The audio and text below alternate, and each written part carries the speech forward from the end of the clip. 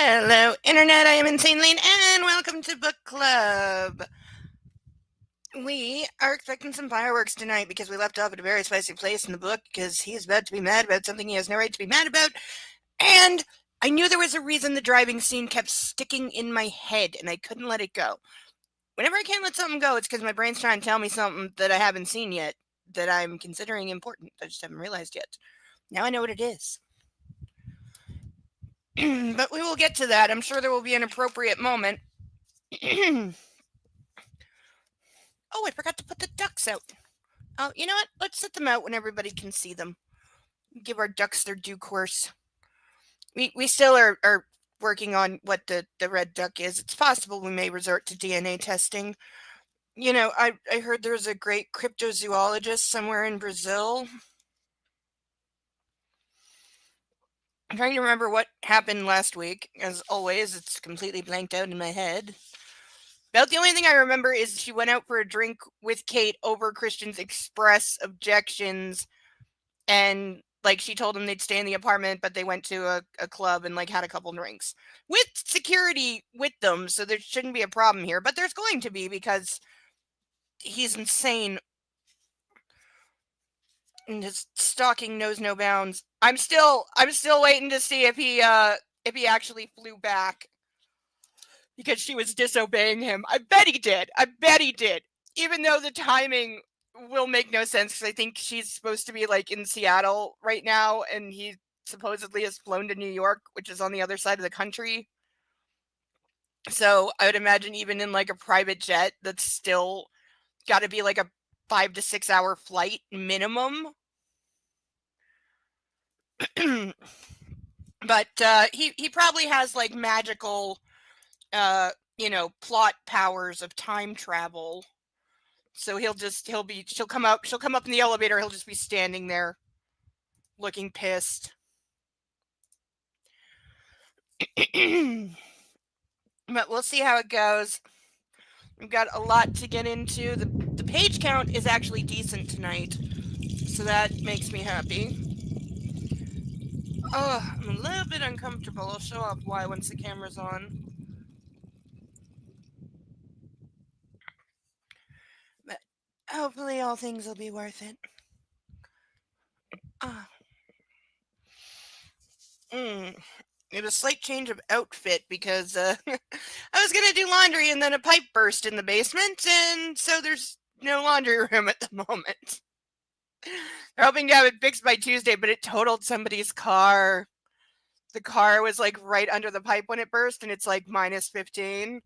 That's outside. In the underground, it's more like minus 30 because there's no heat and it's a giant empty open space that runs under literally an entire block.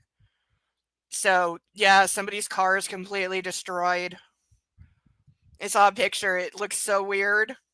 It's it just like, yeah, you can see exactly how the water poured and just went over the car and just encased it in this shell of ice and then turned a large area of the parking garage into a skating rink.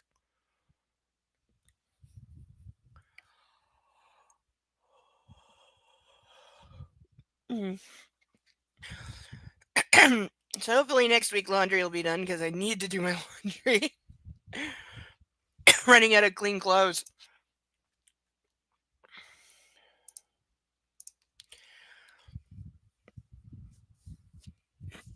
I've been recording a lot lately, so that I also need to wash that shirt. I did rinse it out because I do need to record somewhere this weekend, but okay, it is that time. Everyone, please rise for our national anthem. I turned that off and it still went off. Backbone. If you're still struggling with consent, just imagine instead of initiating sex, you're making them a cup of tea. You say, "Hey, would you like a cup of tea?" And they go, "Oh my God, I would love a cup of tea, thank you." Then you know they want a cup of tea. If you say, "Hey, would you like a cup of tea?" And they're like, I'm not really sure." Then you can make them a cup of tea, or not, but be aware that they might not drink it. And if they don't drink it, then, and this is the important bit, don't make them drink it. Just because you made it doesn't mean you're entitled to watch them drink it. And if they say, No, thank you. Then don't make them tea. At all. Just don't make them tea. Don't make them drink tea. Don't get annoyed at them for not wanting tea. They just don't want tea, okay? They might say, yes, please, that's kind of you. And then when the tea arrives, they actually don't want the tea at all. Sure, that's kind of annoying as you've gone to all the effort of making the tea, but they remain under no obligation to drink the tea. They did want tea, now they don't. Some people change their mind in the time it takes to boil the kettle, brew the tea, and add the milk. And it's okay for people to change their mind, and you are still not entitled to watch them drink it. And if they are unconscious, don't make them tea. Unconscious people don't want tea, and they can't answer the question, do you want tea? Because they're unconscious. Okay, maybe they were conscious when you asked them if they wanted tea, and they said yes, but in the time it took you to boil the kettle or brew the tea and add the milk, they are now unconscious. You should just put the tea down, make sure the unconscious person is safe, and this is the important part again, don't make them drink the tea. They said yes then, sure, but unconscious people don't want tea. If someone said yes to tea, started drinking it, and then passed out before they'd finished it, don't keep on pouring it down their throat. Take the tea away. Make sure they are safe, because unconscious people don't want tea. Trust me on this. If someone said yes to tea around your house last Saturday, that doesn't mean they want you to make them tea all the time. They don't want you to come around to their place unexpectedly and make them tea and force them to drink it, going, but you wanted tea last week, or to wake up to find you pouring tea down their throat, going, but you wanted tea last night.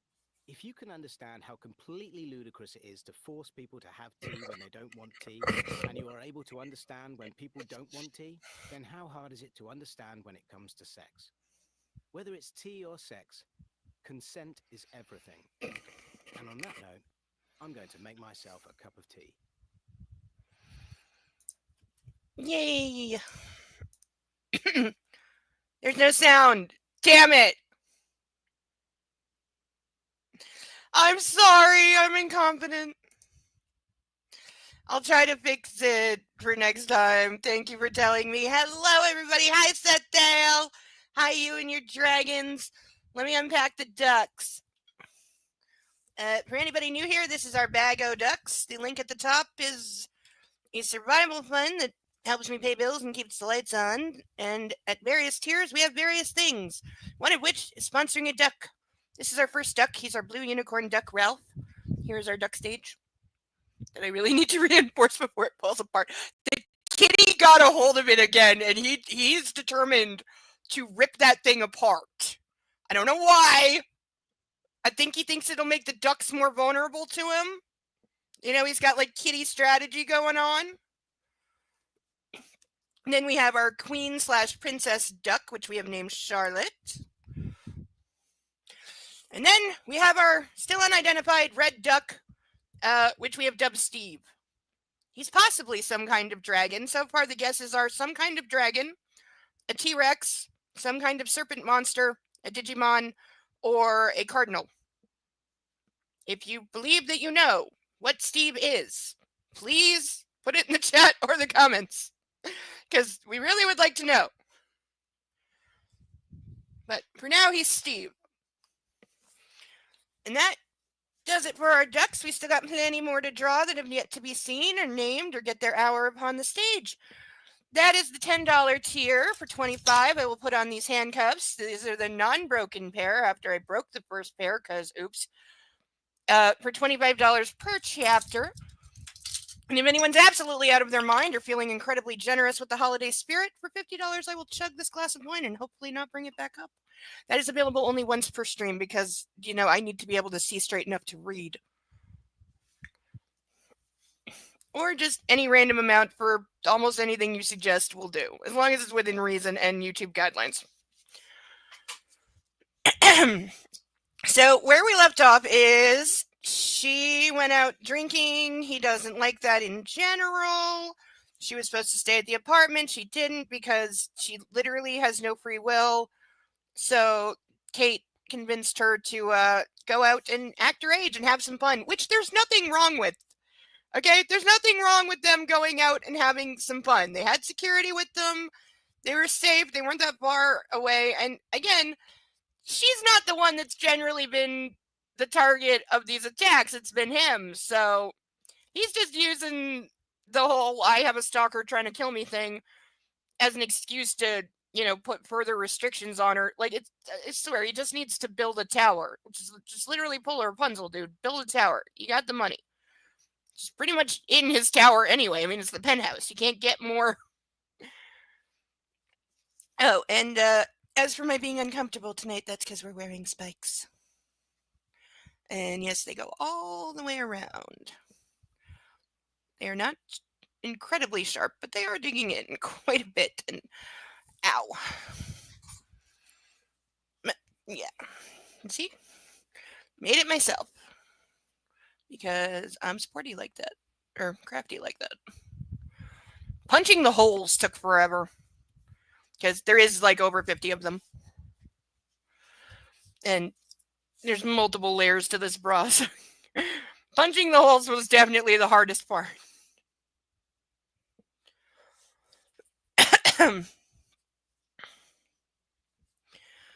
Chapter 10. Oh, hi, puppy. He hears me. Oh, other thing, since I am still working on making a new tie out of. Ah! Dropping stuff. No, it'll get dirty. Out of these, I will figure it out, but I'm gonna have to get into some sewing because these are incredibly slick. So anytime I've tried to tie them together in any way, it just slips free. Because yeah, these are really uber slippery. So I'm gonna have to break out sewing needles and do something with those. But I got some designs. We're gonna do like a layered bow, like long thing, like frills. It's gonna look cool. So hopefully I'm going to try and have that for New Year's for, something fancy to ring in. Okay, chapter 10.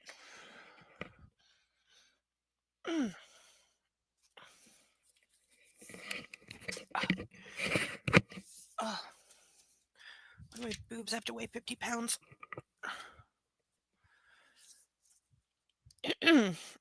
My heart is pounding and blood thrums loudly in my eardrums.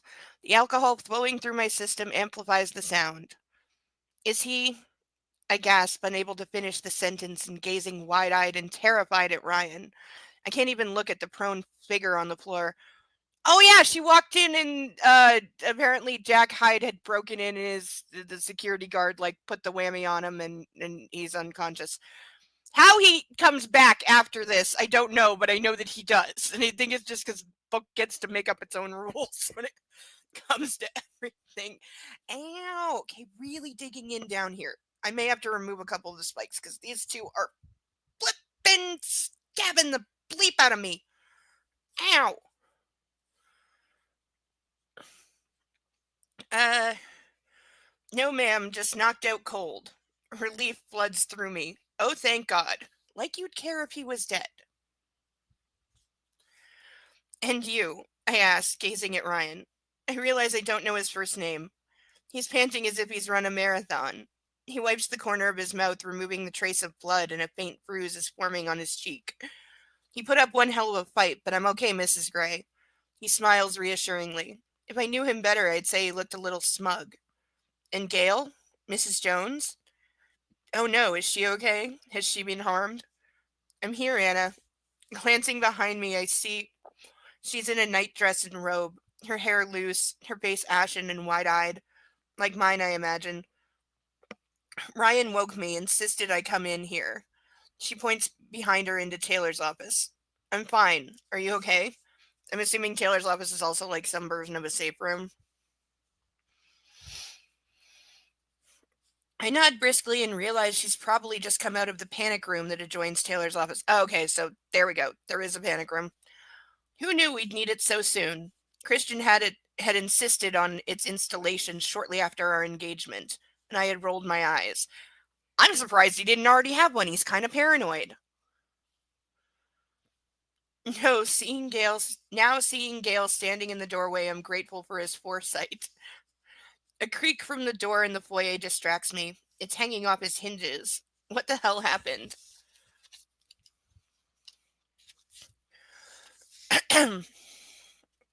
Was he alone? I asked Ryan. Yes, ma'am. You wouldn't be standing here if he wasn't. I can assure you. Ryan sounds vaguely affronted. How did he get in? I ask, ignoring his tone. Through the service elevator. He's got quite a pair, ma'am. And it's just that easy to get into a heavily fortified penthouse owned by a billionaire. Just take the service elevator. Yeah, that works. I stare down at Jack's slumped figure. He's wearing a uniform of sorts. Coveralls, I think. When, about 10 minutes ago, I caught him on the security monitor. He was wearing gloves. Kind of strange in August.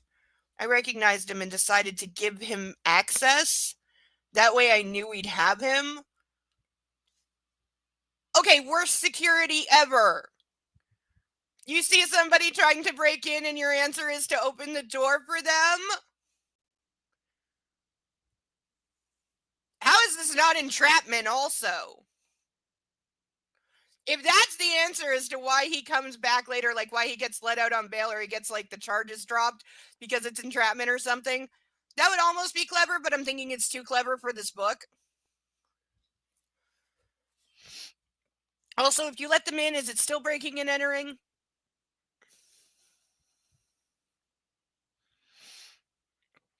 You weren't here and Gail was safe, so I figured it was now or never. Ryan looks very pleased with himself once more, and Sawyer scowls at him in disapproval. Gloves. The thought distracts me, and I glance once more at Jack. Yes, he's wearing brown leather gloves. Creepy. What now? I try to dismiss the ramifications from my mind. We need to secure him, Ryan replies. Secure him? In case he wakes. Ryan glances at Sawyer. What do you need? Asks Mrs. Jones, stepping forward. She's recovered her composure. Something to restrain him. Cord or rope. Ryan replies. Cable ties. I flush as memories of the night before invade my mind. Reflexively, I rub my wrists and glance down at them. No, no bruising. Good. I have something. Cable ties. Will they do? All eyes turn to me. Yes, ma'am. Perfect. What kind of security doesn't have handcuffs on them? And you said you were letting him in with the intention to trap him. How are you planning to do that? A cage falling from the sky? A net? What? Worst security. Yes, ma'am. Perfect, Sawyer says, serious and straight faced. I want the floor to swallow me up, but I turn and head for our bedroom. Sometimes you just have to brazen things out. Perhaps it's the combination of fear and alcohol making me audacious. When I return, Mrs. Jones is surveying the mess in the foyer, and Miss Prescott has joined the security team. I hand the ties to Sawyer, who slowly and with unnecessary care ties Hyde's hands behind his back. Mrs. Jones disappears into the kitchen and returns with the first aid kit. She takes Ryan's arm and leads him to the doorway of the great room and starts tending to the cut above his eye. He flinches as she dabs with an antiseptic wipe. Then I notice the Glock on the floor with the silencer attached. Holy shit. Jack was armed? Bile rises in my throat and I fight it down. Okay, continuing to be the worst. You're telling me there's just a gun sitting in the middle of the floor right now?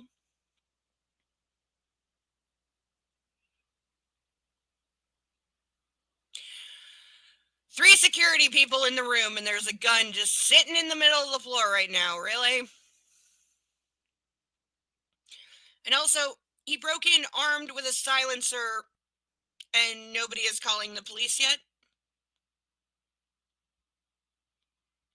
And again, he had a gun with a silencer, and you just let him in. One bodyguard guy that was by himself with the elderly housekeeper as backup. Yeah, I'm saying he should be dead. The security should be dead.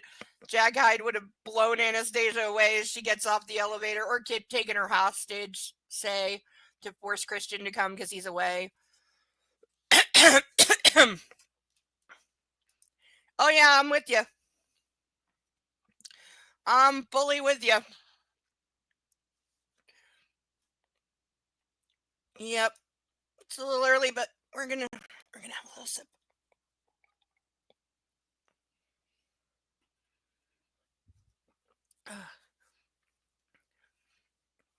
Just to take the edge off the stupid.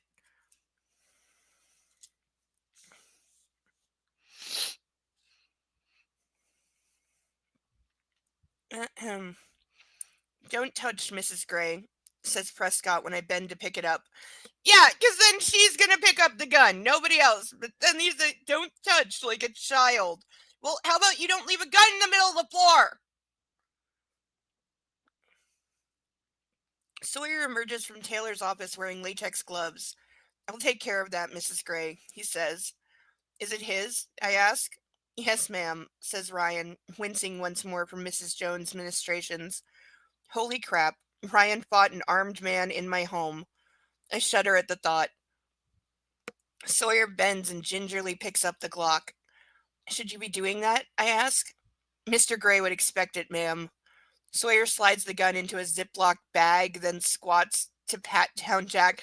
Okay, what? Okay, this is. Okay, I have Ziploc bags in my kitchen. I'm so tempted to get up and get one. But for anyone who doesn't know, a Ziploc bag is about this big, okay? They're the sandwich bags that your mom put your sandwich in to send you to school. They're this big. A regular gun is not going to fit in a flippin' Ziploc goddamn bag, let alone one with a silencer on it, meaning it's like this long. If a regular gun is like this long, then with a silencer, it's like this long. So it's going to be like super long here and then like this. That's not fitting in a flippin' Ziploc bag. Also, a Ziploc bag is not an appropriate thing to put a gun in. Ever. Thank you. Okay, maybe is there a gallon Ziploc? Is that a real thing? Or are you making that up? Is that only an America thing? That sounds like an America thing, honestly. Because I've occasionally bought large size freezer Ziploc bags for like, like a big pork chop or something, but they're only like this big.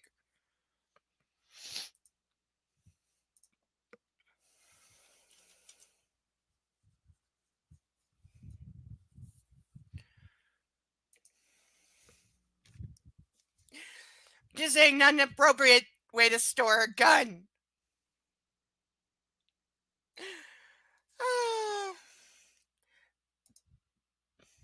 Really? Okay, they might just be named differently here, because here it's just sandwich, medium, and large. I've never seen them called quart or gallon at all. But we also use liters, so that might be why.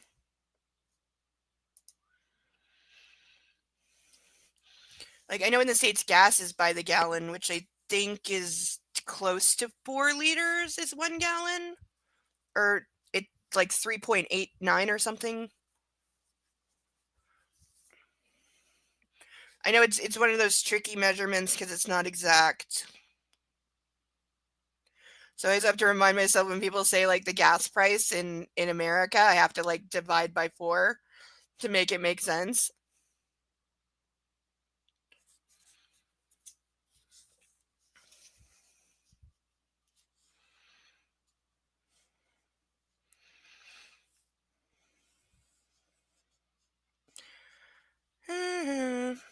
He pauses and partially pulls a roll of duct tape from the man's pocket. Sawyer blanches and pushes the tape back into Hyde's pocket. Why are you not emptying his pockets? But also, again, why are we not calling the police and letting them do this? So, between the gun and the duct tape, I'm saying he was going to abduct Anastasia and then make Christian do whatever. Come to him, pay him, I don't know. Duct tape. My mind idly registers as I watch the proceedings with fascination and an odd detachment. Then bile rises to my throat again as I realize the implications. Rapidly, I dismiss them from my head. Don't go there, Anna. No, go there. Go there and then go far, far away. Should we call the police? I mutter, trying to hide my fear. I want Hyde out of my home sooner rather than later. Why is it a question of calling the police? Why is this optional? What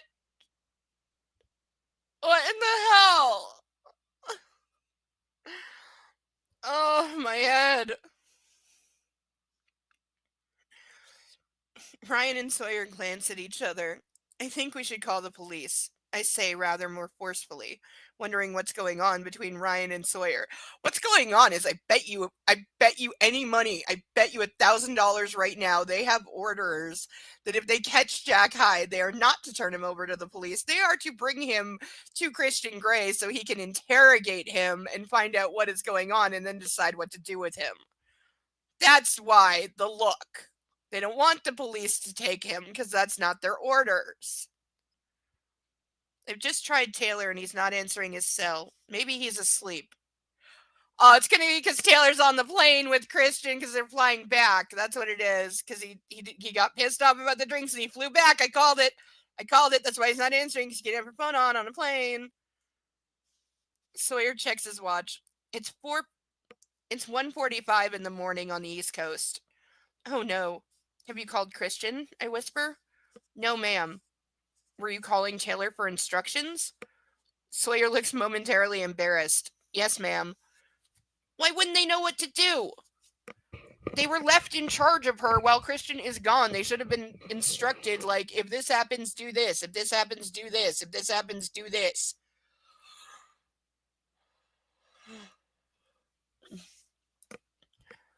There's storage Ziplocs.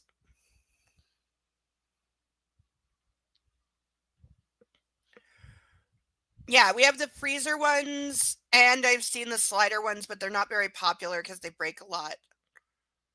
I've never seen the ones that have the flat bottoms and you can put on a shelf. There's times I could have used those, though, definitely. I've never seen those.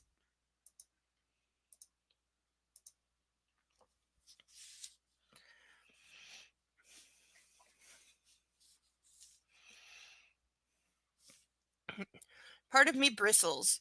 This man, I glance down at Hyde again, has invaded my home, and he needs to be removed by the police.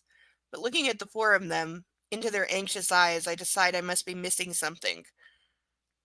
Yes, that you are married to a megalomaniacal egomaniac who is literally above the law and doesn't want the police to handle this because he wants to handle it, and you should know this by now, except that you are too stupid to exist. I'm going to throw out my point. This is why the car accident scene was poking me in the brain and it wouldn't stop, because I realized that by her doing what she did, because she was the one driving, he was barking orders at her, but he told her to speed, to drive recklessly, to change lanes, cut other people off, and this went on for several miles, including through downtown Seattle, a major urban city, including him telling her to run a red light and saying if she gets a ticket or her license suspended or something, then he'll handle it, he'll take care of it. So we know that he considers himself above the law, but the issue with her actually doing that, just because he told her to, is that clearly she has lost every ounce of self-preservation she never had, because she absolutely put her life, his life, and the lives of plenty of people around them for, like I said, dozens of miles in danger because he told her to. So she is at the point now where he could stand in front of her, tell her to hold still, and very slowly slit her throat, and she would stand there and let him. Because she will literally do anything that he tells her to, even if it puts her life in danger or other people's lives in danger. And clearly, he has no problem doing either of those things. We already knew that. I'm telling you, this guy has a body count on him. It is impossible that he doesn't. Yeah. Fully agree. They are absolutely awful. I don't know if they actually work for a company or if he's just hired like rogue mercenaries, because that would make more sense. That would explain them like answering to him the way that they are, as if they are like private contract, those guys. The guys, they used to be army and now they're not, and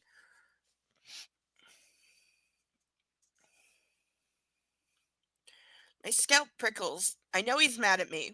Really, really mad at me because I acted like a normal person. How dare I? And I falter at the thought of what he'll say and how he'll stress because he's not here and can't be here until tomorrow evening. I know I've worried him enough this evening. Perhaps I shouldn't call him. Then it occurs to me, shit, what if I'd been here? I pale at the thought. Well, if he'd been there, all four security guards would have been there, so I think they would have shot him. Thank heavens I was out. Maybe I won't be in so much trouble after all. He's not nearly mature enough to work that out. No way. Is he okay? I ask, pointing at Jack. He'll have an aching skull when he wakes, Ryan says, gazing down at Jack with contempt. But we need paramedics here to make sure. I reach into my purse and pull out my BlackBerry, and before I can give too much thought to the extent of Christian's anger, I dial his number. It goes straight to voicemail. He must have switched it off because he's so mad. I cannot think of what to say. Okay, you know he didn't turn the phone off because he would never do that. His thing when he's pissed off is that he comes to you, beats you into submission quite literally, and then storms off in a temper tantrum. But he doesn't turn his phone off because he'll always argue with her. That's all she does when she goes to work is argue with him. So I'm saying he's on a plane. He's coming back. He's going to walk in the door like any minute. Turning away, I walk down the hall a little, away from everyone. Hi, it's me. Please don't be mad. We've had an incident at the apartment, but it's under control, so don't worry. No one is hurt. Call me. I hang up. Okay, so not true that no one is hurt, and we still have the please don't be mad at me thing that makes me want to pummel things. He's barking in his sleep, and it's adorable. Oh, he's on the couch. He's so loud, I thought he was right beside me. He's across the room.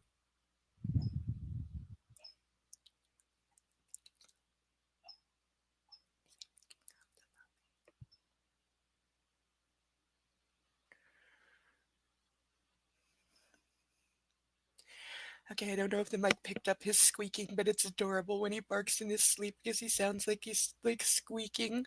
But wow, is he being loud from the couch? He's definitely chasing the cat when he's that loud. Nothing else makes him bark that loud in his sleep unless he's getting the kitty. Which HCLI?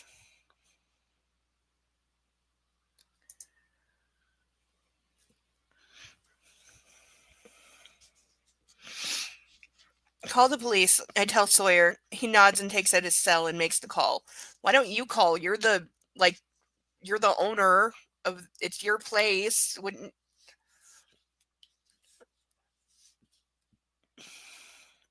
Officer Skinner is deep in conversation with Ryan at the dining room table. Officer Walker is with Sawyer in Taylor's office. They don't know where Prescott is, perhaps in Taylor's office. Detective Clark is barking questions at me as we sit on the couch in the great room. He's tall, dark, and would be good looking if it weren't for his permanent scowl. I suspect he's been woken and dragged from his warm bed because the home of one of Seattle's most influential and wealthy businessmen has been breached. He used to be your boss? Clark asked tersely. Yes. I'm tired. Beyond tired. And I want to go to bed. I still haven't heard from Christian. On the plus side, the paramedics have removed Hyde. Mrs. Jones hands Detective Clark and me each a cup of tea. Maybe he escapes from the hospital or something. Yes, that would also explain. Agency Logistic Incorporated. It's from an anime. Gormagond? Jormagond? Okay, I don't know it. I know the word Gormagon from Bones. In the season where they got hit with a writer's strike and epically screwed up, getting rid of one of the most beloved characters ever, only to fix it 10 years later and way too late. Don't axe a good character because you're stuck on a writer's strike, man. Shut down the show. Don't screw it up.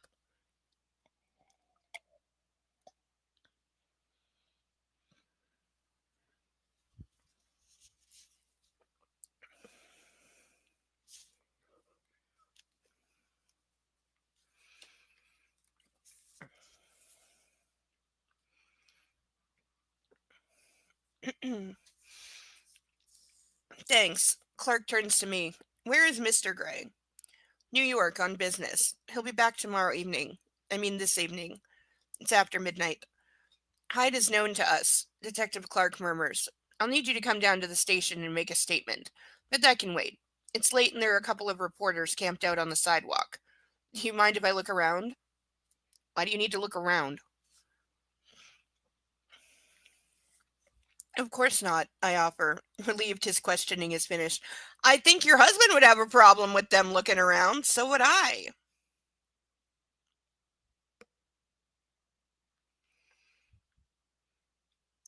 Uh, I shudder at the thought of the photographers outside. Well, they won't be a problem until tomorrow. I remind myself to call Mom and Ray just in case they hear anything and worry. This is the time to send a text in the middle of the night. It really is. If something like this happens, don't worry about waking people. Let them know you're okay. Mrs. Gray, may I suggest you go to bed? Mrs. Jones says, her voice warm and full of concern. Looking into her warm, kind eyes, I suddenly feel an overwhelming need to cry. She reaches over and rubs my shoulder. We're safe now, she murmurs. This will all look better in the morning, once you've had some sleep. And Mr. Gray will be back tomorrow evening. I glance nervously up at her, keeping my tears at bay. Christian's going to be so mad. Can I get you anything before you go to bed? She asks. I realize how hungry I am. I'd love something to eat. She smiles broadly. Sandwich and some milk? I nod with gratitude and she heads into the kitchen. Ryan is still with Officer Skinner in the foyer. In the foyer, Detective Clark is examining the mess outside the elevator. He looks thoughtful despite his scowl. And suddenly I feel homesick. Homesick for Christian. He's been gone like 12 hours! Holding my head in my hands, I wish fervently that he were here. He'd know what to do. Oh, God. Girl, you are supposed to be an adult, aren't you? What an evening. I want to crawl into his lap, have him hold me and tell me that he loves me, even though I don't do as I'm told. Ah! I can't, the infantilizing. I can't. I knew it was going there. I almost said when she's homesick for Christian, I was gonna make the joke. I was gonna be like, she's homesick for daddy. I didn't want to do it because I hate all the daddy crap. I utterly hate it. I hate that is half of all porn. Okay, we're breaking out the highlighter that cannot go unchallenged.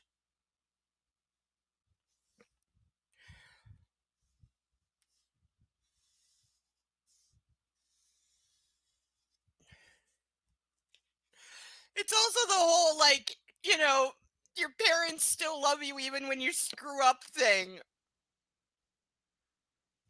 God.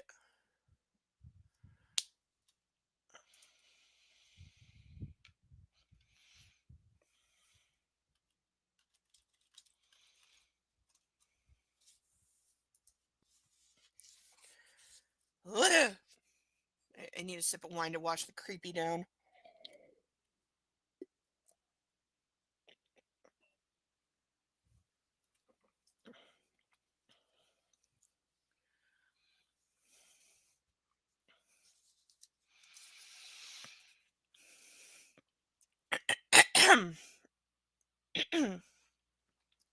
But that won't be possible until this evening.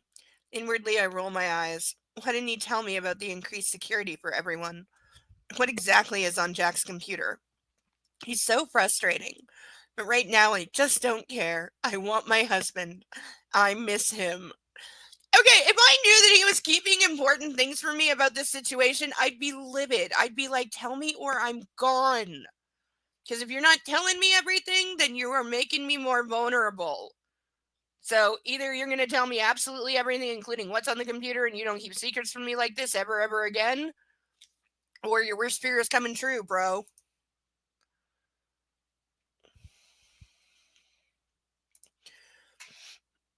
I'm really going to add some lights to the duck stage. Not exactly sure how I'm going to accomplish this, but I'm going to try.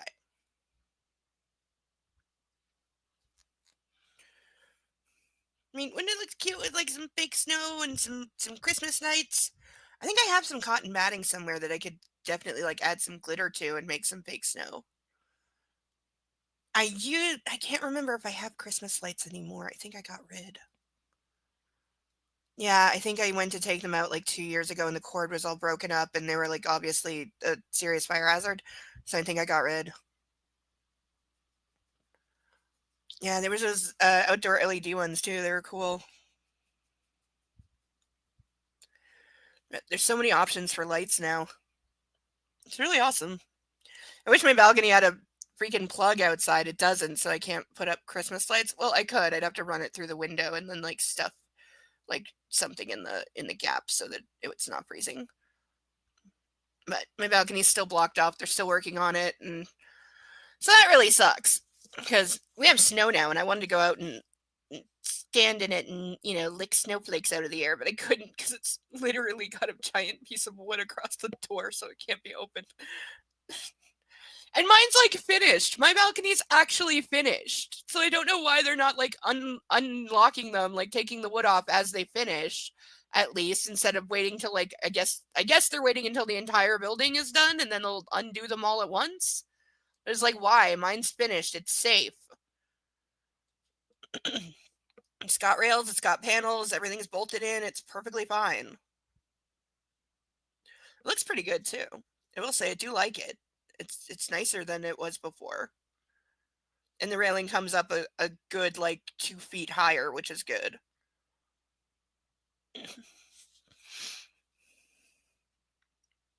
Here you are, Hannah dear. Mrs. Jones interrupts my inner turmoil. When I glance up at her, she hands me a peanut butter and jelly sandwich, her eyes twinkling. I haven't had one of these for years. I smile shyly and dig in. I love a good peanut butter and jelly sandwich. I'm sans jelly at the moment, which sucks. But still a good quality sandwich. Like if I want lunch in 5 minutes and I don't want to like stop what I'm doing, that's definitely something I will make. Because I can just literally whip it together and eat it while I'm walking, so when I finally crawl into bed, I curl up on Christian's side, dressed in his t-shirt. Both his pillows and his t-shirt smell of him, and as I drift off, I silently wish him safe passage home and a good mood. This is not what you should be doing, ever. I wake with a start. It's light and my head is aching, throbbing at my temples. Oh no, I hope I don't have a hangover.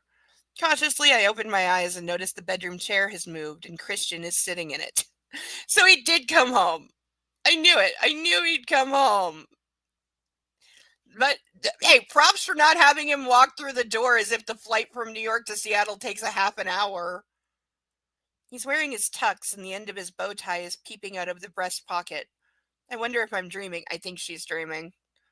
His left arm is draped over the chair, and in his hand he holds a cut glass tumbler of amber liquid. Brandy? Whiskey? I have no idea. One long leg is crossed at the ankle over his knee. He's wearing black socks and dress shoes. His right elbow rests on the arm of the chair, his hand up to his chin. He's slowly running his index finger rhythmically back and forth over his lower lip. In the early morning light, his eyes burn with grave intensity, but his general expression is completely unreadable. My heart almost stops. He's here. How did he get here? He must have left New York last night. How long has he been here watching me sleep? Hi, I whisper. Okay, is this real? Is this real? This might be real. He regards me coolly, and my heart stutters once more. Oh no. He moves his long fingers away from his mouth, tosses back the remainder of his drink, and places the glass on the bedside table. I half expect him to kiss me, but he doesn't. He sits back, continuing to regard me, his expression impassive. This has to be a dream. Hello, he says finally. His voice is hushed, and I know he's still mad. Really mad. You're back. So it would appear. Okay, I guess this is real. So he's been just sitting there in the dark, drinking brandy, and staring at her for God knows how long.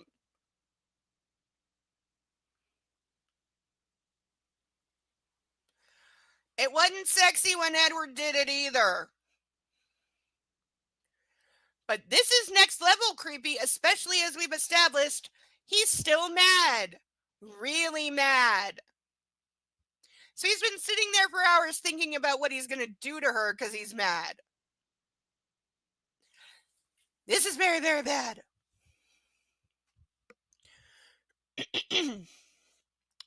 Slowly, I pull myself into a sitting position, not taking my eyes off him, the way you watch a lion as it stalks you.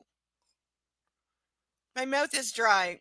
How long have you been sitting there watching me sleep? Long enough. You're still mad. I can hardly speak the words. He gazes at me as if considering his response. Mad? He says, as if he's testing the word, weighing up its nuances, its meaning. No, Anna, I am way, way beyond mad. And you have no right to be, you selfish, sanctimonious, chauvinistic prick.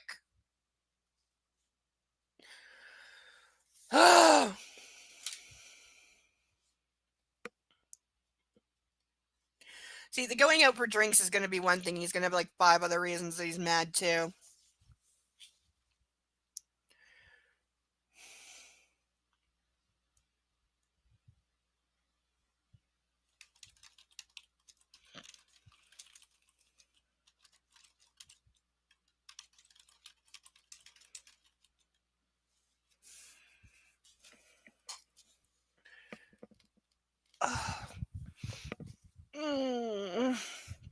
Still got our spikes going on.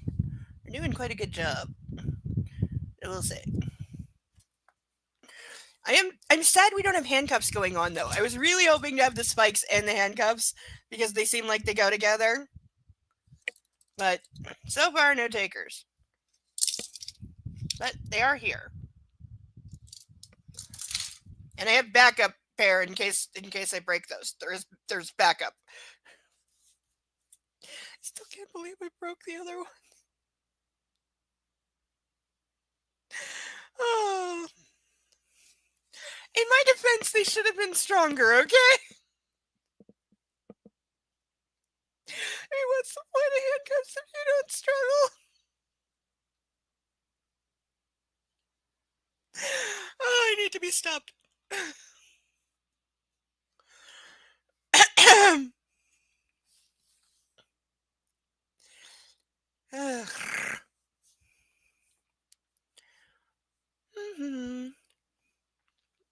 Holy crap.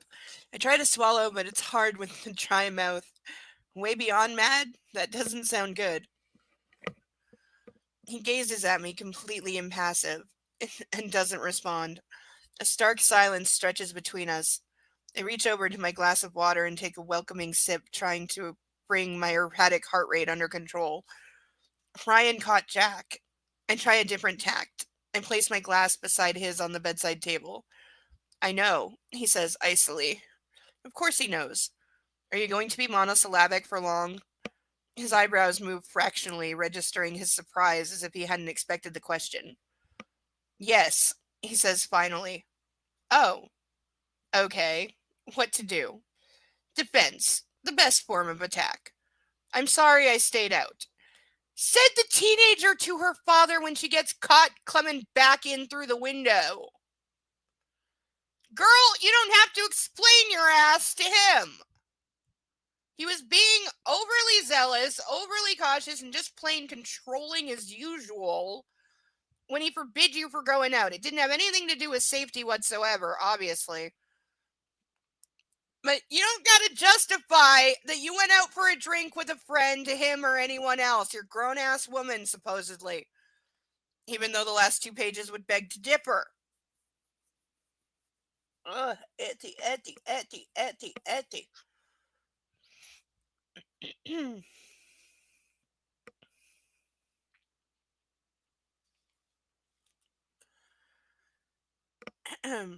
Are you?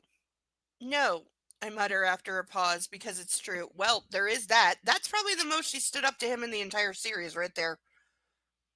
Why say it then? Because I don't want you to be mad at me. How about telling him he doesn't have the right to be mad and he needs to, seriously lighten up? And stop pretending that he has total control over you because didn't you say that you didn't want that kind of relationship and yet that is all you have and you're just completely accepting of it?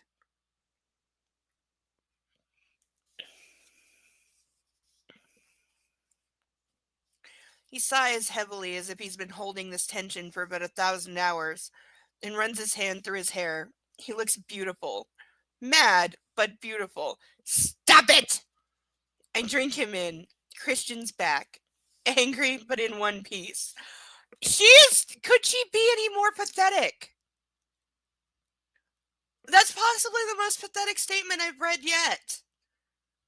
Is, oh, I'm just so infatuated with him. Oh, I'm so glad that he's back, even though he's mad and he's about to do something horrible and violent.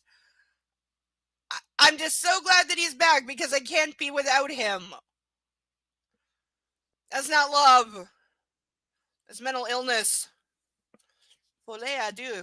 And I don't mean the movie, which I still haven't seen. I've got the new Joker movie. I own it, and I haven't watched it yet because I haven't found the right time, because I want to really enjoy it. I don't give a damn what anybody says about the critics or it bombed. It didn't fucking bomb, okay? Look at the goddamn worldwide take. That's not what you call bombing, and I'm sorry, the critics have their heads up their ass on this one.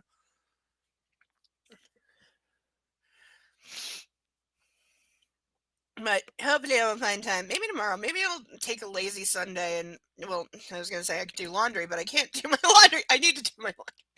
But there are things around the apartment I could do. I could have a lazy Sunday, watch a couple movies, pet a kitty who is somewhere. Is he on his box? No. I think he's over the floor box, so I think that's going to go.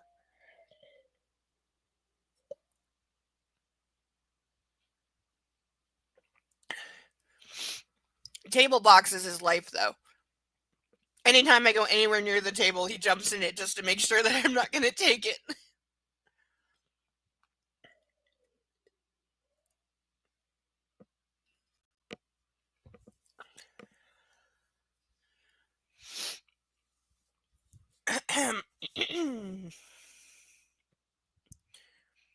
Why does my mouth taste like cinnamon? Suddenly I have the taste of those cinnamon hearts. Like the outer candy part, not the really spicy part.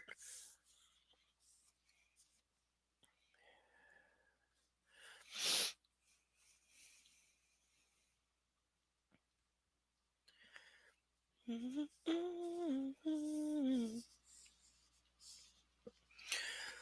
think Detective Clark wants to talk to you. I'm sure he does. Christian, please. Please what? Don't be so cold. How about don't be such a jackass? Try that. His eyebrows raise in surprise once more. Anastasia, cold is not what I'm feeling at the moment. I'm burning. Burning with rage. I don't know how to deal with these. He waves his hand, searching for the word feelings. His tone is bitter. Dude, rage is all you feel. You should at least know how to deal with that one. I mean, I'm the person who walks around in a perpetual rage state, and that's what weed is for. But, like, I know how to deal with it, or at least I know how to not blow up as much as I used to.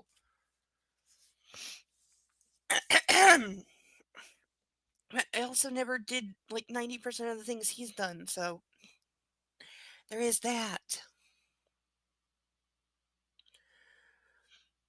Oh shit. His honesty disarms me. That's not being honest, that's warning. All I want to do is crawl in his lap.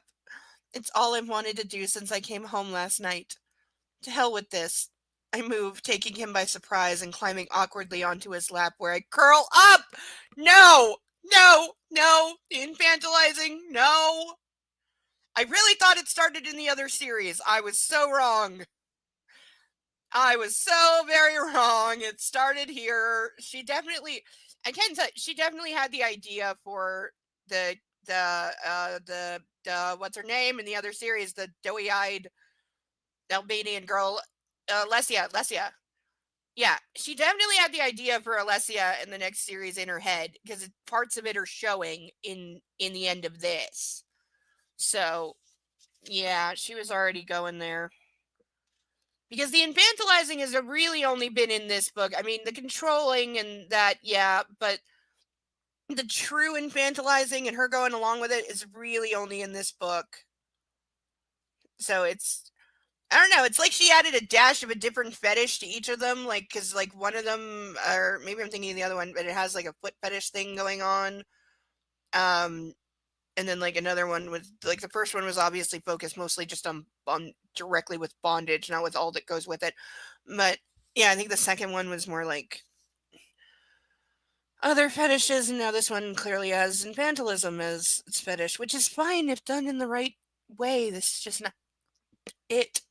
Because this is not them playing a fetish. This is her in real life and him in real life, and this is not how anything should be. He doesn't push me away, which is what I feared. After a beat, he folds his arms around me and buries his nose in my hair. He smells of whiskey. How much did he drink? He smells of body wash, too. He smells of Christian. I wrap my arms around his neck and nuzzle his throat, and he sighs once more, deeply this time. Oh, Mrs. Gray, what am I going to do with you? That's what you say to your dog when they eat the couch.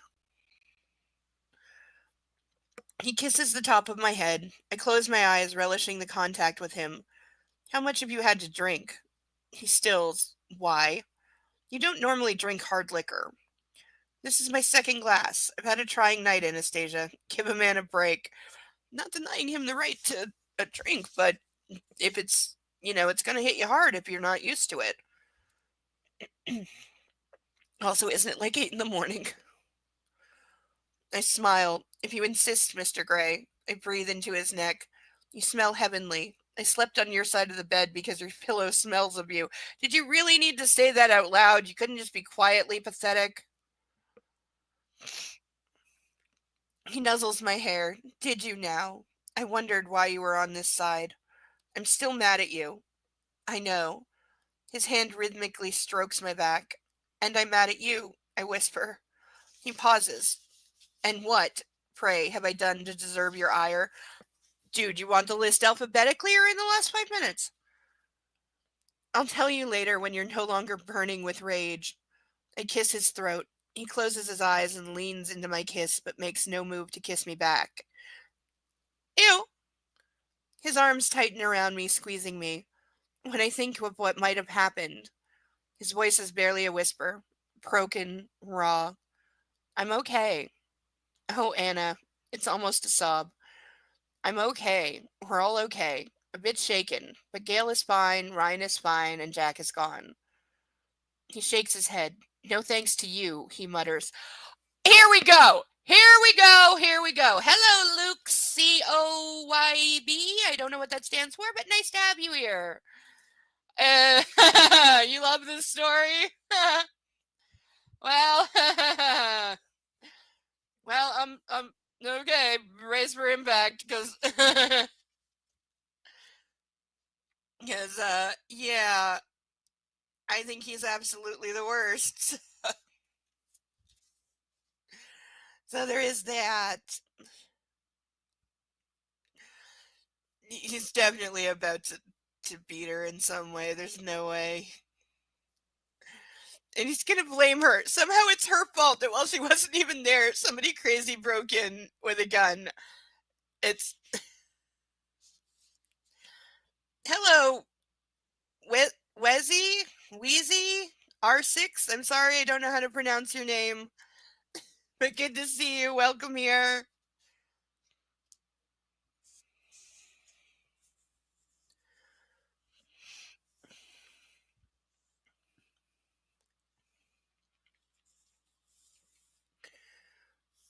No thanks to you, he mutters. What? I lean back and glare at him. What do you mean? I don't want to argue about it right now, Anna. Dude, all you ever want to do is argue. It's one of the few things you're good at. I blink. Well, maybe I do, but I decide against it. There it is. At least he's talking to me. I nestle into him once more. Okay, honey, you went out for a drink with a friend, which you're perfectly allowed to do. He's acting like an immature toddler, and you're indulging it while curling up on his lap and going, oh, daddy's home, I'm safe now, wah, wah, wah. How are either of these people adults? His fingers move to my hair and start playing with it. I want to punish you, he whispers. Really beat the shit out of you, he adds. at least he's being honest. Do I make money off of this? Kind of. Sometimes there is a link at the top if anyone wishes to leave a tip. That's perfectly allowed.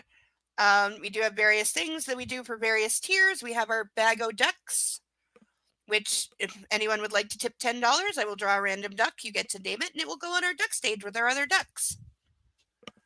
Or for 25, I will put on these handcuffs for the remainder of the chapter.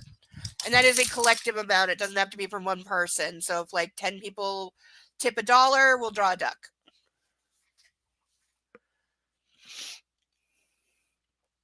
The link to the stream element should be at the top of the chat. I did check it before we started, but not since we went live. So if it's not there, I apologize. That's perfectly fine. There's no requirement. It's an absolutely free show, free entertainment. Stay as long as you want, enjoy as much as you want.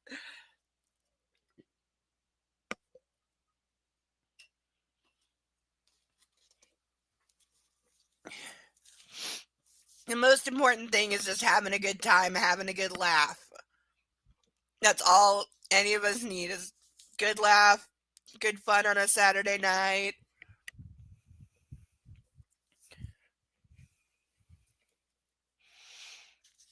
Where am I from?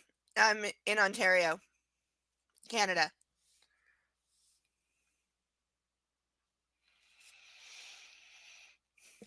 Wait, I have to highlight the beat the crap out of her line because it's the most honest line in the entire book.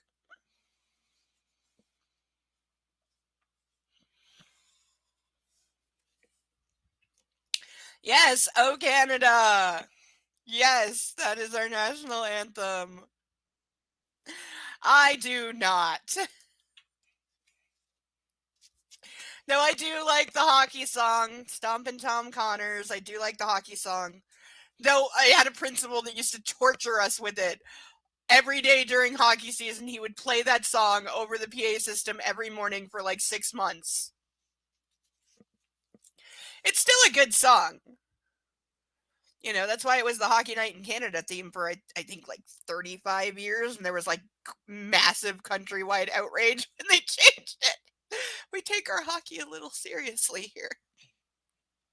I may not like it, but I know not to mess with it.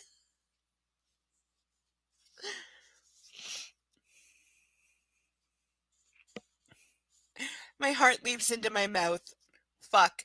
I know. I whisper as my scalp prickles. Maybe I will. I hope not. He hugs me tighter. Anna, Anna, Anna, you try the patience of a saint. You, sir, do not get to compare yourself to a saint. You are closer to the devil.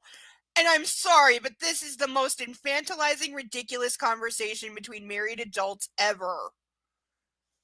Because he's literally threatening to beat the crap out of his wife because he doesn't like that she went out for a friend with a friend to she went out for a drink with a friend and he's threatening to literally beat the crap out of her for it because he told her not to. Yes, he is. No. Yes, he is. Oh yeah.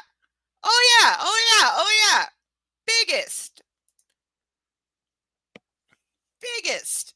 Though I don't know. I'd really have to do like a side by side on who's worse. Christian Grey in this series or Maxim whatever Trevor whatever Thick in the other series, which I'm still waiting for the third one of that because you know there's gonna be a third one. She can't leave it as 2 books, no way. And they're being made into a movie, so there's gonna be a third book that's gonna come out like right when the movie of the first one comes out, just to like add to the splash and the drama. Plus, it's not like she actually writes them. It's going to be written by AI at this point with like editors pulling their hair out trying to make it workable.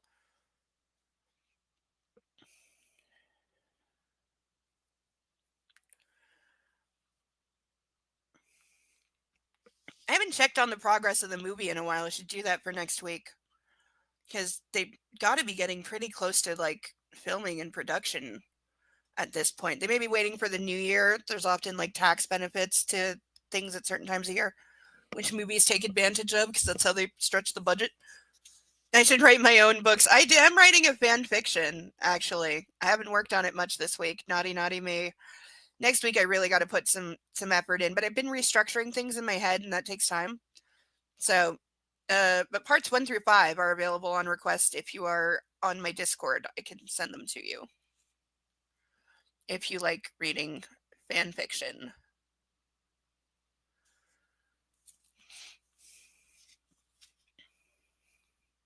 Yeah, let me put a link to my Discord in the chat in case anybody wants it.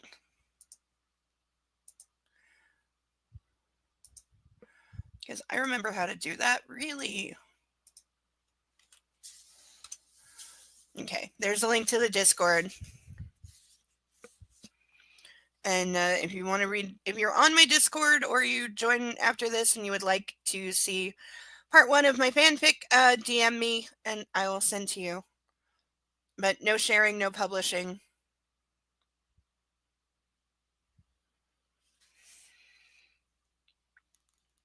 How many people you got in there got where on Discord? Like 30-ish, 30, 35, I'm not sure.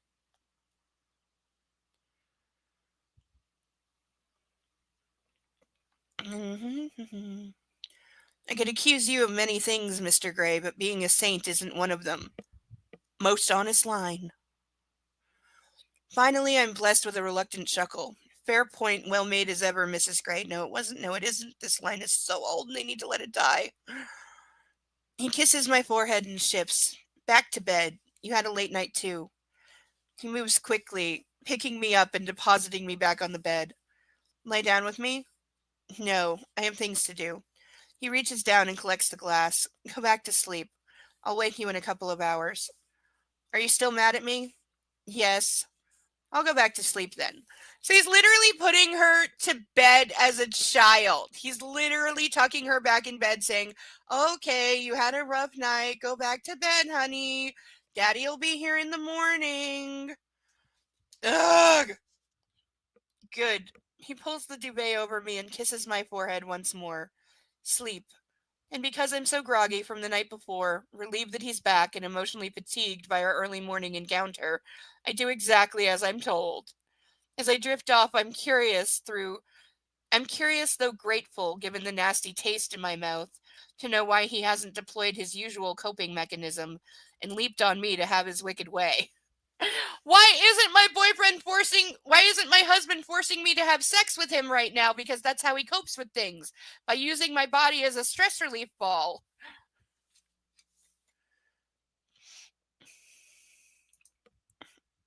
Oh, you're dyslexic? So am I.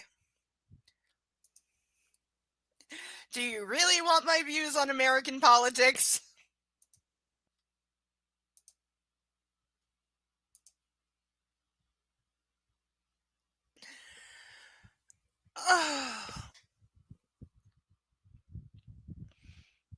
Oh, man, these spikes. For those new here, I'm wearing a bra with spikes in it. Because somebody asked me to. Yes, I made it myself. And they go all the way around here. They're under here. It's the ones under here that are driving me nuts. Because all the weight's on them and they're digging in. They definitely do. And I'm aware of the top story with him this week about pardoning his son. You know what? That's called being a good father. And for anyone who wasn't expecting it, wow, are you stupid? Because seriously, if you have the power, genuinely, to get your kid out of trouble, doesn't matter why, they're your kid. 9 times out of 10, you're going to get them out of trouble. I mean, I'm saying unless they're like a murderer or something, which this was so much. And the whole thing was so political anyway. Like, if it was something serious or it any way resembled the norms, then I would say it's wrong, but it's not wrong. In this case, it's actually the only right thing to do, and the only thing that actually meets the definition of the word justice.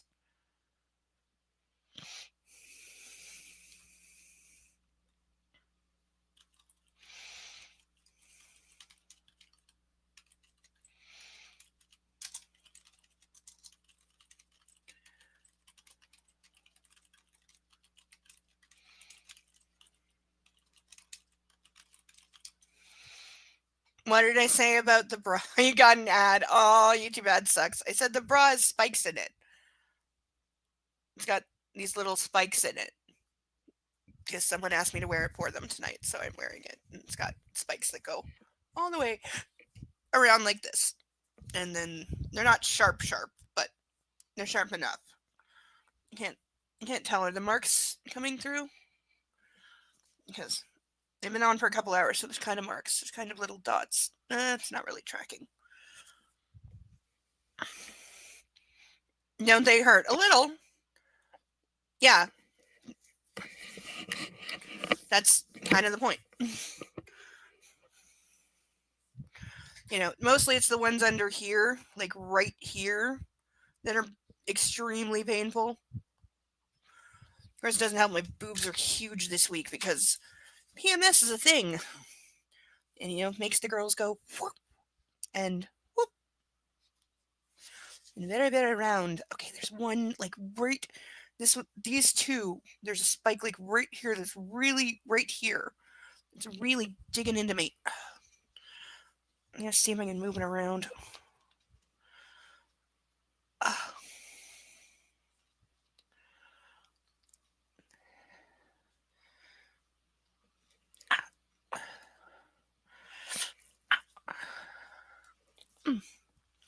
Okay, that's a little better.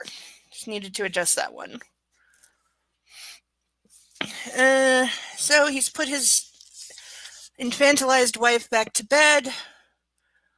There's some orange juice here for you, Christian says, and my eyes flutter open again. I've had the most restful 2 hours sleep I can remember. I wake refreshed, my head no longer throbbing. The orange juice is a welcome sight, as is my husband. He's in his sweats, and I'm momentarily zapped back to the Heathman Hotel and the first time I ever woke up with him. His gray tank top is damp with sweat. Either he's been working out in the basement's gym or he's been for a run. But he shouldn't look this good after a workout.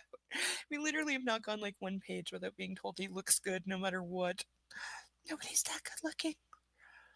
I'm going to take a shower, he murmurs and disappears into the bathroom. I frown. He's still distant. He's either distracted by all that's happened or he's still mad. Or what? I sit up and reach for the orange juice, drinking it down too quickly. It's delicious, ice cold, and makes my mouth a much better place. I clamber out of bed, anxious to close the distance, real and metaphysical, between my husband and me. Now we're in the Matrix. I glance quickly at the alarm. It's 8 o'clock. I strip off Christian's t-shirt and follow him into the bathroom. He's in the shower, washing his hair, and I don't hesitate. Oh, they're gonna have shower sex. Oh, he's gonna drown her again, isn't he? I slip in behind him, and he stiffens the moment I wrap my arms around him. My front to his wet, muscular back. I ignore his reactions, holding him tightly and pressing my cheek flat against him. Closing my eyes, after a moment he shifts so we're both under the cascade of hot water and carries on washing his hair. I let the water wash over me as I cradle the man I love. I think of all the times he's fucked me, all the times he's made love to me in here. Oh! Because that's, of course, that's what you're going to be thinking about. Itchy, itchy, itch, itch, itch, itch, itch. Can I just say I love that she's differentiating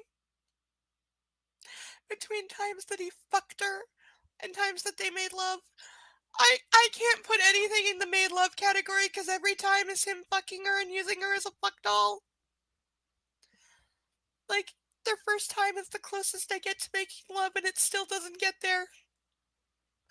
It just doesn't. I think I may have scared off the new people. That would suck.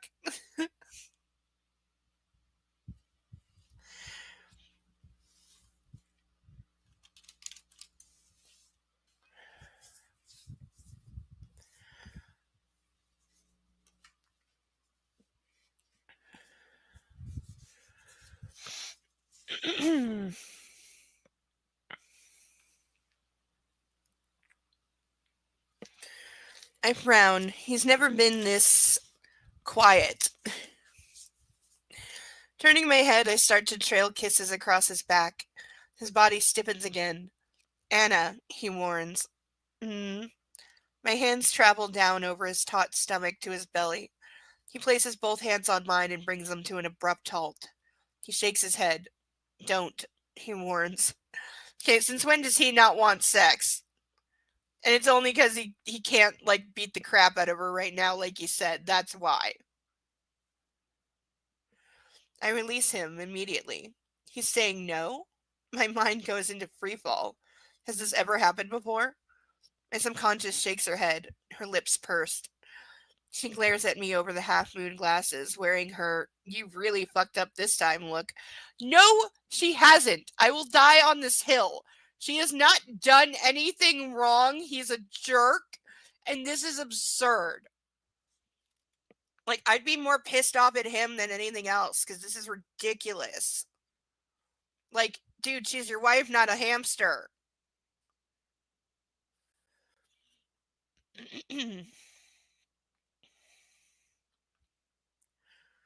I feel like I've been slapped hard, rejected, and a lifetime of insecurity spawns the ugly thought that he doesn't want me anymore.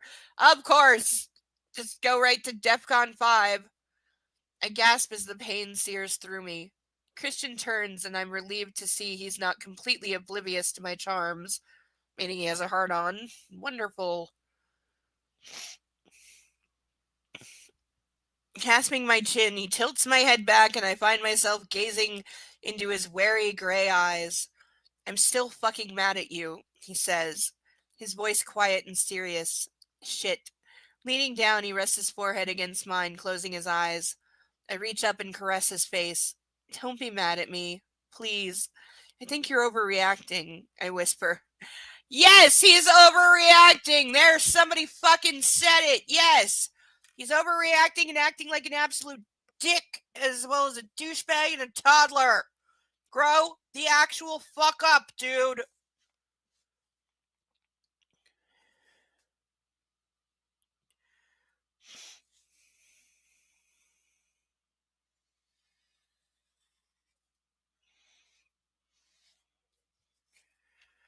That's gonna sound good on the burn video.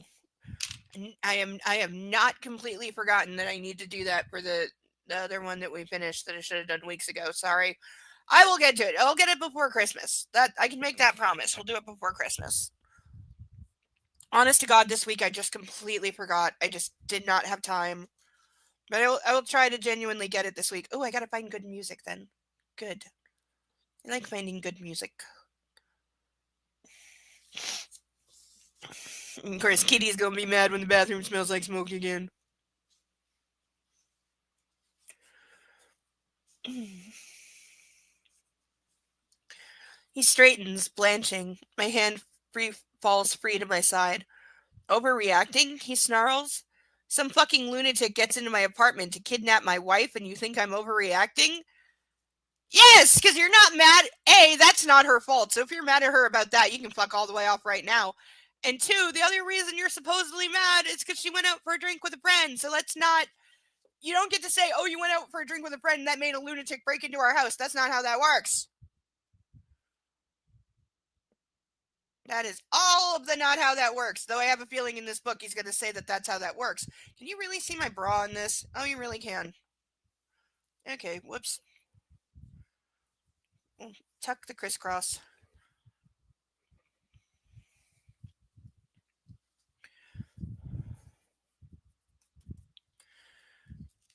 Ow, my throat. I've been recording too many videos this week. My voice is shut. The restrained menace in his voice is frightening, and his eyes blaze as he stares at me as if I'm the fucking lunatic, because he thinks you are, because you disobeyed him. Because how dare you disobey me? I am Christian Grey, God, King of the universe, and everyone in my sight must obey and do every stupid thing I fucking say. And nothing that I don't want them to do because I control everything.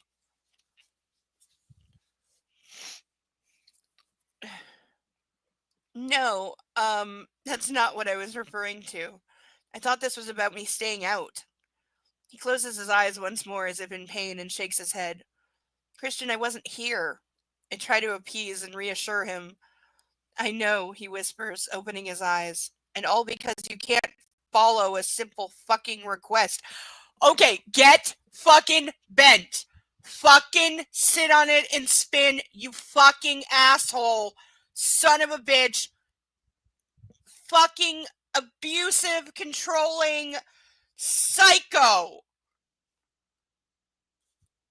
Like, dear God, he's gonna blame her for all this. All of it. Like, I've known that this entire chapter, and why it's taken an entire chapter to get there, I don't fucking know. How much more of this shit do we have on this chapter? Oh, there's like another 10 pages in this chapter. Oh, are we getting behind? We're getting a little behind. I need to hurry up. But still, this is not her fault. You're gonna blame her for going out, and then at the same time blame her for somebody breaking in when it was actually a good thing that she wasn't there.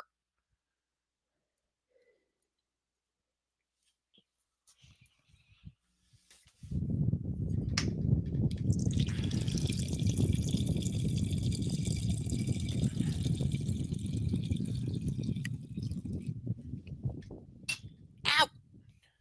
Don't break the glass. My last one. At least I remembered to take the wine out of the fridge yesterday, so it's not freezing cold.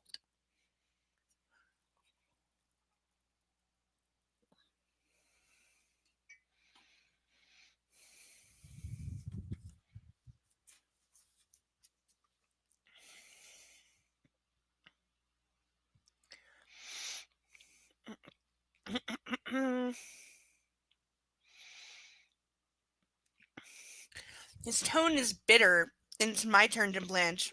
I don't want to discuss this. Not in the shower. I'm still fucking mad at you, Anastasia. You're making me question my judgment.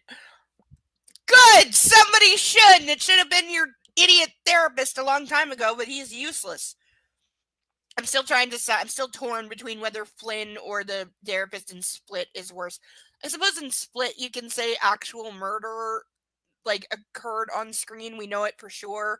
Whereas I don't like Christian Grey, like we know he murdered his first 10 subs and they're buried under a bridge somewhere and only Taylor knows where it is, but yeah, I'm still torn on who's worse.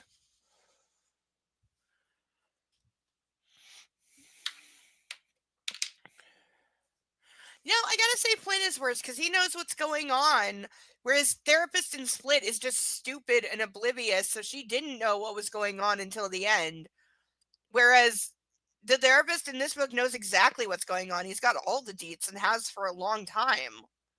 And he knows exactly what Christian Grey is. So the fact that he helped throw Anastasia to him as a piece of meat, like,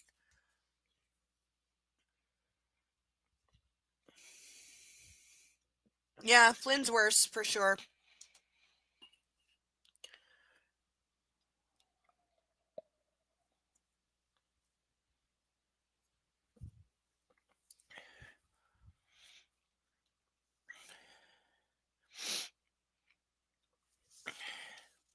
He turns and promptly leaves the shower, grabbing a towel on the way and stalking out of the bathroom, leaving me bereft and chilled under the hot water. Bitch, didn't you not read that? Crap, crap, crap. Then the significance of what he just said dawns on me. Kidnap. Fuck. Jack wanted to kidnap me? Well, you saw the duct tape, you dumbass bitch. I recall the duct tape and not wanting to think too deeply about why Jack had it, because you're stupid. Does Christian have more information? You need more than that? Again, dumb. I want to know. I need to know. I'm not going to let him keep me in the dark about this, except that you have the entire time. Christian's not in the bedroom when I come out. Jeez, he dresses quickly. I do the same, throwing on my favorite plum dress and black sandals. I'm conscious that I've chosen this outfit because Christian likes it. I vigorously towel dry my hair, then braid it and wind it into a bun. Fitting diamond studs into my ears, I dash to the bathroom and apply a little mascara and glance at myself in the mirror. I'm pale. I'm always pale. I take a deep, steadying breath. I need to face the consequences of my rash decision to actually enjoy myself with a friend. I sigh, knowing Christian won't see it that way. Honey, do you hear yourself? My rash decision to actually enjoy myself with a friend. The fact that you are dressing up for your man in the hope that he literally won't beat the crap out of you because you went out for a drink with a friend. This is like the definition of domestic violence, okay? There aren't enough red flags in the known universe.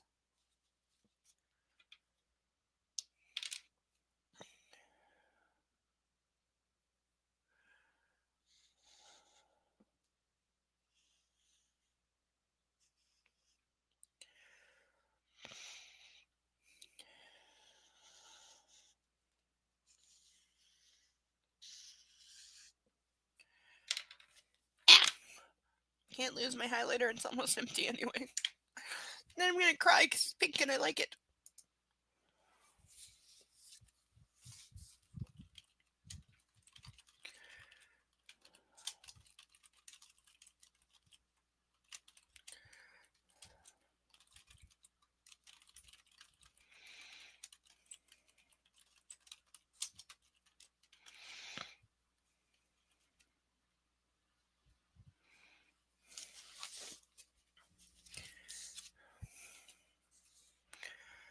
All right, let's try and make up some time because I should be about 5 pages ahead of where I am. Christian is nowhere to be seen in the great room. Mrs. Jones is busying herself in the kitchen. Good morning, Anna, she says sweetly. Morning. I smile broadly at her. I am Anna again. Tea, please. Anything to eat? I'd like an omelet this morning, with mushrooms and spinach, and cheese. Coming up. Where's Christian? Mr. Gray is in his study. Has he had breakfast?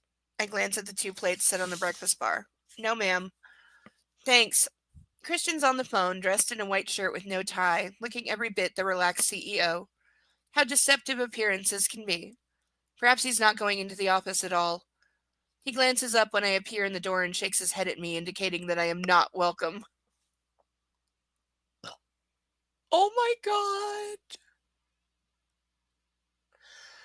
Okay, if you're married, gentlemen, if you are a man or a woman that is married and you're in your office at home and your spouse tries to come in and stand in the door, do you ever shake your head and tell them to go away? Is this an okay thing to do in marriage? Because I think it's not. And again, he's dismissing her like a child, and I hate it. Oh, itchy. Itchy. Itchy. Itchy. Itchy.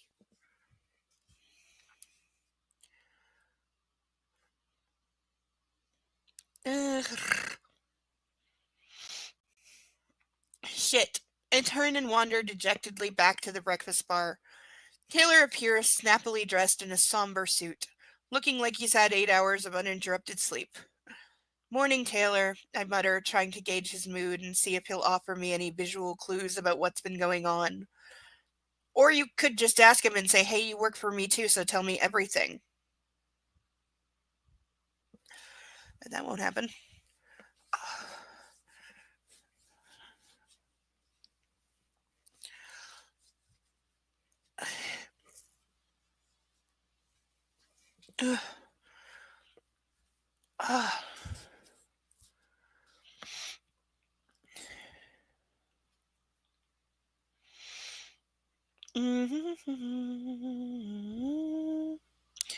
Good morning, Mrs. Gray, he replies, and I hear the sympathy in those 4 words.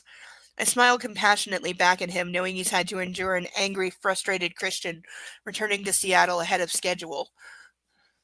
How long was the flight? I dare ask. How was the flight? I dare to ask. Long, Mrs. Gray. May I ask how you are? He adds, his tone softening. Oh, why is this making me so itchy? I'm good. He nods. If you'll excuse me, he heads towards Christian's study. Taylor's allowed in, but not me.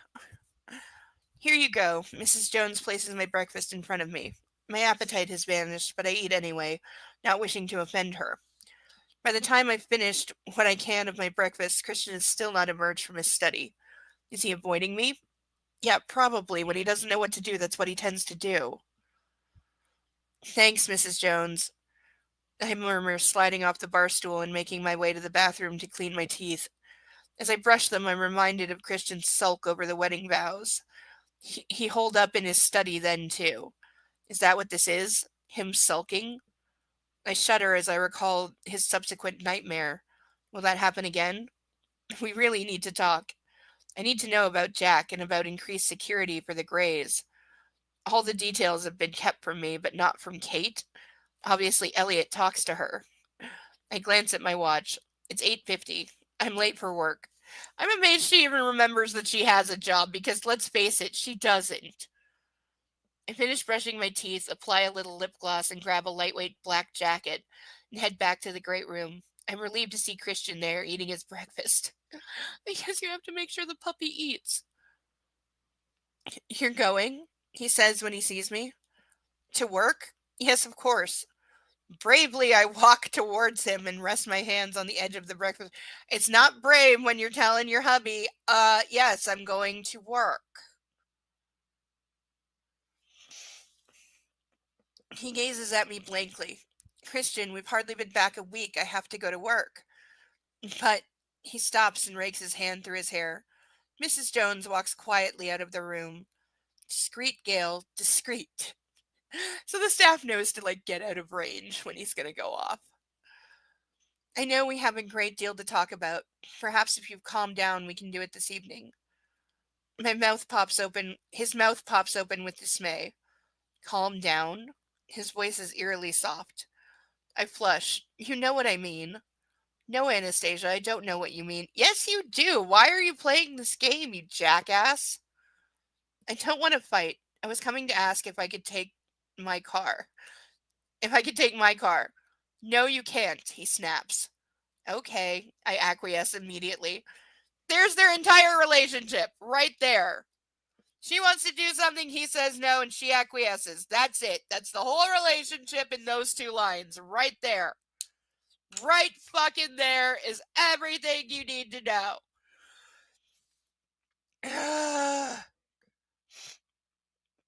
He blinks. He was obviously expecting a fight. Prescott will accompany you. His tone is slightly less belligerent.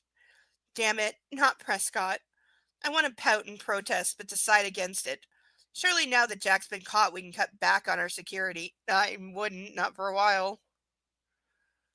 I remember my mom's words of wisdom talk the day before my wedding. Anna, honey, you really have to choose your battles. It'll be the same with your kids when you have them. Well, at least he's letting me go to work. What the fuck do you mean letting you? What the fuck, girl? He's letting you go to work? I'm sorry, have you just decided that you're officially his dog now? She acts that way anyway. He controls her every fucking move and then some. He's literally so angry he's afraid to be near her because she dared defy him and go out for a drink with a friend, so much so that he's shunning her and still won't let her drive her own car. Why did you buy her a car if you're never going to let her drive it? Why? Oh my god, this itch is driving me insane. I may need to get up and get some frozen peas and put it on this something. Ow!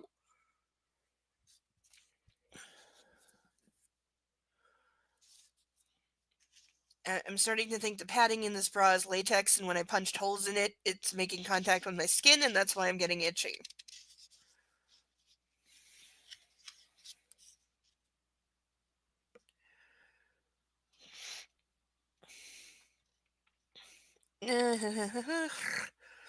Okay, I mutter. And because I don't want to leave him like this with so much unresolved and so much tension between us, I step tentatively toward him.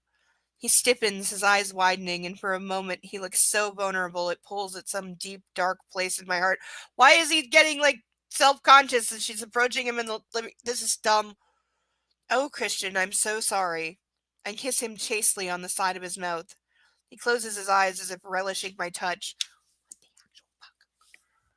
Don't hate me, I whisper. He grabs my hand. I don't hate you. You haven't kissed me, I whisper. He eyes me suspiciously. I know, he mutters. I'm desperate to ask him why, but I'm not sure I want to know the answer. Because he's punishing you with Dom sub control methods by withholding affection, you stupid bitch. He's mad at you, he doesn't know how to handle it, and so he's withholding affection because that he can do, and because he still sees his affection as a reward for good behavior, and you're in the doghouse for bad behavior, so that's why he looks confused that you're even trying to kiss him goodbye, because shouldn't you know that you're unworthy and you're not entitled to kiss him goodbye right now because you've been a bad, bad, bad girl?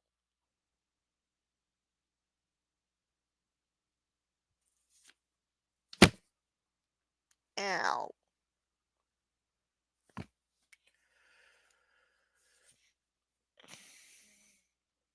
You know what I need? You know what I need? You know what I need right now? You know what I need? I need this right now. I need this.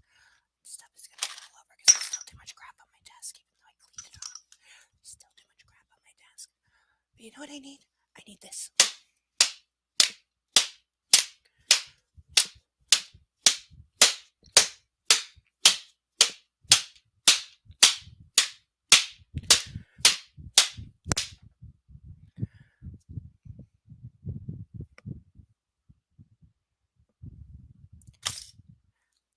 Okay, I feel better now.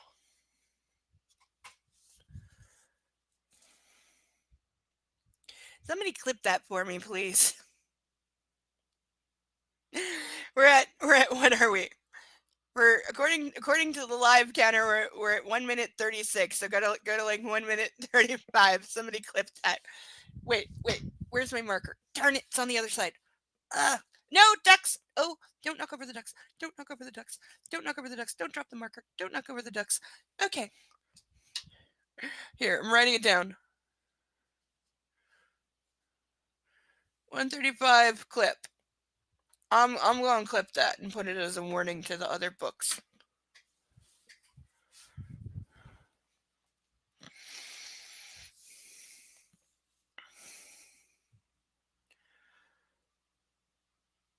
And I gasp with surprise. Wait a minute. Nope, I skipped the line. Abruptly, he stands and grabs my face between his hands, and in a flash, his lips are on mine hard. I gasp with surprise, inadvertently granting his tongue access.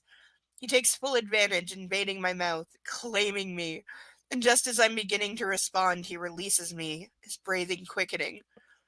Taylor will take you and Prescott to SIP, he says, his eyes flaring with need. Taylor, he calls. I flush, trying to recover some composure. Sir, Taylor's standing in the doorway.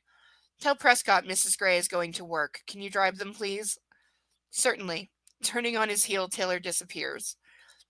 If you could try to stay out of trouble today, I would appreciate it, Christian mutters.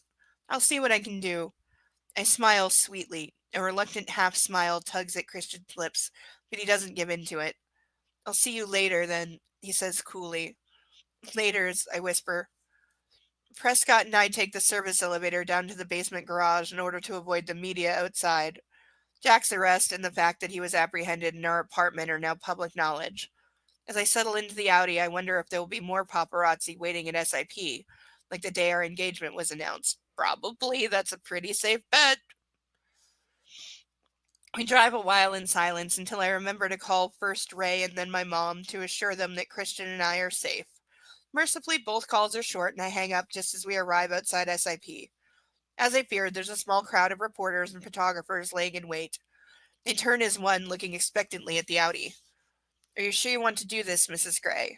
Taylor asks. Part of me just wants to go home, but that means spending the day with Mr. Burning Rage. I hope that with a little time, he'll gain some perspective. Jack is in police custody, so 50 should be happy, but he's not. Part of me understands why. Too much of this is out of his control, including me, and I don't have time to think about that now. Take me around to the delivery entrance, please, Taylor. Yes, ma'am. Okay, girl, you are not out of his control. You're one of the things that's very firmly in his control because he makes goddamn sure of that, now going to the extra step of hiring people to help him do that. It's 1 o'clock and I've managed to immerse myself in work all morning. There's a knock and Elizabeth pops her head in the door. Can I have a moment? She asked brightly. Sure, I mutter, surprised at her unscheduled visit. She enters and sits down, tossing her long black hair over her shoulder. I just wanted to check you're okay. Roush asked me to pay you a visit. She adds hurriedly as her face reddens. I mean, with all that went on last night. Jack Hyde's arrest is all over the newspapers, but no one seems to have made the connection yet with the fire at Gray Enterprises house, or whatever the hell it's called. I'm fine, I answer, trying not to think too deeply about how I feel. Jack wanted to harm me. Well, that's not news. He tried before. It's Christian I'm more concerned about. Yeah, everyone at this place would be, like, really surprised right now because, oh my god, the guy who was our boss a month ago tried to kidnap the woman that replaced him after her husband bought the company. It's really not that surprising now that I say it out loud. Oh my god. Oh, there we go. That's a little much. A little more than I wanted. But we can show off some spikes. I mean, hell, my bra covers more than most bikinis. And it kind of looks like a built-in, so not bad. But yeah, these under ones are really, really sticking me right here. These ones. Ah. Okay, this one in particular, right here. There's one right here that is just, ow. Actual ow. Oh, that one may have actually, yeah, that may have punctured something. Ow.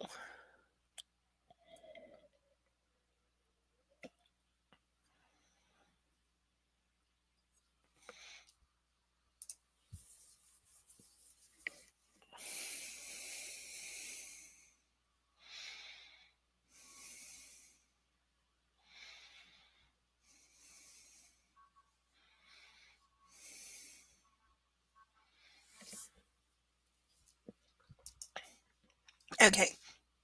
Had to adjust a little bit.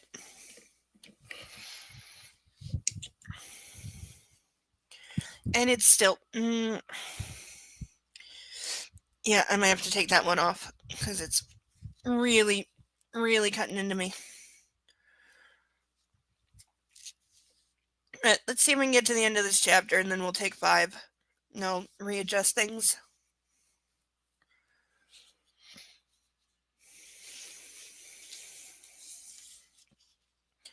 I glanced quickly at my email. There's still nothing from him. I don't know if I were to send him an email whether I'd just be provoking Mr. Burning Rage further. Good, Elizabeth answers, and her smile actually touches her eyes for a change. If there's anything I can do, anything you need, let me know. Will do. Elizabeth stands. I know how busy you are, Anna. I'll let you get back to it. Thanks. That has to have been the briefest, most pointless meeting in the Western Hemisphere today. Why did Roush send her here? Perhaps he's worried, given I'm his boss's wife. I shake off the dark thoughts and reach for my BlackBerry, in the hope that there might be a message from Christian. As I do, my work email pings. Here we go with the emails. From Christian Gray, subject, statement. Anastasia, Detective Clark will be visiting your office today at 3 p.m. to take your statement. I have insisted that he should come to you as I don't want you going to the police station. I gaze at his email for a full 5 minutes, trying to think of a light and witty response to lift his mood. I draw a complete blank and opt for bravery. Okay. A. X.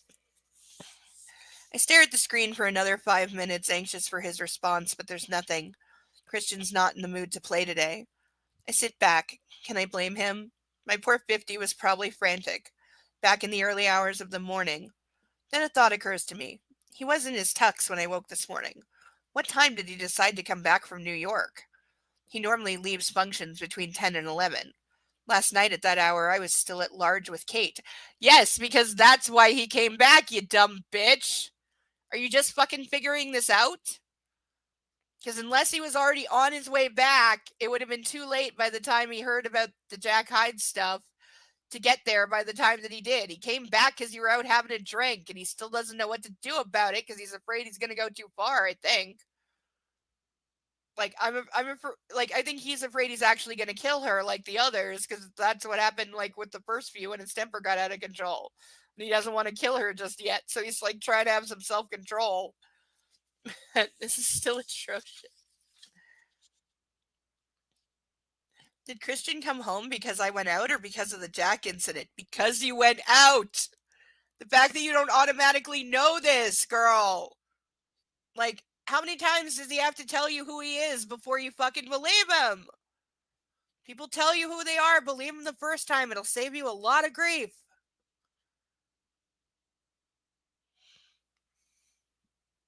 He would have had no idea about Jack, about the police, nothing, until he landed in Seattle. It's suddenly very important to me to find out. If Christian came back here merely because I was out, that he's overreacting. As opposed to what? All he ever does is overreact. You said so like 2 pages ago. My subconscious sucks her teeth, ew, wearing her harpy face. Okay, I'm glad he's back. So maybe it's irrelevant. But still, Christian must have had one hell of a shock when he landed. No wonder he was so confused today. His earlier words come back to me. I'm still fucking mad at you, Anastasia. You're making me question my judgment. That sounds like a you problem. I have to know. Did he come back because of Cocktailgate or because of the fucking lunatic? Which one? You're married to one. From Anastasia Gray, subject to your flight. What time did you decide to come back to Seattle yesterday? Anastasia Gray. From him to her. Why? Her to him. Call it curiosity. Him to her. Curiosity killed the cat. Her to him. What is that oblique reference to? Another threat? You know where I'm going with this, don't you? Did you decide to return because I went out for a drink with my friend after you asked me not to? Or did you return because a madman was in your apartment? I stare at my screen. There's no response. I glance at the clock on my computer. 1:45 and still no response. It's been 10 minutes. From her to him, she's sending a follow-up because 10 minutes without hearing from him is too much. I shall take your silence as an admission that you did return to Seattle because I changed my mind. I am an adult female and went for a drink with a friend. I did not understand the security ramifications of changing my mind because you will never tell me anything. She's yelling at him now. I found out from Kate that security has in fact been stepped up for all the Greys, not just us. I think you generally overreact where my safety is concerned, and I understand why, but you're like the boy crying wolf. No, he's not actually, because there is in this case an actual wolf. There is a Jack Hyde. He is real. He has at least one accomplice that we know of. So there is a wolf in this case. So no, he's not the boy who cried wolf. Is he overreacting? Hell yes. Is he still a megalomaniacal, psychopathic, serial killer douchebag who's way out of line? Yeah, absolutely. 100%. All that and then some. But she's the one being petty and stupid now. And yes, I know I said she should tell him she's an adult, she's allowed to go out for a drink, but that's not what she's doing. Oh, wow, she writes him like, oh, it goes on. You're like the boy crying wolf. I never have a clue about what is a real concern or merely something that is perceived of as a concern by you. So, honey, that's called gaslighting. He's been doing it since you met because he's paranoid and he thinks of you as property and he wants to protect you in his own twisted way. But you should have stepped up before now in terms of you don't get to keep secrets from me when security is involved. It's kind of too late now. Everything's over now, or at least it should be. It's not going to be because book, but we know this. Freaking one little hair just doesn't want to stay.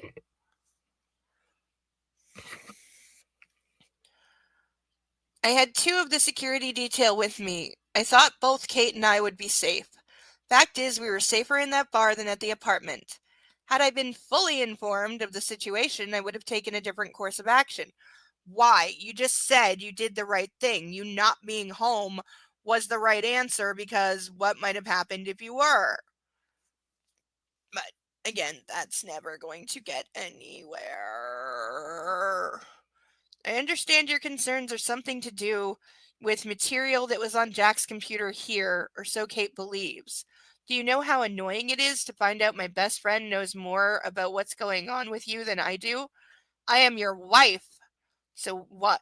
So are you going to tell me, or will you continue to treat me like a child, guaranteeing that I continue to behave like one? No! No! No! No! You don't get to do that. No!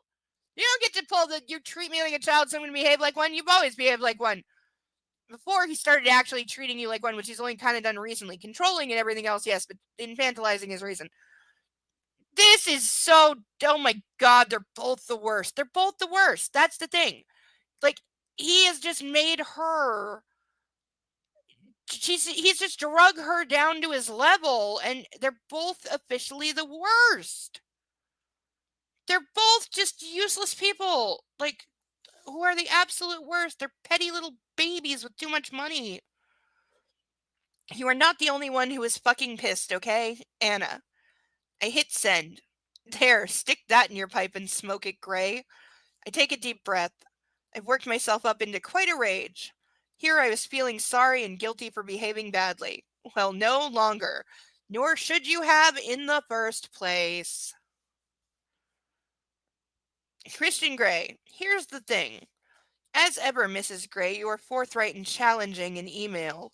And only in email, because only when she can hide behind a screen and have some distance does she ever do anything that resembles speaking up for herself, and even then it's questionable. Perhaps we can discuss this when you get home to our apartment. And he's put that in super big letters in block caps. Our apartment. You should watch your language. I'm still fucking pissed too. Right there. Right there. Watch my language. Yes, Adele. Right? Oh, like, oh my god. They're both just the worst. But she's getting worse the longer she's with him. Like, she used to have actual signs of maturity and tell him to grow the hell up.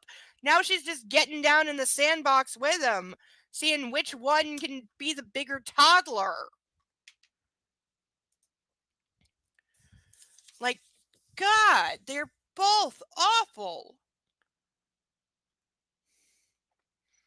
I scowl at the computer, realizing it's getting me nowhere. I don't respond, but pick up a manuscript recently received from a promising new author and begin to read. My meeting with Detective Clark is uneventful. He's less growly than the night before, maybe because he managed some sleep, or maybe he just prefers working during the day. Thank you for your statement, Mrs. Gray. You're welcome, Detective. Is Hyde in police custody yet? Yes, ma'am. As opposed to what? They picked him up last night. It's been like 12 hours at least. Where else would he be? Yes, ma'am. He was released from the hospital earlier this morning. He would still have been in police custody while at the hospital. Duh. With what he's charged with, he should be with us for a while. He smiles, his dark eyes crinkling at the corners. Good. This has been an anxious time for my husband and me. I spoke at length with Mr. Gray this morning. He's very relieved. Interesting man, your husband. You have no idea. Yes, I think so. I offer him a polite smile, and he knows he's being dismissed. If you think of anything, you can call me. Here's my card. He wrestles a card out of his wallet and hands it to me. Thank you, Detective. I'll do that. Good day to you, Mrs. Gray. Good day. As he leaves, I wonder exactly what Hyde has been charged with. So why didn't you ask the detective who was just sitting across from you? Because, he'd kind of sort of know that. No doubt Christian won't tell me. All the more reason to ask the detective you were just talking to. I purse my lips. We ride in silence to a Scala. Sawyer is driving this time, Prescott at his side, and my heart grows heavier and heavier as we head back. I know Christian and I are going to have an almighty fight, and I don't know if I have the energy. As I ride in the elevator from the garage with Prescott beside me, I try to marshal my thoughts. What do I want to say? I think I said it all in my email. Perhaps he'll give me some answers. I hope so. I can't help my nerves. My heart is pounding. My mouth is dry. My palms are sweaty. I don't want to fight. But sometimes he's so difficult and I need to stand my ground. This is like the fourth time she's saying she's going to stand her ground. What do you bet she doesn't? The elevator doors slide open, revealing the foyer, and it's once more neat and tidy. The table is upright and a new vase is in place with a gorgeous array of pale pink and white peonies. Ew, those are not good flowers. And quickly check the paintings as we wander through. The Madonnas all look to be intact. The broken foyer door is fixed and operational once more, and Prescott kindly opens it for me. She's been so quiet today. I think I prefer her this way. So you hate your security. How about saying I don't like her, get someone else? I drop my briefcase in the hall and head into the great room. I stop. Holy fuck. Good evening, Mrs. Gray, Christian says softly. He's standing by the piano, dressed in a tight black t-shirt and jeans. Those jeans. Oh my god, he's gonna take her to the playroom and they're gonna have really stupid sex, aren't they? The ones he wore in the playroom. Yep. Oh my, excuse me. Oh my. They are overwashed pale blue denim, snug, ripped at the knee, and hot. He saunters over to me, his feet bare, the top button of the jeans undone, his smoldering eyes never leaving mine. Good to have you home. I've been waiting for you. Mwah. End of chapter. All right, we're halfway there. I gotta take 5 and remove one of the spikes from this bra because it's hurting a little too much to be fun. So, 5-minute break. Consider sponsoring a duck. There's plenty of them left. We'll be back in 5 minutes. Get yourself a drink, do some stretching, bring a fur baby back with you, and show them off, please. We love all the pet pictures in the Discord. Link is somewhere up in the chat. There is a whole tab for pets, so consider leaving your pet pictures there so we can all enjoy the cute floofies. But I will be right back, and we will get into the next chapter.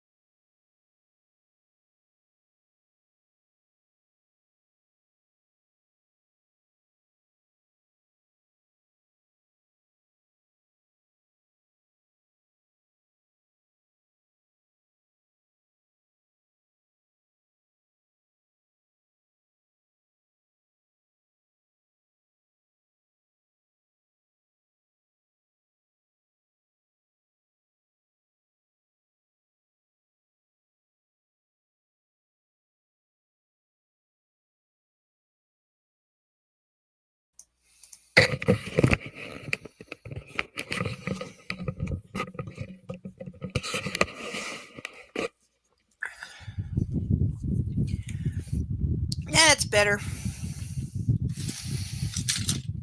Oh, my cords are tingled. Okay.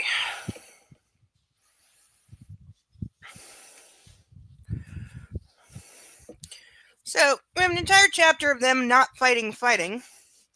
Him being a bigger dick than usual by blaming her for a psycho breaking into their apartment intending to kidnap her. And even though her going out actually turned out to be a good thing because she wasn't there, he still can't wrap his stupid fucking head around the fact that she disobeyed him, and that was a good thing. Also, that she doesn't have any obligation to obey him because she's not, in fact, his property. And hasn't he promised like 5 different times at least that he would cut it with the Dom shit and not treat her like a submissive? And yet, all he has done is progressively treat her not like a submissive, but like an actual slave. And it's just gotten worse. And now it's at the point where she just accepts it and expects it. And then all she ever does is try to mitigate the punishment when she does something that he doesn't like, which is everything.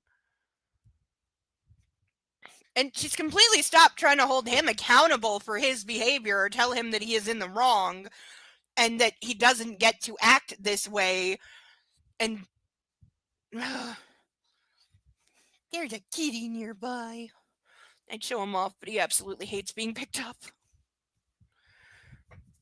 That's a little lower than I thought. But yes, we still have our spikes on. We still have all of our spikes. That's what these are. These are the backs of the spikes. So, spiked bra still in full effect on my very resplendent tits. We still have ducks available, and since it's the second chapter, handcuffs are still available. Now would be the moment if you want me to wear these for the second chapter. We're getting started, so most bang for your buck is now. Also ducks, or chugging a glass, which I will refill to usual level.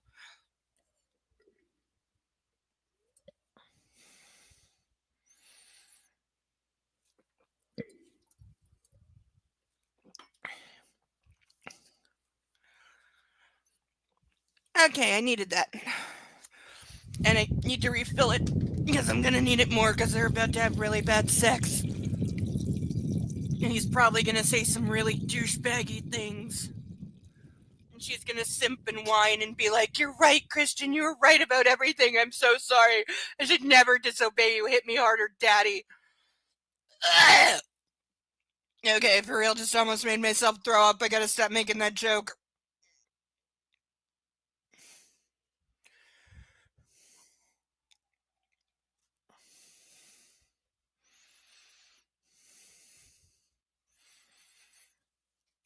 You know, it's like the Martin Short episode of SVU.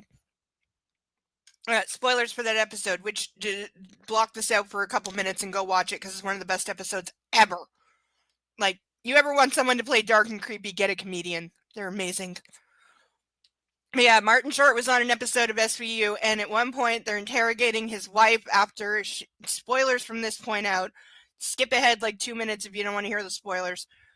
Really good episode.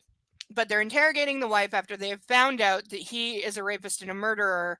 And the wife not only knew about it, but she was in on it because she knew that he had been in prison for the same before, and they'd gotten married in jail. So she knew why he was in jail. She knew what he was, and she married him anyway. And so Olivia's talking to her about it, like, you know, you knew why he was in jail. You knew what he was.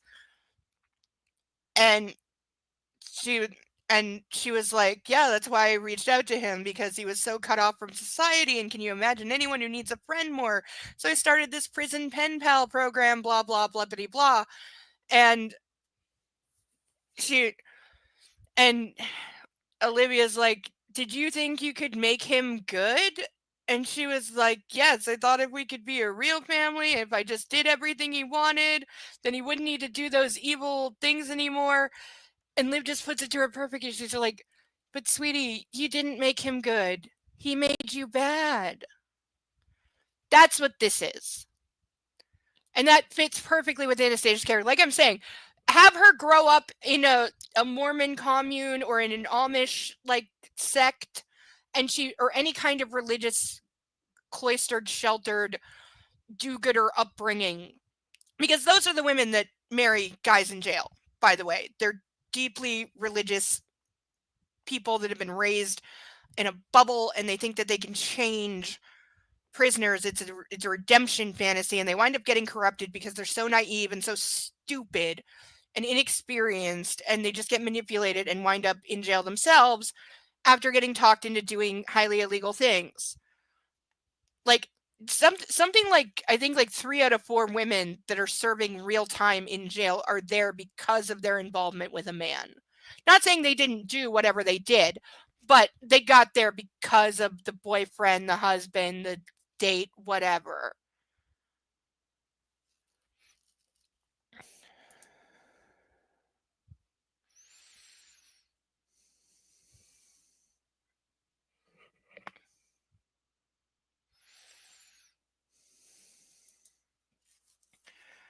All right, let's see how bad this gets.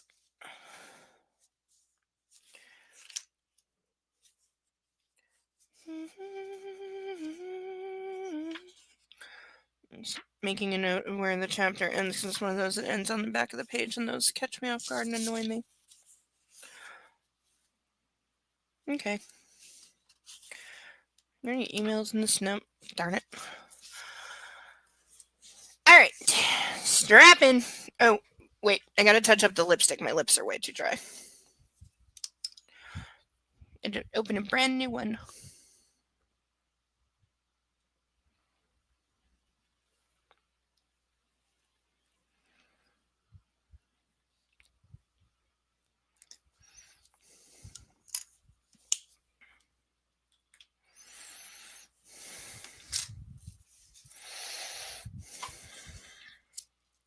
Chapter 11.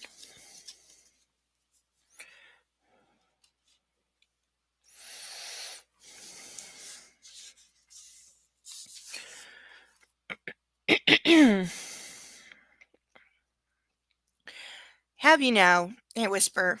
My mouth goes drier still, my heart pounding in my chest. Why is he dressed like this? Like you don't know! What does it mean? Is he still sulking? Nope. He's moved on from sulking. Now he's gonna beat the crap out of you like he said he would. I mean, at least he's saying it out loud now.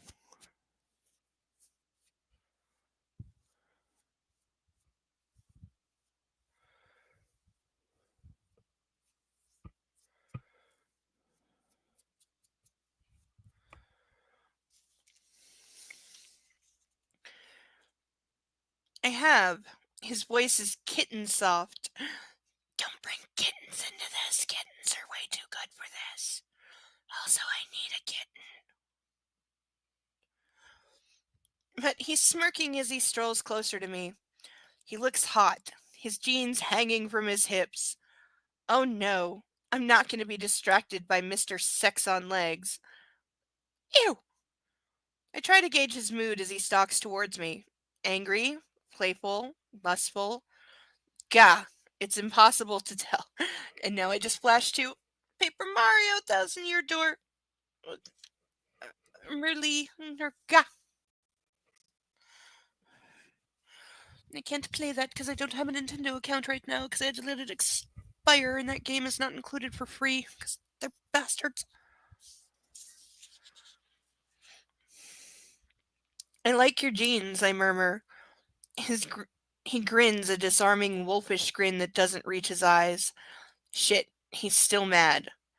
He's wearing these to distract me. No, he's wearing these because that's what he wears in the red room when he punishes his subs, as he's about to do to you, you moron. He halts in front of me, and I'm seared by his intensity.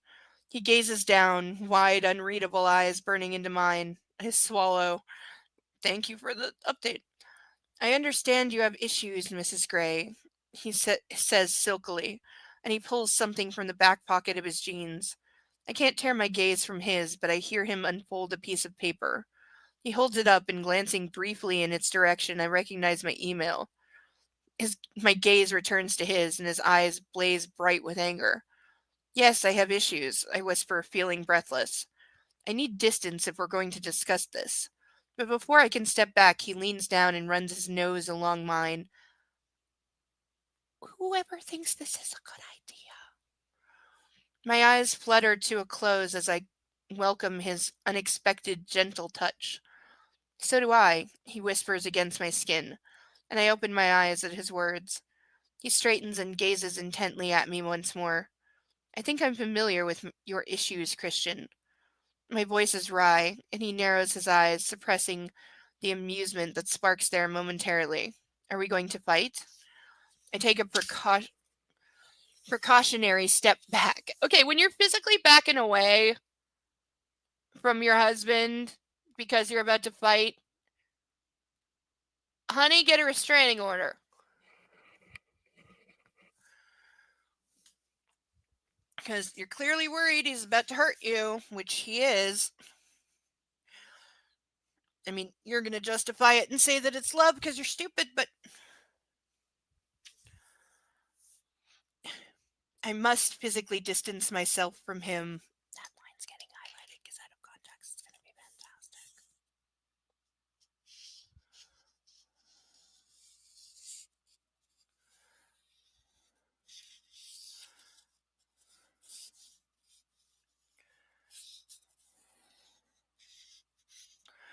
Wow, that's the worst highlighting job in the history of ever.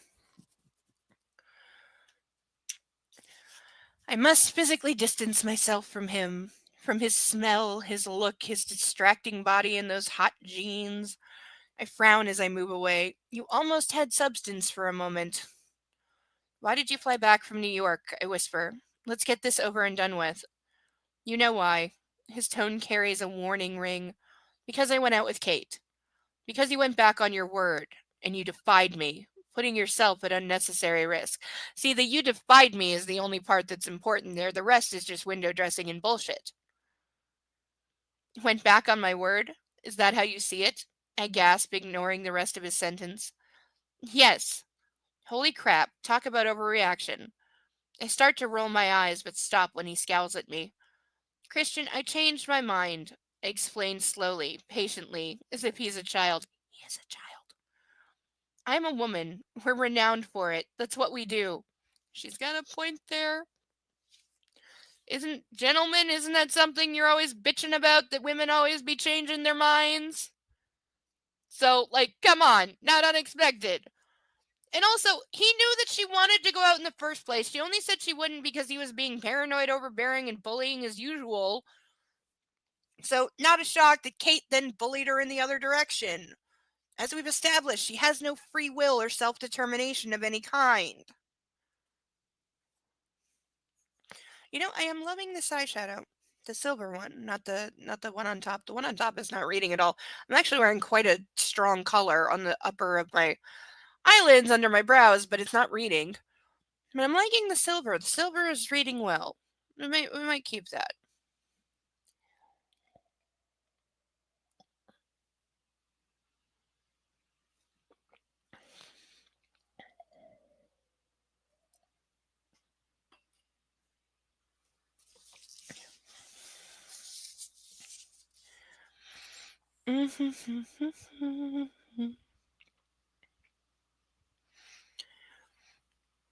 He blinks at me as if he doesn't comprehend this. If I had thought for 1 minute you would cancel your business trip. Words fail me. I realize I don't know what to say. I'm momentarily catapulted back to the argument over our vows. I never promised to obey you, Christian, but I hold my tongue, because deep down I'm glad he came back, of course. Hi, Nightwolf! Are you just getting here? I've missed you!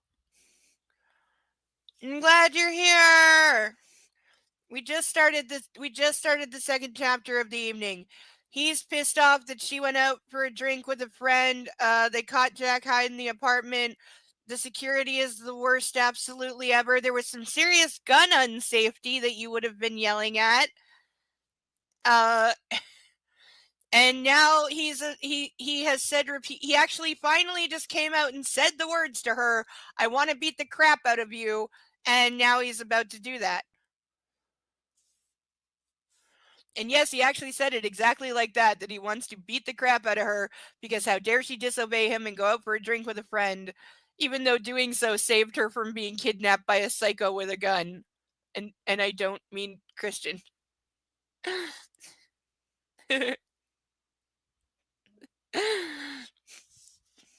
No ducks or cuffs yet tonight, but I'm still hopeful.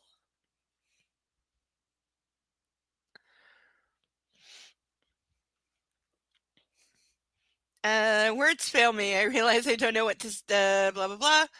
You changed your mind? He can't hide his contemptuous disbelief. Yes, how dare a woman change her mind, or anyone for that matter? Arrogant prick. Yes, and you didn't think to call me? How about I don't need your goddamn permission, get bent? He glares at me, incredulous, before continuing. What's more, you left the security detail short here and put Ryan at risk. Go fuck yourself! No! No, you do not! No! No, no, no! No! I can't think of the word, but no! Fuck you! Fuck you, fuck you, fuck you, fuck you, fuck you, fuck you, fuck you, fuck you! You goddamn psychopath! No, you don't! Try to guilt trip her and say, oh, because you took one of the security people or two, I don't remember and I don't fucking care, with you to go with you and your friend to go drinking. You only left one security person in our apartment and he had to face down an armed guy all by himself and he could have got killed, which, by the way, is how this should have gone. But fuck you! That's a trained security badass. They can't handle someone on their own. They shouldn't have this job. And it's whose fucking fault that you don't have enough people to cover the goddamn scenario? You have more money than sense and $1 billion. Hire a team of 12 people and shut the fuck up.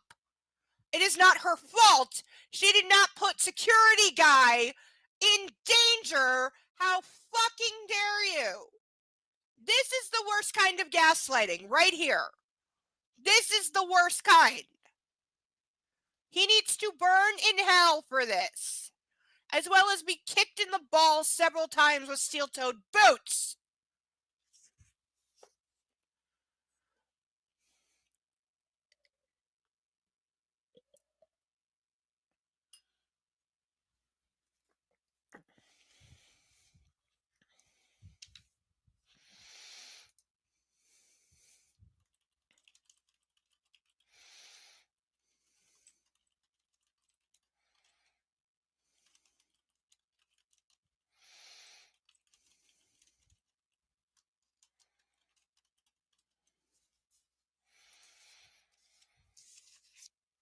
I said this was going to make me rage. I didn't think it would be like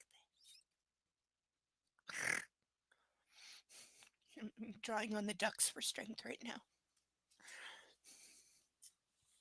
Especially Steve. Steve is my rock. He's my touch point duck. He's a very good duck, is our Steve. He's very excellent. When I need support, I know he's got my back.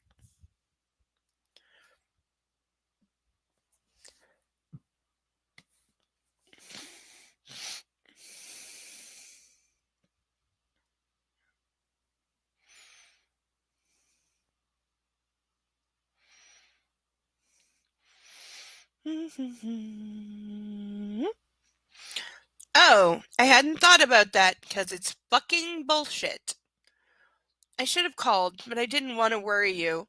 If I had, I'm sure you would have forbidden me to go and I'd have missed Kate. Or you could have done what you wanted anyway because you're a grown ass woman and he was several states away, and why would you obey him even if he was standing right in front of you? When again, grown ass woman, you have every right to go out with your friend if that's what you want to do. He doesn't actually have the right, just because he married you, to tell you who you can and cannot see, where to go, or when. That's called domestic violence.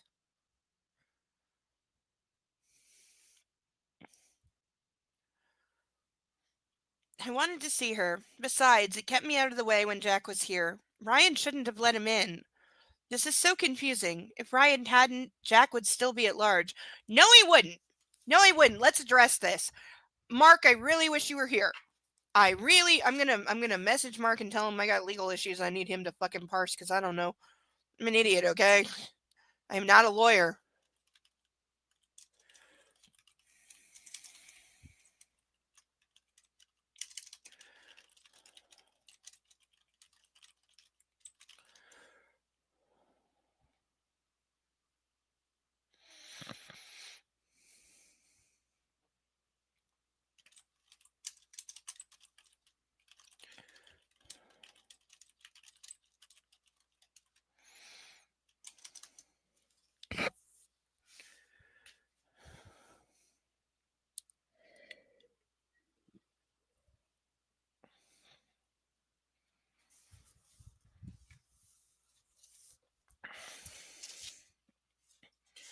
Are we like halfway through?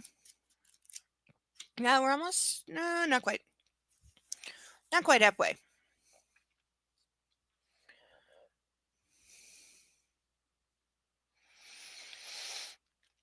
Okay, so here's the issue. They saw Jack Hyde approaching, recognized him, because Ryan said he recognized him, he knew who he was. He was sus because he saw someone wearing gloves in August, which, yay for spotting that. That was well done. But then said, I let him in.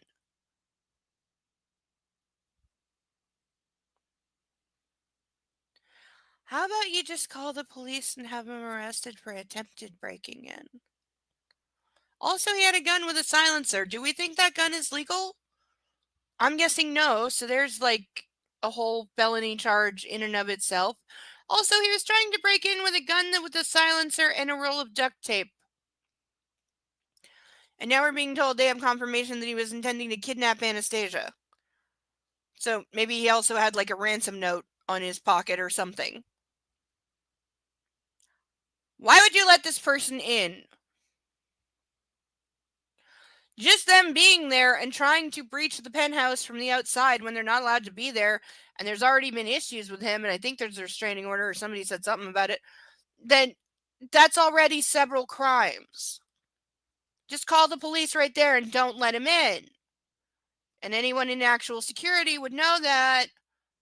But no, they let him in because, quote, then we've got him. Which leads me to believe security was specifically told not to call the police, and in fact, to try and apprehend Jack Hyde so that Christian could interrogate him, as I said before. And this confirms that that was the plan. That was absolutely the plan. He told his security, fuck the police, I am the law, I want him, because I want to know what's going on, so bring this man to me.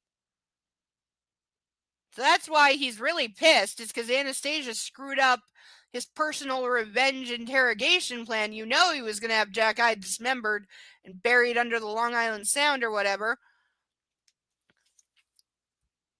Mark, you're here. I love you. I need your help. Please come backstage. You don't have to show your face, but I need to be able to talk to you and rant questions at you. Okay. If you see somebody approaching and trying to break in and then you let them in, is that still break and enter? Or could Jack Hyde argue that like that is some version of entrapment? Also, they catch this guy breaking in. He goes punch for punch with the security. Security guy is injured. No on what? You're going to have to be more specific. I've asked you like 5 questions. This is why you need to come backstage so I can hear your voice. You have the link. You don't have to show your face. You can put up a duck avatar. It'll be great. Duck with a pilot's hat. Come on. You know you want to. But like he breaks in with a gun and duct tape, and the security, all 3 of them that were there, were all extremely avoiding calling the police in any way and being reluctant to do so because they clearly had orders that this man was to be taken to Christian Grey and nothing else for his personal interrogation. And now he's epically pissed that she screwed up his plan and he got arrested instead of being brought to him. And now he's about to beat the crap out of her, as he's been promising to do. He literally said, I'm going to beat the crap out of you, or I want to beat the crap out of you, because she disobeyed him and went for a drink with a friend. And literally the issue is that she disobeyed him. It's not anything else. Right? And that was security. That was supposedly the fucking security guard who's guarding the apartment while nobody's home. Neither of them were home. So this is just security being in the apartment when the housekeeper was there. She was the only other person there. And they saw this guy, recognized him. By the way, that's the thing. They recognized this is Jack Hyde that blew up the server at Christian's company. So this guy is wanted for like serious felonies already of like arson and whatever, making a bomb and blowing up a server room, like all the charges that come with that. He's already wanted for, they already have him on video, and the police are aware that he's the guy that blew up the server room, and most likely, they can't prove it yet, but he's most likely the guy who sabotaged Christian's helicopter and tried to kill him. So this guy's facing all of the life in jail already. And so just seeing him in the apartment, like, call the goddamn police and have him arrested. Instead, they're like, no, we opened the door for him because then we have him. And that's what they said. Because then we have him. I'm aware that my bra is showing. Thank you. My bra has the spikies in it. We are still fully spiked this evening. Though we are not handcuffed. As I said, I was really wanting to have this perfect night of spikes and handcuffs, but as yet we have no handcuffs. There's still time though. The link should still be at the top. So if anybody would like to sponsor handcuffs, please do so because I would really enjoy it. But yes, my very PMS over large tits are falling out of my bra and getting spiked very hard. This bra is not usually that painful, but today it's really, really painful because again, boom. Yes, they were. I swear to God, they were. Absolutely, yes, absolutely. That is what they were planning to do. I 100% yes. Because when she comes home unexpectedly, she has to tell/ask the security like 5 times to call the police because they're all looking at each other with like, that's not what we were told to do face. And none of them called the police or were. Like, the police should have been on their way before she even got home. And nah, because we don't need no stinking badges, that kind of thing. What movie is that from? Somebody tell me. Because I've used that quote. I've even used it in movie reviews. But what is it actually from? Does anyone know?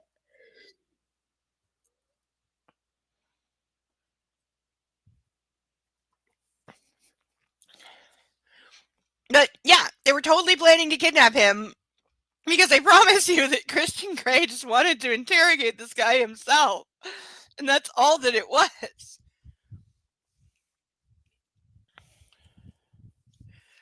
Okay, this dress is no longer capable of containing my boobs, apparently.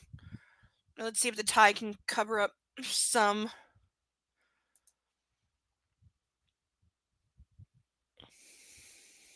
Right. Though, to be fair, he did have a gun with a silencer and duct tape. Because apparently he was planning to kidnap Anastasia, but she was not home because she disobeyed Christian's orders to never leave the apartment and went out for a drink with Kate. And now he is guilt tripping her, saying that by doing so and forcing 2 of their security, because they have apparently a limited number of security, even though he has more money than God, that it's her fault for putting their supposedly badass trained security guy, Ryan, in danger because he had to fight Jack Hyde one-on-one.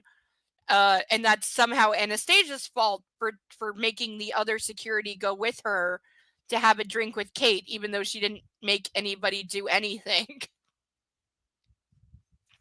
So now he's wearing the Dom jeans and he's incredibly pissed off and has threatened for the last 12 hours to, quote, beat the crap out of her. And he actually came out and said it for once, that yes, he just wanted to beat the crap out of her. His words. Thank you! Thank you, smart, educated. Yes, literally, you're saying your security is so fucking shit they can't do their job. But that's all the security so far. They have the worst security. For all his money, he has hired the worst security in the known universe. Ever.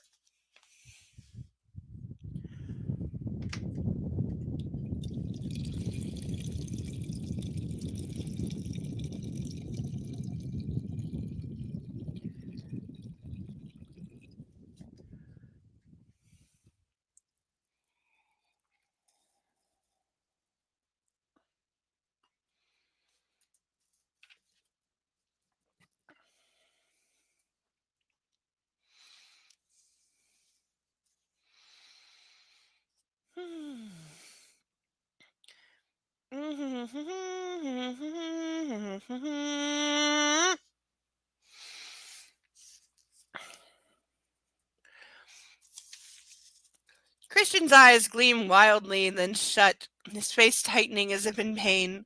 Oh no. He shakes his head, and before I know it, he has folded me in his arms, pulling me hard against him. Way to, rope-a-dope your girlfriend. Oh, I'm so mad at you. Come here, let me hold you. I'm so mad at you. Come here, let me hold you. Ugh. Yes! That's exactly my fucking point. Yes, he's blaming her for security doing their fucking job. And also, again, he has all the goddamn money. Why do they only have 4 bodyguards? Have a team of 50. Okay? Have a team of 200. You can afford it. And also, people gotta sleep sometimes. So yeah, to cover 2 people round the clock, you need a lot more than 4 people. For all kinds of reasons. Like I point out, I'm not at all blaming anyone involved in what I'm about to say, but one of the reasons that Kim Kardashian was left so vulnerable when she was robbed in Paris is because between the 3 sisters, they had 1 bodyguard. That is atrocious security, so she was left completely alone and unprotected when the bodyguard went to pick up the other 2 sisters from the club. How do you have 1 bodyguard for 3 people? That already is a problem. Like, you gotta think this shit through. Like, I understand people will get told, like, oh, you want me to protect your 2 kids? Well, it's gonna take 12-person team and it's gonna cost this around the clock. That's what it takes to get it done. Like, why do you think the president's Secret Service detail is like 400 people? Because that's what it takes.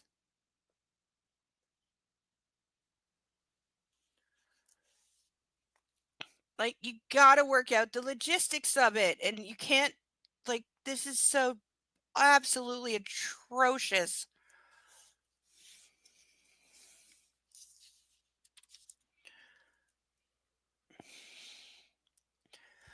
And again, like, the only thing they could really be holding Jack Hyde for at this point is the bombing at the Christian Gray's office building, whatever the fuck he does, server, because they're saying they have him on like CCTV, but they also said it's like grainy and black and white and shit. So I'm not sure how compelling that's going to be in terms of getting him held, because he'd be like, yeah, that could be me, that could be anybody else on a grainy black and white shitty video. Doesn't prove he's the one who set the bomb. So unless they have more than that, like, I'm saying it could be a struggle to get him held for any length of time because of how this has been atrociously handled. Because again, you can't charge him with breaking and entering when you literally, like, the security guard literally said, oh yes, I recognized him. I recognized it was Jack Hyde, the guy who's been threatening the person I'm working for. So I let him in. But then he goes on to basically say what Mark said, that it was a kidnapping plot, and that, yes, that's exactly what was going on. And then if she hadn't come home and said, oh, no, we have to call the police, then let's just say Jack Hyde would never have been heard from again, and the place where Christian buries his subs would have had 1 more body.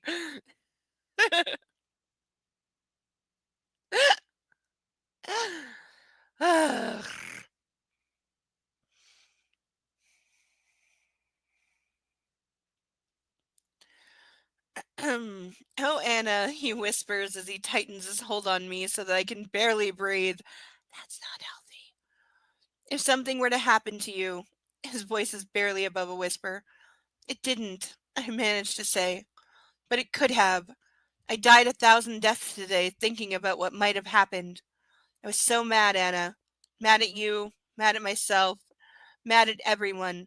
I can't remember being this angry. Except, he stops again. It's going to be when his mother died, right? Except I prompt once in your old apartment when Layla was there. Oh, I don't want to think about that. You were so cold this morning, I murmur. My voice cracks on the last word as I remember the hideous feeling of rejection in the shower. Girl, grow up.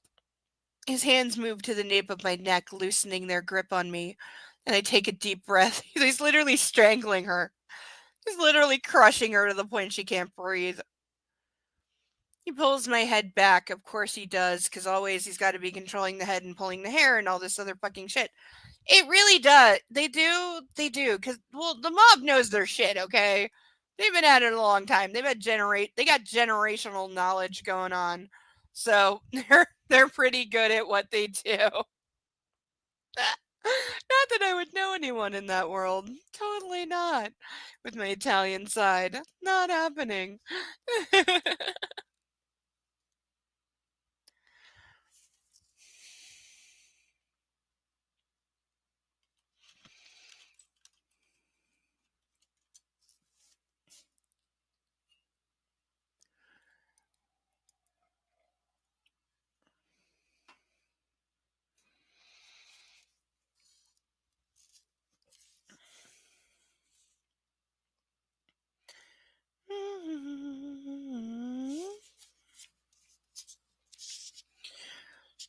Mm, I don't know how to deal with this anger. I don't think I want to hurt you. I don't think I want to hurt you.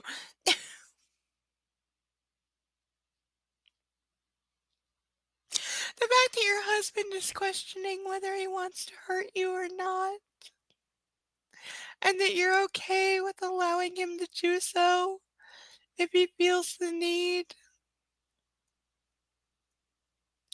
This is like those fucked up states where technically still on the books, a man can beat his wife on the courthouse steps. Or he can beat her with a switch so long as it's no wider than his thumb. That's on the books in certain states still. Good luck trying to enforce it. But it's technically still on the books in certain states, as well as the courthouse steps thing. That's a real thing. That was and is a real thing, which is, dear God. But we're also talking about a country where in at least 2 states there's a law that says you can't eat an orange in the bathtub or fish off the back of a giraffe. Those are both real. They're both Florida, by the way. Because of course they are. Though I really want to know the fishing off the back of a giraffe. I really want to know what caused that. Because who in the hell was doing this? That it became a goddamn law. They had to make a law. Like, this sounds like somebody who was like mentally ill kept sneaking into the zoo and fishing off the back of a giraffe. So they made a law about this one person because there wasn't one or something. It sounds like one of those things.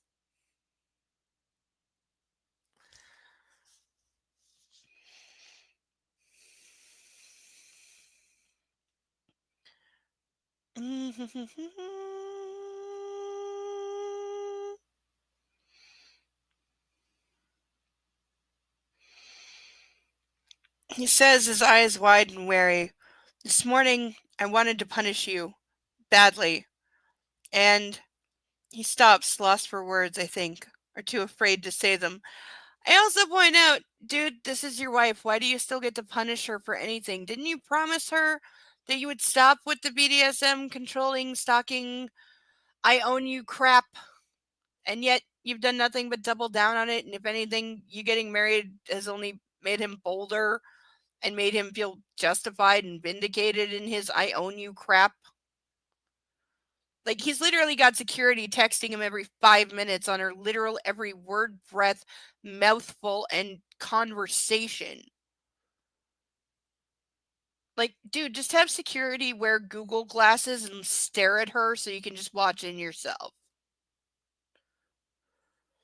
This is like, we have the technology. You can just LoJack your girlfriend and spy on her 24/7. Is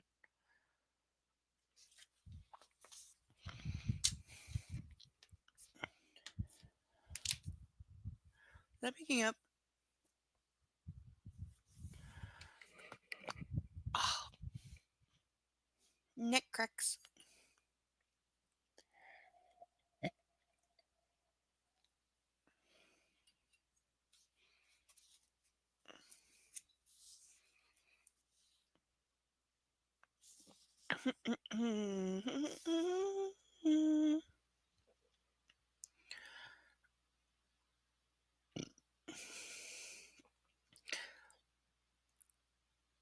You were worried you'd hurt me. I finished his sentence for him, not believing he'd hurt me for a minute. This is how you end up dead. That right there. He's actually showing for the first time some kind of self-restraint because he believed that he would hurt her too much is the missing words. Not that he would hurt her or beat her because he's done that before, or that he'd violently, painfully, abusively, bone-breakingly fuck her. He's done that before. But he believed that he would hurt her too much, i.e., dead. And she knows that, and she is telling him that she doesn't believe that he would ever go that far. This is how you end up dead, honey. This is how you end up a headline and a tragic statistic. This is literally how domestic violence victims end up dead. Is them saying to the police, "Oh, he hurt me. Yeah, he broke my jaw. Yeah, he broke my cheek again." But he didn't really mean it. He didn't really mean to hurt me. He didn't really mean to hurt me. He won't do it again. He didn't really mean to hurt me that bad. No, he would never hurt me that badly. No, he would never do that. He would never go too far. He went too far last time, but he won't do it again. No, he really doesn't mean it. He'll stop before.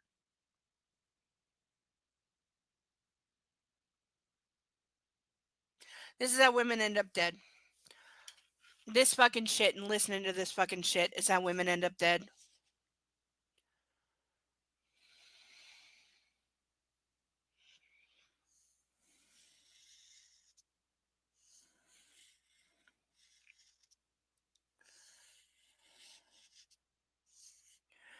And here's the other half of it. This is the why she puts up with the fucking shit. Their whole relationship is in this one paragraph that I've extremely badly highlighted. You were worried you'd hurt me. I finished his sentence for him, not believing you'd hurt me for a minute, but relieved too. A small, vicious part of me feared that it was because he didn't want me anymore.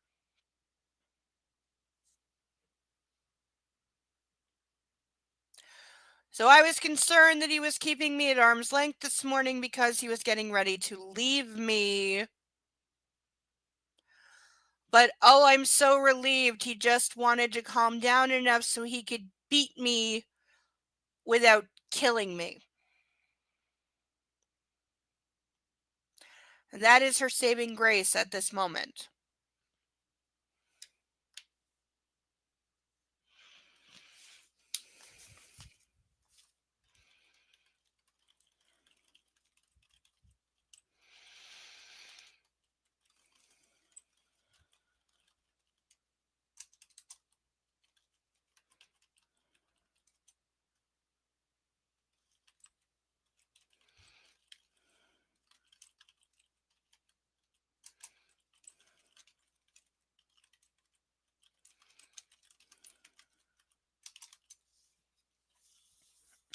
Like, I really want to. We don't have this here, but I know in the UK and parts of Europe, when it comes to domestic violence, there's a list of questions called, I believe it's either 21 or 27 questions. Mark, if you're still listening, help me out. Is it 21 or 27 questions when it comes to domestic violence? A list of questions that the police must ask, regardless of charges being pressed, regardless of what anyone says. There is, if they suspect domestic violence, there's a standard list of questions they have to ask that have been called from previous domestic violence victims or deaths that could have been avoided. if police had known the right questions to ask. So it's been built up over time, and I wish we had this here. Um, but can we just I don't know if that list of questions is available publicly. If it is, somebody please send me the link. If their questions are there, please send them to me because I'd very much like to have that because I'm having a very evil idea and I want to bear it out. So if that list of questions that I'm referring to is publicly available, somebody please send me the link or leave it in my Discord because I want to do something with it. But can you just imagine, like,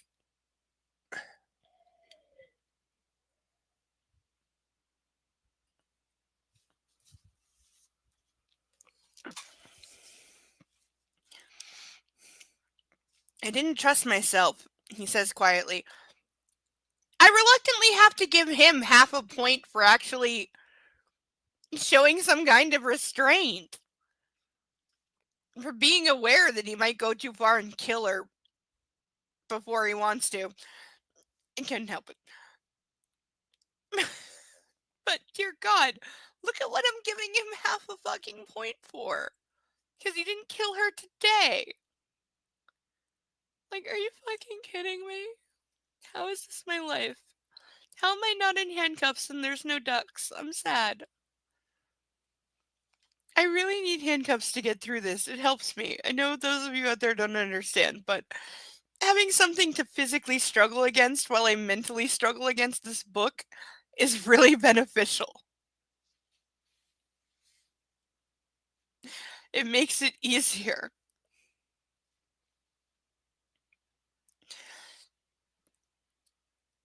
Okay, just like Geordie LaForge saying that transporting is the safest thing ever invented, or various things said by Dr. McCoyer is the stupidest line in an entire series. Christian, I know you'd never hurt me. Not physically, anyway. What? You know he'd never hurt you? That's all he's fucking done, you dumb cow! Like, she's literally a fucking cow. They don't mean in the Janine cows don't get married way of cow. She's a fucking cow. She's cattle. No, she's chattel. That's what it is. Chattel. That's the word. She's fucking chattel. That's what women used to be. Mark may not know this because it's like an Americanism, but women literally under American law, probably UK law, probably every law, because women didn't have rights in most of the history of the world. But women were property. They were chattel. That's why dowries exist, because you're being paid to take care of this woman. But also in certain cultures, look at ancient Rome. A woman carried her dowry and thus her value with her whole life, so it was also a form of protection back then that became warped and twisted with evangelicalism and Christianism and Catholicism and blah, blah, fucking blah.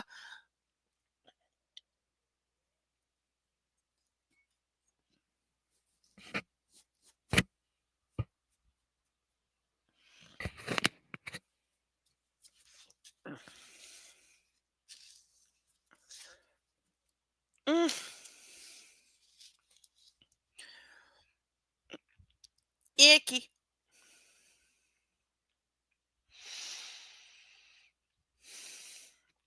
Do you? He asks, and there's skepticism in his voice. That should tell you everything, because he's not sure he wasn't going to hurt you. That's why he was physically keeping away and sending you away. Because he didn't trust himself not to kill you. Dumbass. Yes, I knew what you said. Yes, I knew what you said was an empty, idle threat. I know you're not going to beat the shit out of me. And I'm done. There's her death sentence right there. There it is. That should be on her grave. Yep. That was not an idle threat, you stupid bitch. That's why he kept you away for an entire fucking day and sent you out of his sight, because he absolutely was going to do that, you dumb cow! He was fucking gonna do that. He was drunk, and that's why he put you back to bed like a toddler and then sent you out of his office and then kept his distance the entire fucking day without even verbally harassing you and abusing you by email, because he was that mad and he was trying not to kill you. No, it wasn't an empty threat, and it wasn't idle. Moo. You know, there's a duck with what could be moo spots in there. I really want the moo duck right now. I have another favorite. I do have one that I have actually seen, and I don't know if this is what it's supposed to be or if it was just a generic cheap design, but I have one that I'm in love with in the ducks in the bag, and I want it out on the stage, but nobody's bought a duck, so I can't. But there's a duck that I want because it makes me happy.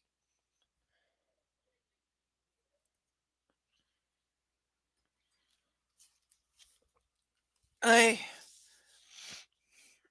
I wanted to. No, you didn't. You just thought you did. There it is.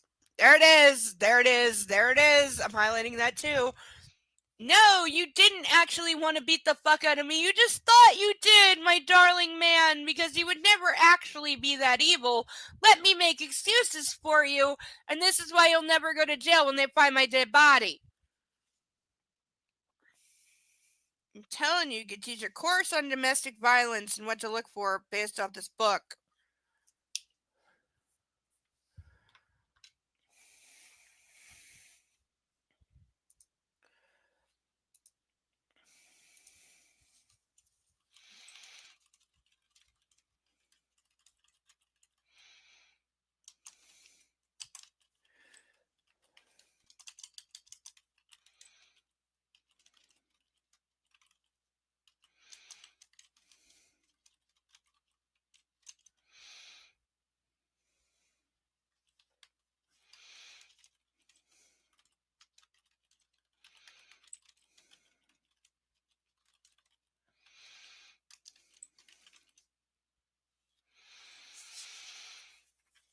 Okay. I don't know if that's true, he murmurs. It's not true. Think about it, I urge, wrapping my arms around him once more and nuzzling his chest through the black t-shirt. Isn't he usually bare-chested in the playroom? Like, I think this is the first time he's wearing a t-shirt. About how you felt when I left you. You've told me often enough what that did to you, how it altered your view of the world, of me. I know what you've given up for me. That would be nothing. All he's given up is the option for other sluts. That's it. All he's done is say that you are my one true slave forever, or at least until I kill you. But I'm not looking to replace you with the flavor of the month next month as I have always done before. So all he's given up for her is the option of others, which, like I said, once he kills her, which he's going to, it'll be back on the market. So really, no, he's not given up anything. He's only taken his BDSM games and scenarios to a new level by actually marrying her, but it's still very temporary.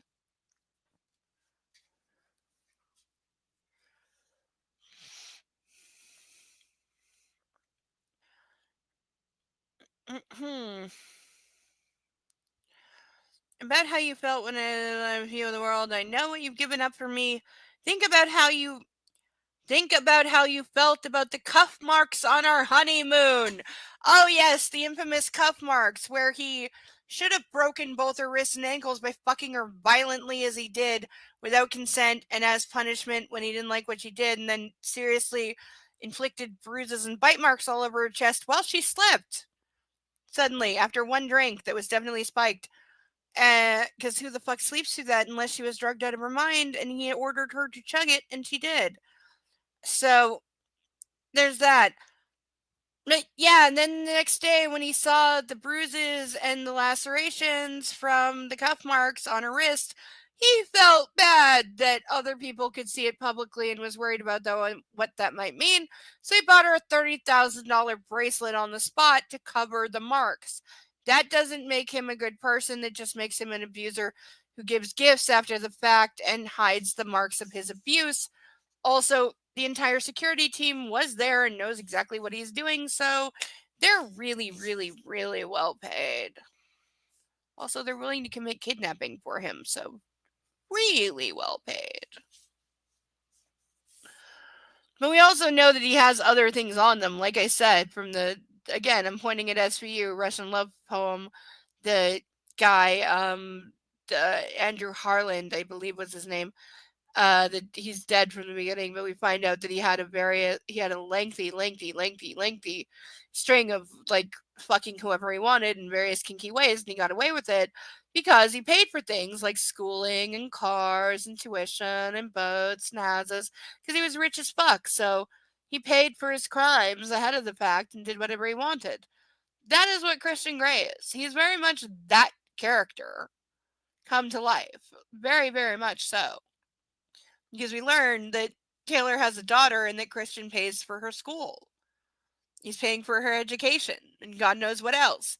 So it's not just that Taylor's his bodyguard. Christian is paying for Taylor's life and his child.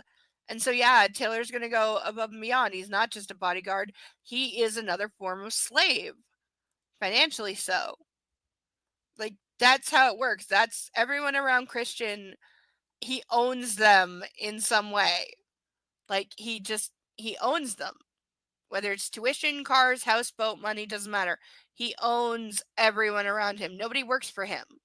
He owns them. That's how it works. And that's why they're willing to commit like kidnapping, etc. for him. 100%. 100%. God, I miss Chinese food right now. My favorite Chinese place. I would love to order some fried rice right now.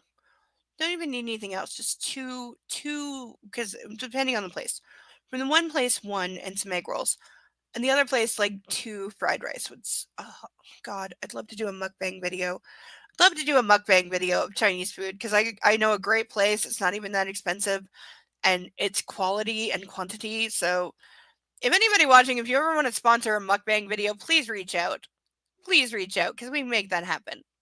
We can make that happen. I can do some costumes, some makeup, and absolutely make it banging. If you want to sponsor a mukbang video with Chinese food, reach out to me because I know some good places and I could rock that in a sexy way.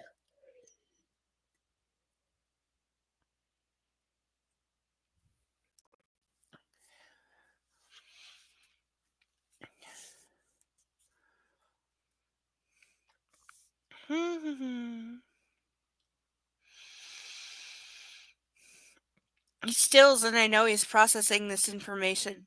I tighten my arms around him, my hands on his back, feeling his toned muscles beneath his t-shirt. Gradually, he relaxes as the tension slowly ebbs away. Is this what's been worrying him? That it'll hurt me? Why do I have more faith in him than he has in himself? Because you're stupid. Because you're really fucking stupid and naive and immature, and you don't. This is the girl who you can slap her in the face 5 fucking times and say, my hand is right here, I'm gonna smack you in the face for a 6th time. Am I going to smack you in the face for a 6th time? And she will say no. That's who this bitch is.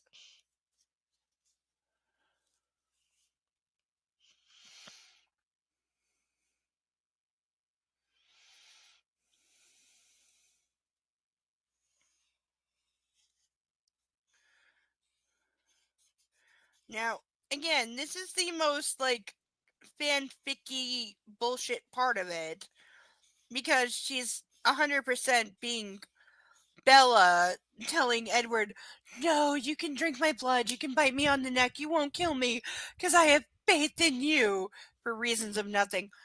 But that's what this is coming from. It's emulating that because this is a copy of a bad story. And it just gets worse when you copy it. When you make a copy of a copy, everything that is wrong with it just gets amplified and gets worse, especially when you try to fill it in.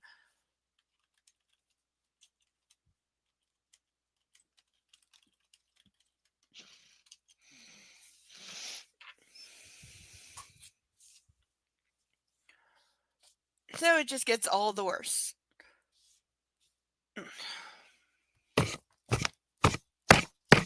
Now my hair looks like shit, doesn't it? Okay, this way close the book before doing the face smack, because then your hair doesn't look like shit. Okay, stop it with the hair. Stop it, evil hair. Okay, evil hair. Evil hair moment. I need bedhead. If they even still make that shit. I need bedhead.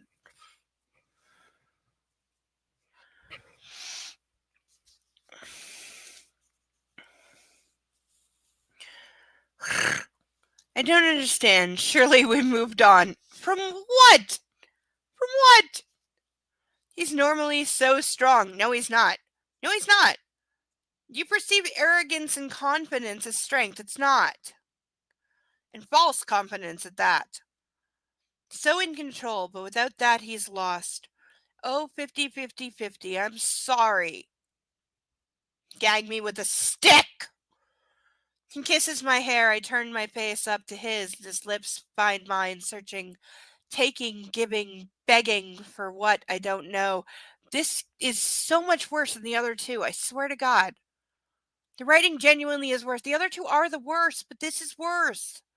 Somehow this is worse. I can't explain it. I can't explain it. I can't put my finger on it, but this is worse.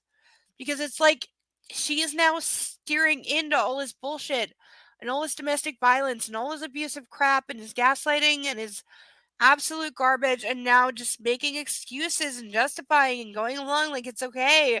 And that's what makes it worse is she's just in with it and like ride or die, and definitely it's die, and she's dead and should be dead by the end of this. That's the way this really should end.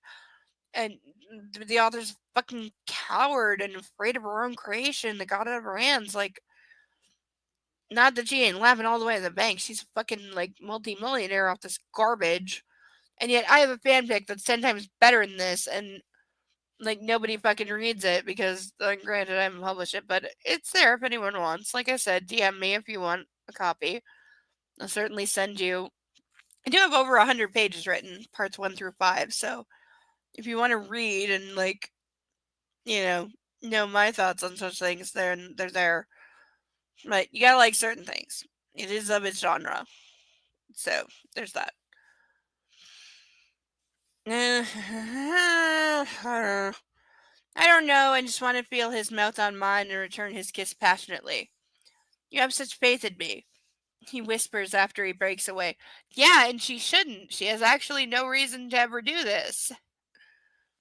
He strokes my face with the backs of his knuckles and the tips of his thumbs, gazing intently into my eyes. His anger is gone. My 50 is back from wherever he's been. I'm sorry, are you saying he gets so enraged he dissociates into another personality? Because that would not surprise me. But also, take caution, darling. It's good to see him. I glance up and smile shyly. Besides, I whisper, you don't have the paperwork. His mouth drops open in shocked amusement and he clutches me to his chest again. You're right, I don't, he laughs. We stand in the middle of the great room, locked in our embrace, just holding each other. By the way, there's like security and Mrs. Jones looking at them right now. Come to bed, he whispers, after heaven knows how long. Oh my. Christian, we need to talk. Later, he urges softly. Christian, please talk to me. He sighs. About what? You know what? You kept me in the dark. I want to protect you. I'm not a child. Then stop acting like it, dumbass. Okay, we need to highlight some lines here, so let's adjust some things. For one, I'm way too hot in this dress, and it's not my usual dress, and I just ripped it. I just totally ripped it. I totally ripped it. I totally ripped it. I totally ripped it. I ripped it. I ripped the strap off, and now I need to sew it. But that's why I need to do laundry, okay? And now my bra is showing too much because this is why I need the handmade dress that comes up to here when I'm wearing the spiked bra.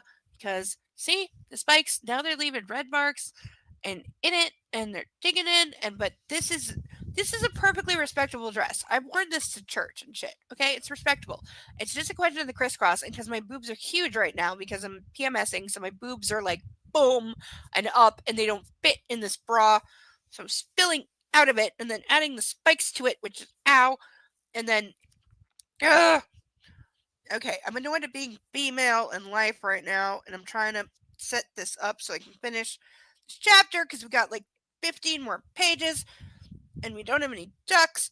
And okay, so we're gonna perk everything up right now, and my hair is still sticky up in the back. Freaking okay, turn the fan side.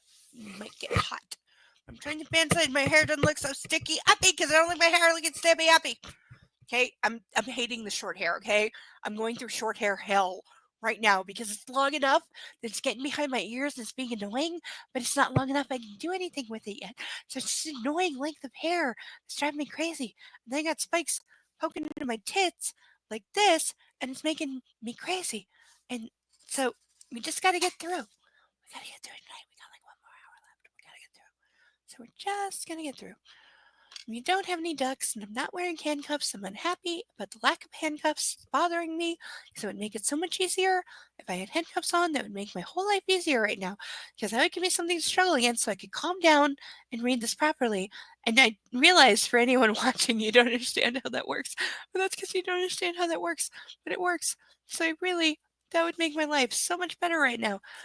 But we're going to keep reading, and it's hot. Somehow there's like a skating rink in the basement and it's still too hot in my apartment. How they're doing this, I don't know. Like, I think they got so many complaints that it's too cold last winter that now they've got the boiler turned up to like 1,000,000. And it's just like, what the hell? It's too hot.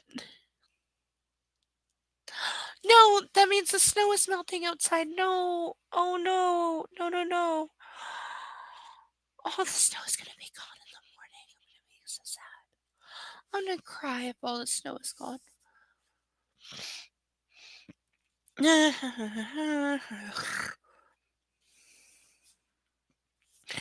Okay.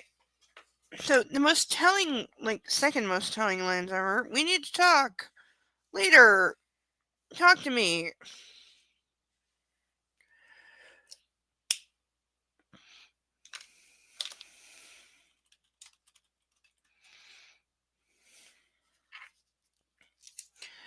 He sighs. About what?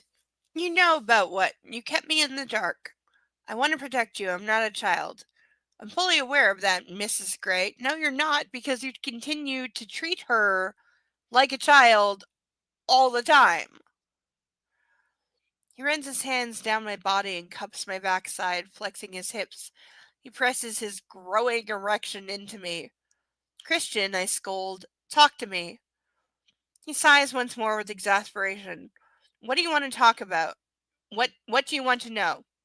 His voice is resigned as he releases me. I balk. I didn't mean that you had to let me go. Okay, so now she's being an immature brat. Are you serious? Alberta hit a +7?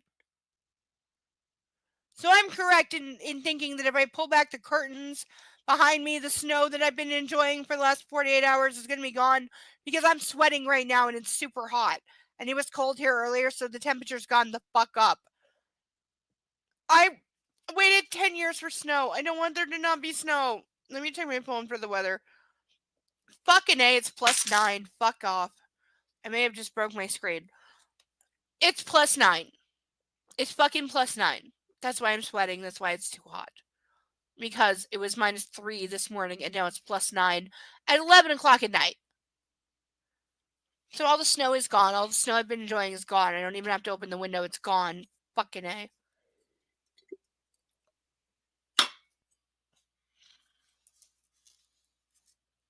I remind everyone out there, it is second week of December. Not even Canada, for Christ's sake. The best joke about my country is that we're buried under snow 9 months of the year, and I want that to be true. Hasn't been true for the last 20 fucking years. Global goddamn warming, stupid shit. I want snow. I want snow, okay?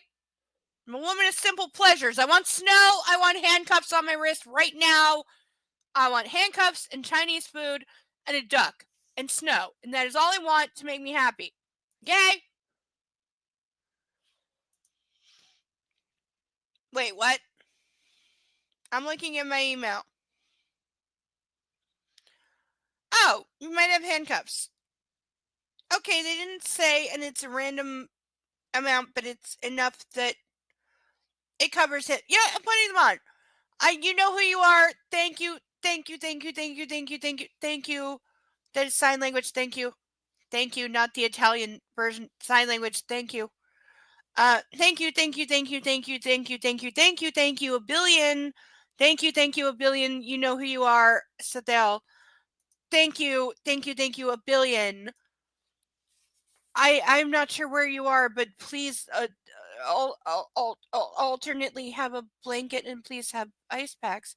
Cause wow, that would yeah no I'm in the same we're in the exact same like situation. I think we're in the like the same time zone and weather belt going on. But thank you for donating because it's enough to cover these. So I'm gonna put them on for my own mental well being because it will make me feel better. Uh, these are the cheap ones. I gotta get some good ones because these ones are pot fucking metal and it bothers me. It's insulting to a dominatrix of my status to be wearing cuffs made of fucking pot metal that I can bend with my hands. So, but in honor of request, we will put them on. I didn't just say Handmaid's Tale name. I didn't do that. I missed the thing. I'm missing thing. Hold on. It helps if you put the thing through the thing. It helps if you put the thing through the thing. Ow! Painful. You're in Texas? Really? Oh, dude, please. I hope you live in somewhere with insulation because I remember like a couple years ago, Texas got really, really, really, really, really, really, really bad frozen and people died. And I was really scared. And I was really, really scared and like concerned and like posting on message boards, being Canadian, knowing how to survive the cold. And I was posting things because people died and I was really scared and it sucked. When Texas, when the whole like the power grid went down, there was no heat for like 4 days, and like people died, and there was a really tragic story of like a mother and her 8 year old that I guess she got in the car because it was warm and didn't know that like running a car inside a closed garage was gonna kill you, and died with her child, and that was really sad. Okay, like Texas, you need to sort your shit out. If you're genuinely in Texas, you need to sort your stuff out.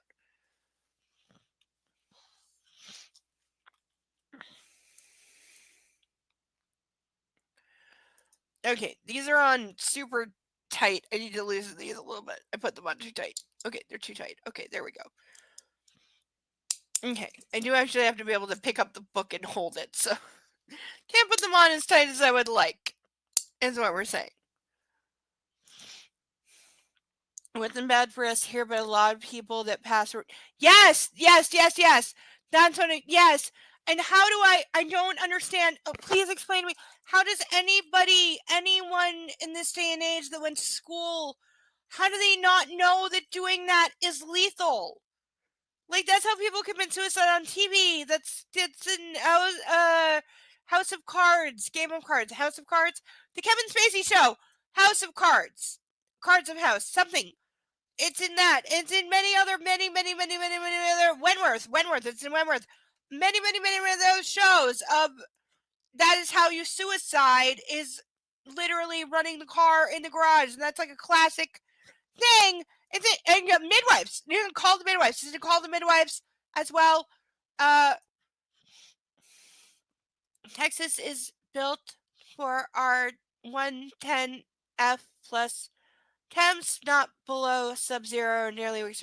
That's true. It's totally true. Texas, as well as other states, not built for the cold. Absolutely not built. They never thought they'd have to deal with it. To be fair, when they established the state of Texas in 18 what the fuck ever, they didn't think they'd ever see snow there because they're in the hottest parts of one of the hottest parts of the world. So I kind of get that, but also dumbass. Global warming's been a thing for 50 goddamn years. You saw it coming. This was not unpredicted. It was predicted. You just weren't ready. And then failed to do anything about it when it happened. So I'm sorry, but you don't get a pass. And my wrists are hurting, so I need to read fast.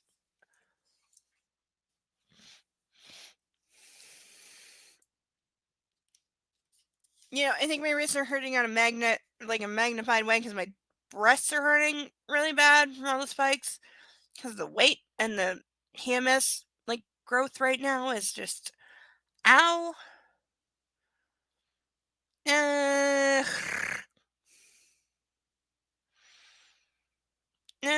They kept me in the dark to protect you. I'm not a child. I'm fully aware of that, Mrs. Gray, running his hands down my body, coming back. So he's saying, like, I know you're not a child because your body is, like, hot, even though I treat you like a child. What do you want to know? His voice is resigned and he releases me. I balk. I didn't mean you had to let me go. Oh, yeah. Yeah. Hold me, but don't hold me. Treat me like a child, but don't treat me like a child. Like, yeah, dumbass. You got like 15 more pages, okay? So we're going to get through. Lots of things, I murmur as I let him lead me to the couch. He's going to put her on his knee. Sit, he orders. Some things never change. I muse, doing as I'm told. How many times in these last 2 chapters has he said the words, I'm doing as I'm told? Excuse me, I'm having hiccups. And it somehow tastes like spaghetti from last night, even though I haven't eaten all day. Don't worry, I'll eat a sandwich or something after this. Like, I'm on a once a day meal plan right now, so it's not time to eat yet. But I am going to refill this glass one last time. And this is the last time on the. Ow, my wrist. Ow. This is being really difficult. And this is nearly empty, so it's going to take forever to fill up and make me cut against the cuffs more, because yay. But it's helping. Like I said, it's helping. This is what I want. It's helping. It's really helping.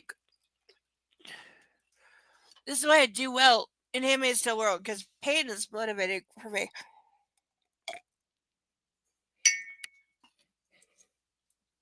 It's definitely my last glass before going to bed.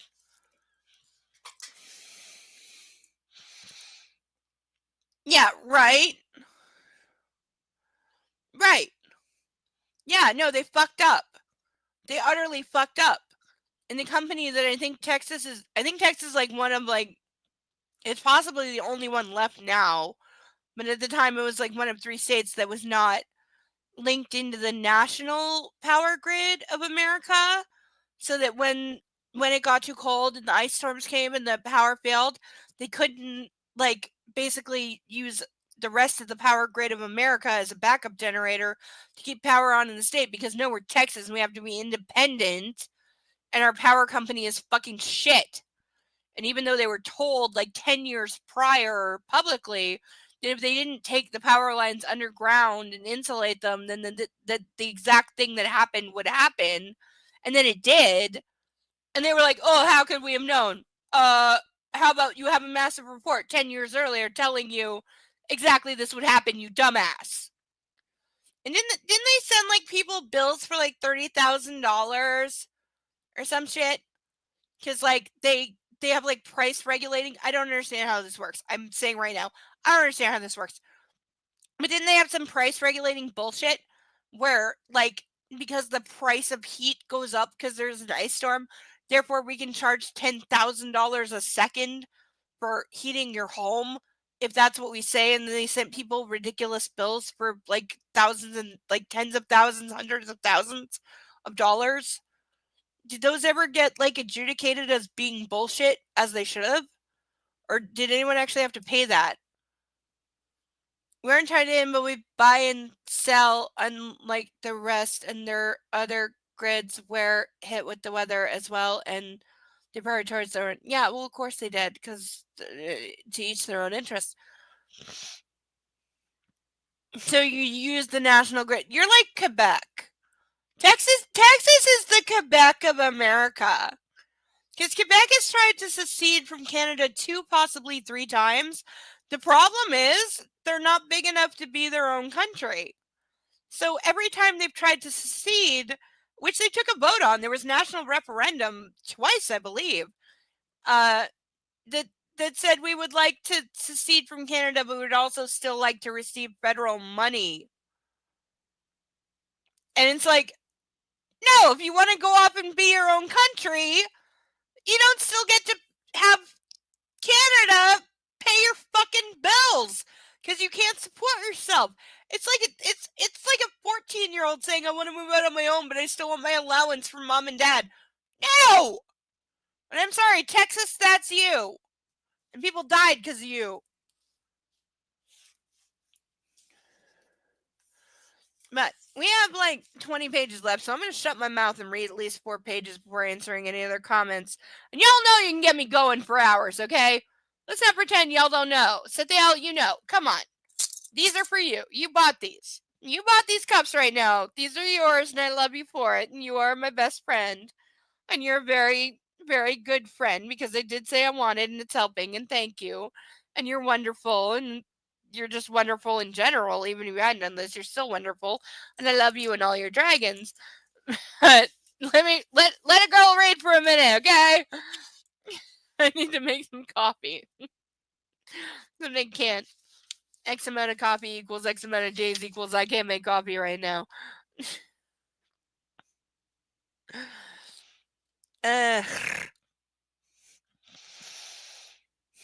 Sit, he orders. Some things never change, I muse, doing as I'm told. Do not count how many times she says that I'm gonna die. Christian sits beside me and leaning forward puts his head in his hands. Oh no, is this too hard for him?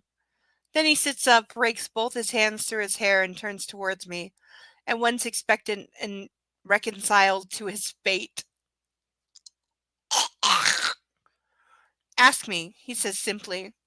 Oh well, that was easier than I thought. Why the additional security for your family? Why do I care?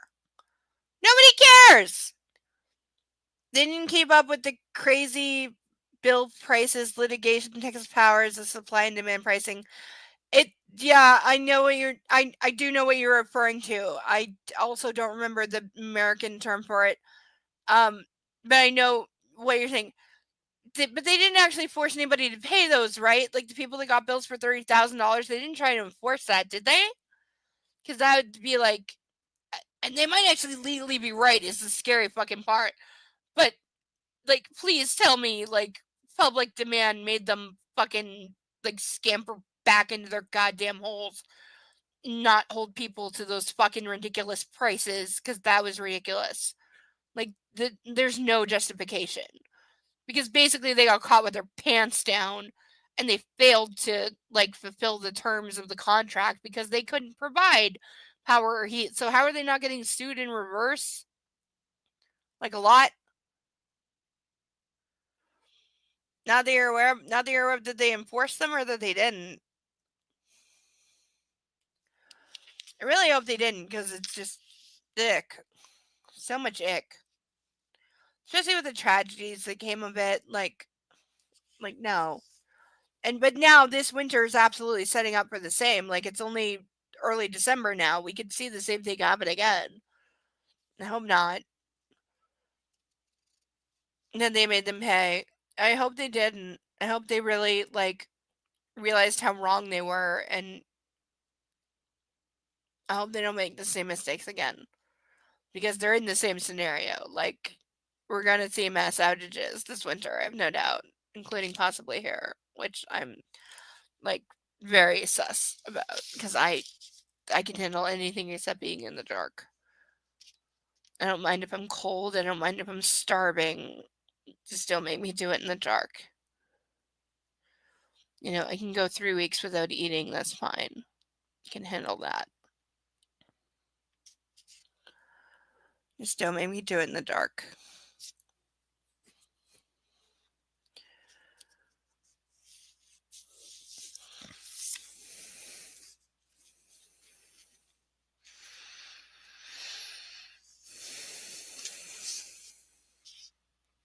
Hyde was a threat to them. How do you know? From his computer, it held personal details about me and the rest of the family, especially Karek. Karek? Why him? Also, where the hell did she come up with the name Karek? Is this even a real name? Because obviously she just had to replace Carlisle with something. But you, bitch, change the first fucking letter. Make it real. Like, I want to call him Ricky for the. No, excuse me. I'm going to call him Sven for the rest of this book because I fucking can. I don't know yet. Let's go to bed. Kristen, tell me. Tell you what? You're so exasperating. So are you, he glares. You didn't ramp up the security when you first found out there was information about your family on the computer, so what happened? Why now? She is right. I remember that ice storm. It crippled Canada and became a lesson I had to learn in high school. My grandparents didn't have power for about 6 months during the actual Quebec ice storm that you're referring to. It shut down 4 out of 5 of the power plants in Canada. It shattered them. It shattered the power lines. It physically destroyed the power lines. That was the problem. And that's why it took months to get it back up. And yeah, it affected, I think, like 20 states as well, because a lot of states buy their power daily from Canada, the ones that are close, because it's cheaper. Because we have hydroelectric power that's powered by like Niagara Falls, so it's cheap. So yeah, a lot of states get their power from Canada. So when our grid went down hard in the Quebec ice storm, yeah, a lot of states lost their power too for a long time, very long time. I think it took like over a year to fully repair all the damage from that storm. And it was unprecedented and unexpected. Nobody saw it coming. Nobody saw it coming. Like I couldn't reach my grandparents for 5 weeks. I remember that. I thought they were dead. And I was barely a not minor at the time. Yeah. It was scary. I remember that. It was very scary.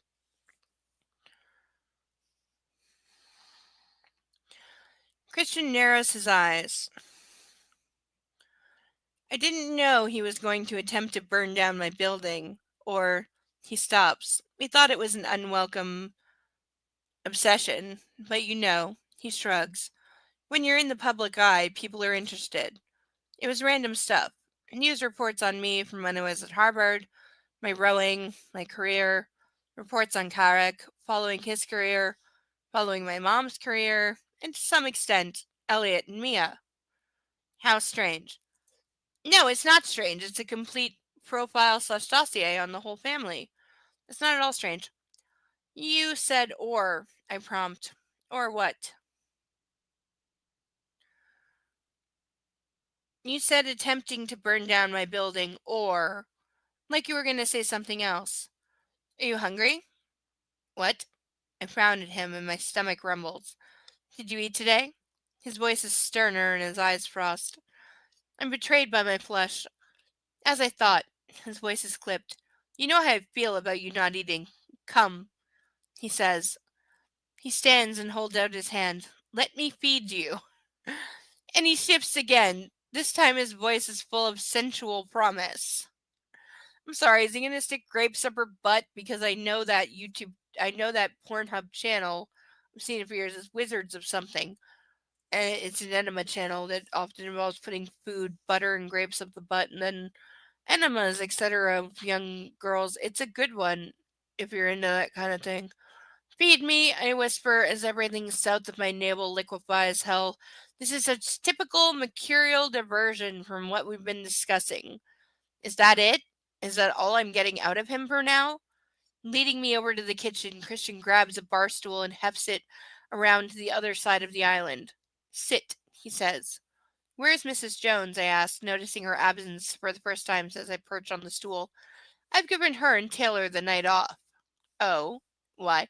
Also implying that's a date, and wouldn't you so love to be watching that more than anyone else? Like, I want to see Taylor and Mrs. Jones having a good time. They could be a cute couple. Also, Mrs. Jones doesn't exist in the movies as far as I'm aware. Taylor does, and I was glad to see that actor like having a job because I love him. But I hope he got overpaid because he's more than qualified to stand in the background. Why? He gazes at me for a beat, and his arrogant amusement is back because I can. There it is. That's his answer to literally anything he does because I can. That's it. So you're going to cook. My voice betrays my incredulity. Oh, ye of little faith, Mrs. Gray, close your eyes. I would so not be doing that with him in the kitchen because Jesus. Wow, I thought we were going to have a full on fight, and here we are playing in the kitchen. Close them, he orders. I roll them first, then oblige. Not good enough, he murmurs. I open one eye and see him take a plum-colored scarf out of the back pocket of his jeans. It matches my dress. Holy cow, yeah, that was my thought too. Where did he get this? I look quizzically at him when he does. When did he get that? Yeah, also, ick. Close, he orders again. No peeking. You're going to blindfold me? I mutter, shocked. All of a sudden, I'm breathless. Yes, Christian. He places a finger upon my lips, silencing me. That's their whole marriage. I want to talk. It's all their whole marriage. We'll talk later. I want you to eat now. You said you were hungry. He lightly kisses my lips. The silk of the scarf is soft against my eyelids, and he ties it securely at the back of my head. Can you see? He asks. No, I murmur, figuratively rolling my eyes. How do you do that? How do you figuratively roll your eyes in person? Someone, please. He chuckles softly. I can tell you were rolling your eyes, and you know how that makes me feel. Go fuck yourself, loser. And purse my lips. Can we just get this over and done with? I snap. Such impatience, Mrs. Gray. So eager to talk. His tone is playful. Yes, I must feed you first, he says, and brushes his lips over my temple, calming me instantly. I'm sorry, did he just free throw hypnol on you? Because I think he did, you dumbass clown. God, she's stupid.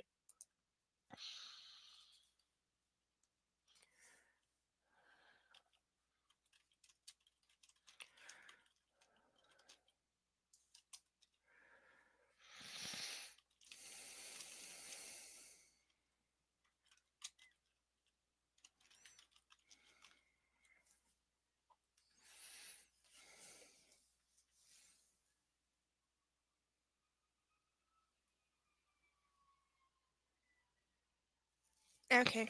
I heard sirens, but they're not coming closer.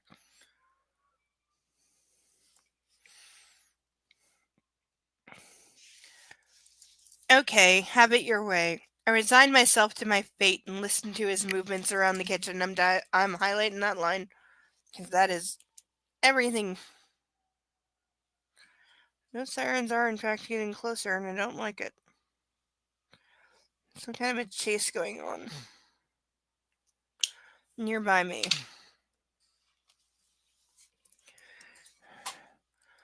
The fridge door opens, and Christian places various dishes on the countertop behind me.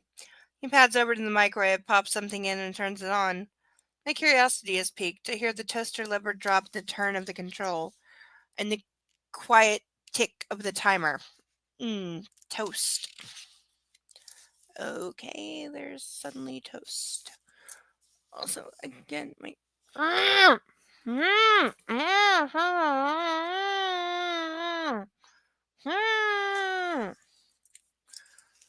Okay, we're way behind, so I'm gonna read like 3 pages really quickly. Yes, I'm eager to talk, I murmur, distracted. An assortment of exotic, spicy aromas fills the kitchen, and I shift in my chair. Be still, Anastasia. He's close to me again. I want you to behave, he whispers. Oh my. Don't bite your lips. So they're having food sex without having food sex. I think there's a famous movie like 9.5 weeks later or 9.5 months later. Bruce Willis or no, I think Bruce Willis was like the porno, no, not the porno, the parody version of it. There's a famous before 50 Shades, there's a famous movie with a like they have like a food sex scene. It's like 9.5 months later, 9.5 weeks later. It's a Kim Basinger, I think, is in it. I don't know. I've never seen it. And I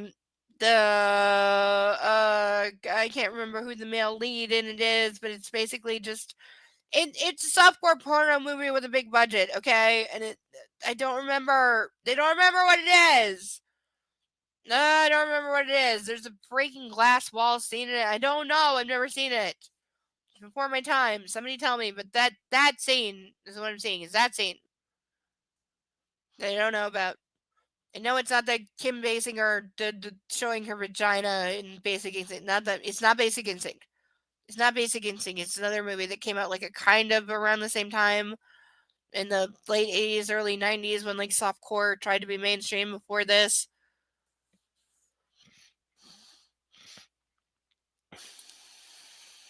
It's not Basic Instinct.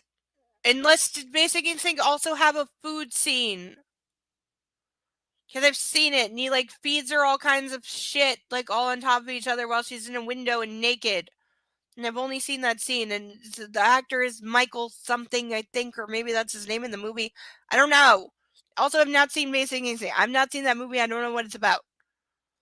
I don't know what it's about. I only know that the guy from Jurassic Park looks up Sharon Stone's vagina, and then she was insulted. She didn't get respected as an actress.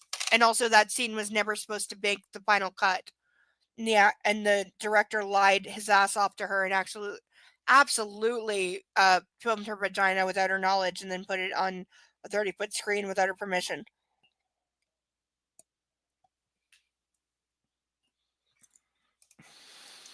Mm.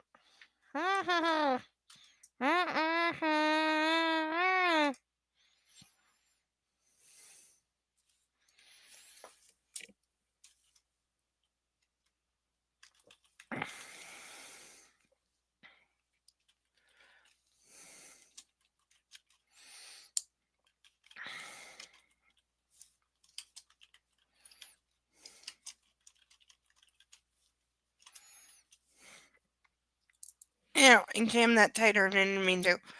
Is it really Basic Instinct that's in? It might be. Like I said, I've never seen it. I don't know. But I gotta get over this, or we're gonna stop mid chapter. Cause seriously, I'm getting to the point where I'm just gonna say fuck it and stop. But let's try to get through. So, chat, stop distracting. Unless you're gonna sponsor a duck. I'm always here to sponsor a duck. I'm gonna read real fast. So let's. What the hell? Because this is gonna get into sex, and I can't deal with their bullshit sex scene right now. Ugh. Where are we? I want you to behave, he whispers on my tongue by your lip. He gently tugs the bottom of my lip free of my teeth, and I can't help but smile. Just talk about the physicality of this. This would be so bad. Next, I hear the sharp pop of a cork being drawn from a bottle and the gentle glug of wine being poured into a glass. Then a moment of silence, followed by a quick, quiet click and the soft hiss of white noise from surround sound speakers as they come to life. With a loud twang of a guitar begins a song I don't know if it's the Twilight song that fucking Edward Cullen sung in the demented country voice because he said that's just how it came out because he couldn't make himself take it seriously or actually sing it. Also, Robert Pattinson, not a singer. So making him do that, I genuinely feel sorry for him because what the fuck? You're lucky it came out that fucking good and being usable, but nobody knows it's him and he would keep it that way if, he could. Christian turns the volume down to background level. A man starts to sing in a deep voice, slow and sexy. It's a song! It's that song! It's that song! That's what she's referring to. It's the Twilight country music bullshit. It's that song! It is! And that is Robert Pattinson really in the movie. He really did it, but he had to put on the fake country voice because he couldn't do it for real. It took like 30 takes because he couldn't do it. And drink first, I think, Christian whispers, diverting me from the song. Head back. I tip my head back. Further, he prompts. I oblige, and his lips are on mine. Cool, crisp wine flows into my mouth. I swallow reflexively. Oh my, memories flood back of not so long ago. Me trussed up on my bed in Vancouver before I graduated with a hot, angry Christian not appreciating my email. Times have changed. Not much. Except now I recognize the wine. It's Christian's favorite. Essentiel. I murmur in appreciation. You like the wine, he whispers, his breath warm on my cheek. And I'm bathed in his proximity, his vitality, the heat radiating from his body even though he doesn't touch me. Yes, I breathe. More. I always want more. With you. I almost hear his grin. It makes me grin too. Mrs. Gray, are you flirting with me? Yes. His wedding ring clinks against the glass as he takes another sip of wine. Now that's a sexy sound. I beat myself unconscious with this book. This time he pulls my head out my wrist. Ow, ow, ow, ow, ow, ow. And this time he pulls my head right back, cradling me. He kisses me once more, and greedily I swallow the wine he gives me. He smiles as he kisses me again. Hungry? I think we've already established that, Mr. Gray. The troubadour on the iPod is singing about wicked games. How apt. The microwave pings and Christian releases me. I sit upright. The food smells spicy. Garlic, mint, oregano, rosemary, and lamb. Ugh, garlic and mint? Ew. I think. The door of the microwave opens and the appeasing smell grows stronger. Also, microwaving lamb? Ew. Shit, Christian. Christ. Christian curses and a dish clatters onto the countertop. Oh, 50. You okay? Like, he didn't know it'd be hot. That's what they're doing. He's so stupid and sheltered, he didn't know it'd be hot. Yes, he snaps, his voice tight once more. A moment later, he's standing beside me. I just burned myself. Here. He eases his index finger into my mouth. Maybe you could suck it better. I'm gonna vomit. I'm gonna vomit. I'm gonna vomit. I'm gonna call it a night. I'm 5 seconds away from calling it a night and vomiting. I cannot take this. Fuck this book. Oh, clasping his hand, I draw his finger slowly from my mouth and blah, blah, blah. We had to sex porno bullshit, oral scene, fucking bullshit. Suck my dick. There, I soothe. Leaning forward, I blow, cooling on his finger. It's like a baby with a child. Troy in the season 2 premiere in the soup. That scene. If you're a Trekkie, you know. Shut up. Stops breathing and I reinsert it into my mouth and suck gently. He inhales sharply and the sound travels straight to my groin. He tastes delicious as ever, and I realize that this is his game, the slow seduction of his wife. I thought he was mad, and now this man, my husband, is so confusing. But this is how I like him. Playful, fun, sexy as hell. He's given me some answers, but I'm greedy. I want more. He hasn't answered fuck all, you dumbass slut. But I want to play too. No, you don't, you fucking moron. But the anxiety and tension of today and the nightmare of last night with Jack, and this is a welcome diversion. What are you thinking? Christian murmurs, stopping my thoughts with their tracks as he pulls his finger out of my mouth. How mercurial you are. That's a word for it. Also, the other word would be borderline or bipolar as fuck. He stills beside me. 50 Shades, baby, he says eventually, and plans tender kisses at the corner of my mouth. My 50 Shades, I whisper, grabbing his t-shirt, and I pull him back to me. Oh, no, you don't, Mrs. Gray. No touching, not yet. He takes my hand and pries it off his t-shirt and kisses each finger in turn. Sit up, he commands. I pout. I will spank you if you pout. Now open wide. I'm gonna puke very, very hard.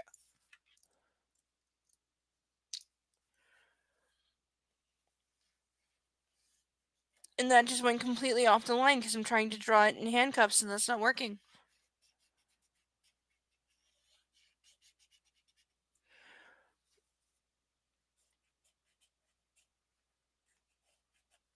Okay. I made it better by coloring it in so it doesn't do my OCD completely into the ground.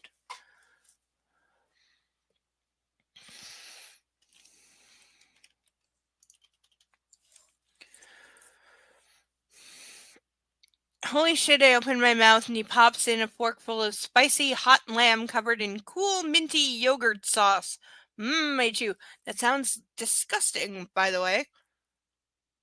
You like? Yes. He makes an appreciative noise and I know he's eating and enjoying it too. Because, oh yeah, she's blindfolded in the middle of their apartment with at least 5 other people standing around watching! More? I nod. He gives me another forkful and I chew it enthusiastically. He puts the fork down and he tears bread, I think. Open, he orders. This time it's pita bread, hummus. I realize Mrs. Jones, or maybe even Christian, has been shopping at the delicatessen that I discovered about 5 weeks ago, only 2 blocks from Escala. You weren't here 5 weeks ago. I chew gratefully. Christian in a playful mood increases my appetite. He's not in a playful mood. He's just literally controlling you and blindfolding you in the middle of everybody else and force feeding you because you are anorexic and blah blah fucking blah. More? He asks. I nod. More of everything, please. I'm starving. I hear his delighted grin. Slowly and patiently he feeds me, occasionally kissing a morsel of food from the corner of my mouth or wiping it off with his fingers. Intermittently he offers me a sip of wine in his unique way, which makes me think he's putting it in his mouth and then kissing her and spitting it in her mouth in the swordfish way. Not that I wouldn't totally want that, because that would be awesome. Open wide and then bite, he murmurs. I follow his command. One of his favorites, stuffed vine leaves. Even cold, they're delicious. Though I prefer them heated up, but I don't want to risk Christian burning himself again, because he's that incompetent, which is the most believable thing about him. He feeds it to me slowly, and when I've finished, I lick his fingers clean. More, he asks, his voice low and husky. I shake my head. I'm full. Good, he whispers against my ear, because it's time for my favorite course. You. He scoops me up in his arms, surprising me so much I squeal. Can I take the blindfold off? No. I almost pout, then remember his threat and think better of it. Playroom, he murmurs. Oh, I don't know if that's a good idea. Then tell him to stop! Then tell him no! Then tell him no! Take one physically. She's not restrained at this point. Bitch, just take the fucking blindfold off and tell him, put me down. I don't want to go to the playroom because I don't trust the mood you're in, so put me down. But no, she won't, because as I said, she's content at this point to let him murder her if that's what he wants to do.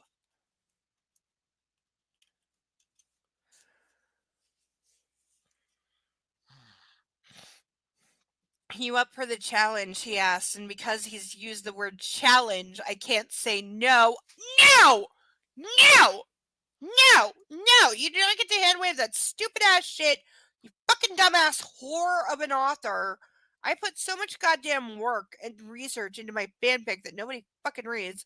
And then she gets this shit and she makes millions of dollars. This is what's wrong with the world. Bring it on, I murmured, as desire and something else I don't want to name thrumming through my body. He carries me through the door and the stairs to the second floor. I think you've lost weight, he murmurs disapprovingly. Have I? He's been away from her for like 8 goddamn hours. Does he monitor her weight by ounce daily? And I'm starting to think yes, he does.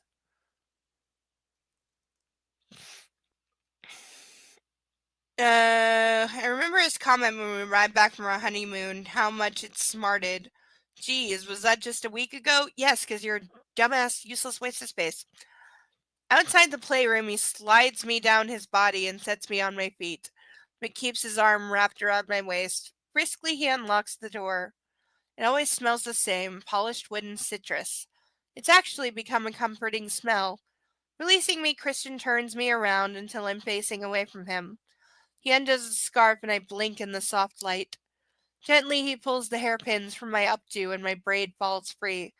He grasps it and tugs gently so I have to step back against him. I have a plan, he whispers in my ear, sending delicious shivers down my spine. I thought you might, I answer. He kisses me beneath my ear. Oh, Mrs. Gray, I do. His tone is soft and mesmerizing. He tugs my braid to the side and plants a trail of soft kisses down my throat. First, we have to get you naked. His voice hums low in his throat and resonates through my body. I want this, whatever he has planned. I want to connect the way we know how. He turns around to face me and I glance down at his jeans, the top button still undone. So she's admitting this is the only thing they have in common. This is the only way they communicate is by painful, violent, questionable consent fucking. It's the only time they've ever bonded or ever been together. This is all they have in common, but now they're married, so they're trying to make it work. However, as Sandra Bullock said in the movie Speed, uh, this is not the basis for a relationship. I need to watch that movie. Is there really like 10 pages left of this? Because I don't have 10 pages left of this in me. I really don't. I'm tired and not drunk enough, and I'm out of wine, and I don't have another 10 pages of this. So I reserve the right to say stop at any point right now, as is my right as a female, so fuck off. If there were more ducks, I'd be more willing, but I'm not right now. I can't help myself. I brush my index finger around the waistband, avoiding his t-shirt. How do you do that? Feeling the hairs of his happy trail tickle my knuckle. He inhales sharply and I look up to meet his eyes. I stop at the unfastened button. His eyes darken to a deeper gray. Except vampires secretly is devil in him, but whatever. The Disney Dreamlight Valley game is getting backlash for calling something demons this week. This book should have gotten a lot more of that. I mean, what? You should keep these on, I whisper. I fully intend to, Anastasia. And he moves, grabbing me with one hand on the back of my neck and the other around my backside. Ow! If you grab my neck like that, I'd be screaming in pain for like 4 days and probably hospitalized. Don't grab people by the neck. You don't know what's going on. He pulls me against him, and then his mouth is on mine, and he's kissing me like his life depended on it. Whoa. He walks me backward, our tongues entwined until I feel the wood cross behind me. He leans into me, the contours of his body pressing into mine. Okay, so he's gonna whip her on the cross.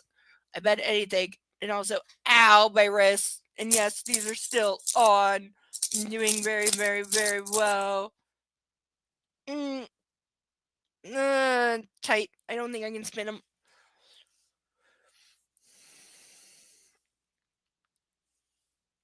Let's get rid of this dress, he says, peeling my dress up my thighs, my hips, my belly. Deliciously slowly, the material skims over my skin, skimming over my breasts. Lean forward, he says. I comply, and he pulls the dress over my head and discards it on the floor, leaving me in my sandals, panties, and bra. Excuse me. Nipples. His eyes blaze as he grasps both my hands and raises them over my head. He blinks once and tilts his head to one side, and I know he's asking for permission. What is he going to do to me? I swallow and then nod, and a trace of admiring, almost proud smile touches his lips. He clips my wrists until the leather cuffs on the bar above and then produces the scarf once more. I'm sorry, she just said that he backed her up to a St. Andrew's cross. Why in the fuck is there a bar with cuffs above if he just backed her up to a fucking St. Andrew's cross that has its own cuffs? Hence the cross. That's the fucking point, that it has cuffs and wrists and an X. What the fuck? There's no bar on. But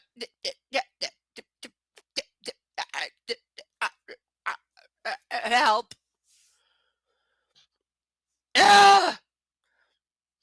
I think you've seen enough. He wraps it around my head, blindfolding me again, and I feel the frisson run through me as all other senses heighten. Fuck you, bitch. The sound of his soft breathing over my own excited response, the blood pulsing in my ears.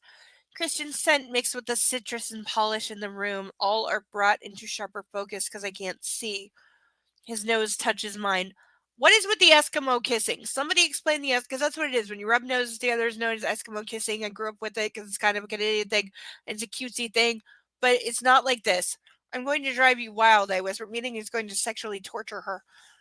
Hips as he moves down, removing my panties, his hands glide down my legs, drive me wild. Wow. Lift your feet, one at a time, I oblige, and he removes first my panties, then each sandal in turn. Grasping my ankle, he tugs my legs gently to the right. Step, he says. He cups my right ankle to the cross, then proceeds to do the same with my left, which he also would have done with your wrist, you dumbass. There's no bar above him. The cross has 4-point restraints. That's the fucking point of it! So if you're gonna invoke this thing, know how it fucking works, you dumbass author. Again, I'm a better author than this without trying, and I have a lengthy list of things which I'm gonna recite at the end of this chapter of what I have researched for my own fanfic that nobody's fucking reading, and like 5 people have part 1 of. But I have researched over 30 goddamn things, whereas the core things to this book She can't fucking, like, Google a picture of a St. Andrew's cross. You're gonna know how it works. Because it ain't that complicated. It ain't rocket science. And she couldn't even write that correctly. Jesus fucking Christ. And I just tore the page. And I hate tearing pages before I burn them. After a moment, maybe two, I hear him pad quietly. I don't care if I'm skipping a line or fuck all right now. I'm so tired. The the butt drawer. I hear him open one of the drawers. The butt drawer. I have no idea. He takes something out and places it on the top, followed by something else. The speakers spring to life, and after a moment, the strains of a single piano playing playing a soft, lilting melody fill the room. It's familiar. Bach, I think. Oh my god, her obsession with Bach started. Because remember in the other ones, Bach is the only fucking pianist she knows, even though there's like 40 different pieces listed throughout the books. All of them are Bach. It's the only classical musician she knows. But I don't know what the piece is. Something about the music makes me apprehensive. Perhaps because the music is too cool, too detached. I frown, trying to grasp why it unsettles me. The Christian grasps my chin, startling me, and tugs gently so that I release my bottom lip. I smile, trying to reassure myself. Why do I feel uneasy? Is it the music? No, it's not. Christian runs his hand from my chin along my throat and down my chest to my breast. Using his thumb, he pulls on the cup, freeing my breast from the restraint of my bra. It would take more than that to take a whole bra cup down. I mean, I know she's only like a B, but seriously. He makes a low, apprehensive humming noise in his throat and kisses my neck. Ugh. He makes his lips follow the path of his fingers to my breast, kissing and sucking all the way. His fingers move to my left breast, releasing it from my bra. I moan as he skates his thumb across my left nipple, and his lips close around my right, tugging and teasing gently until both my nipples are long and hard. Ah! He doesn't stop. With exquisite care, he slowly increases the intensity on each. I pull fruitlessly against my restraint. A sharp pleasure spikes from my nipples to my groin. I try to squirm, but I can hardly move, and it makes the torture all the more intense. Christian, I please, I know, he murmurs. His voice is harsh. Is this what you make me? This is what you make me feel. What? I groan, and he begins again, subjecting my nipples to sweet, agonizing touch over and over, taking me closer. Please, I mewl. And like a kitty going, meow. He makes a low, primal sound in his throat, then stands, leaving me bereft, breathless, and squirming against my restraints. He runs his hands down my side, pausing one on my hip while the other travels down my belly. Let's see how you're doing, he croons softly. He's gonna finger her, and I need to go to the bathroom before that happens, because otherwise we got problems. So taking 2 minute break, 2 minute break, 2 minute break for my sanity, 2 minute break. Then we got like maybe like 4 pages, 4 or 5. We got like 5 pages left. We got like 5 pages left. I'm taking a 2 minute break. Okay, this is the current impact of the handcuffs. Person who sponsored the handcuffs. Thank you. Thank you very much, person who sponsored the handcuffs. I will definitely put them back on as soon as I get back here. I promise. I absolutely promise, because I'm a woman of my word, always. And, I like it when it leaves deep marks, but I really gotta pee. So give me 2 seconds and I'll be right back. 2 seconds and I'll be right back and finish off this trash for the evening. There is still plenty of time to sponsor a duck. There's still many a duck left to be sponsored. If one should want a duck. Thank you, Sadell, so much. You're such a love and all your dragons, and I wish you all the best, and I love you so much. I'm so glad you're back with us. I missed you. I really did miss you. And Mark, if you're still listening, I missed you too. 2 minutes.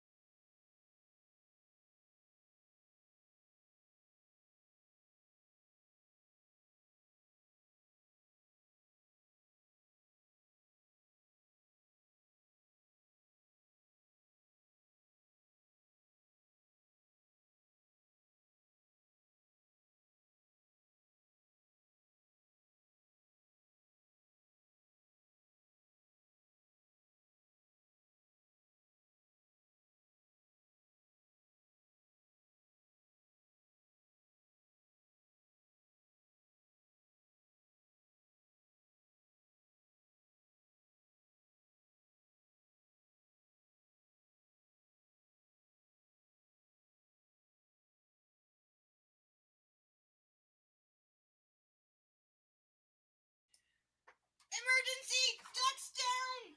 Oh no! I bumped the thing and they fell! And there's a cat! Ah! Getting the ducks! Go away, kitty! Ah!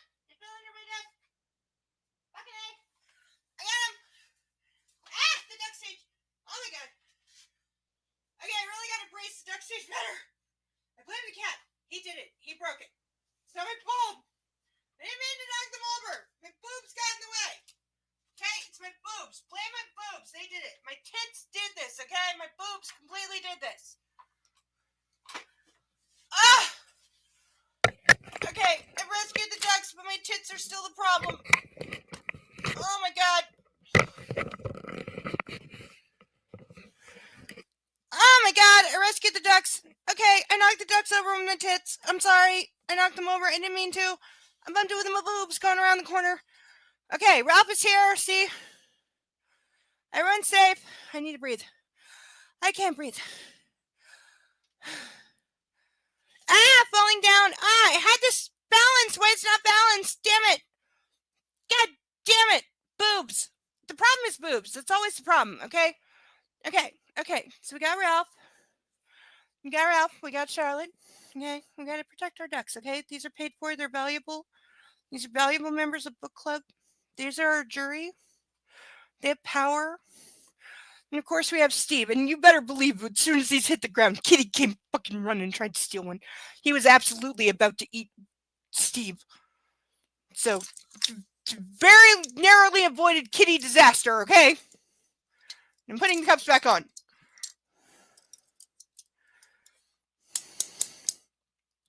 If anyone would like to sponsor a squirt gun for me to tame the kitty, I may be willing to invest in the torture of my cat.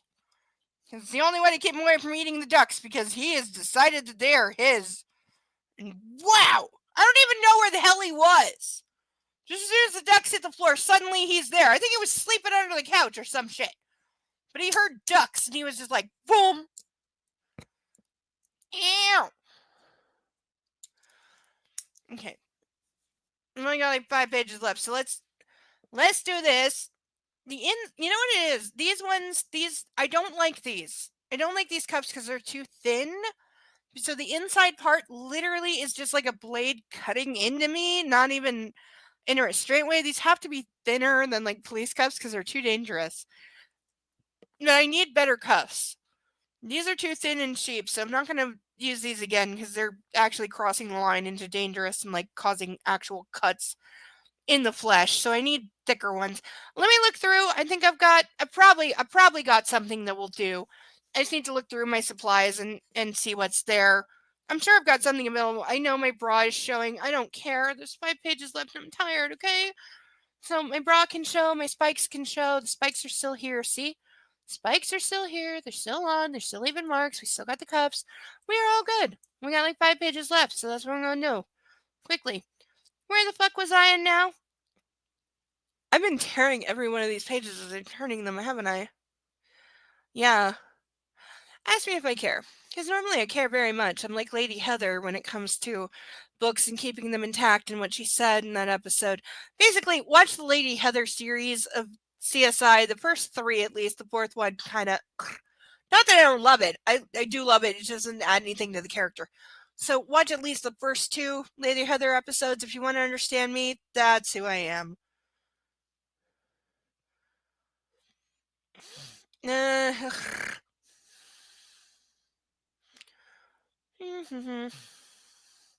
Let's see how you're doing, he croons softly. Gently he cups my sex, brushing his thumb across my clitoris and making me cry out. Slowly he inserts 1 then 2 fingers inside me. I groan and thrust my hips forward. Ooh, more sirens. Okay, not here. Slowly he inserts 1 then 2 fingers inside me. I groan and then thrust my hips forward, eager to meet his fingers in the palm of his hand. Oh, Anastasia, you're so ready, he says. He circles his fingers inside me around and around, while his thumb strokes my clitoris back and forth once more.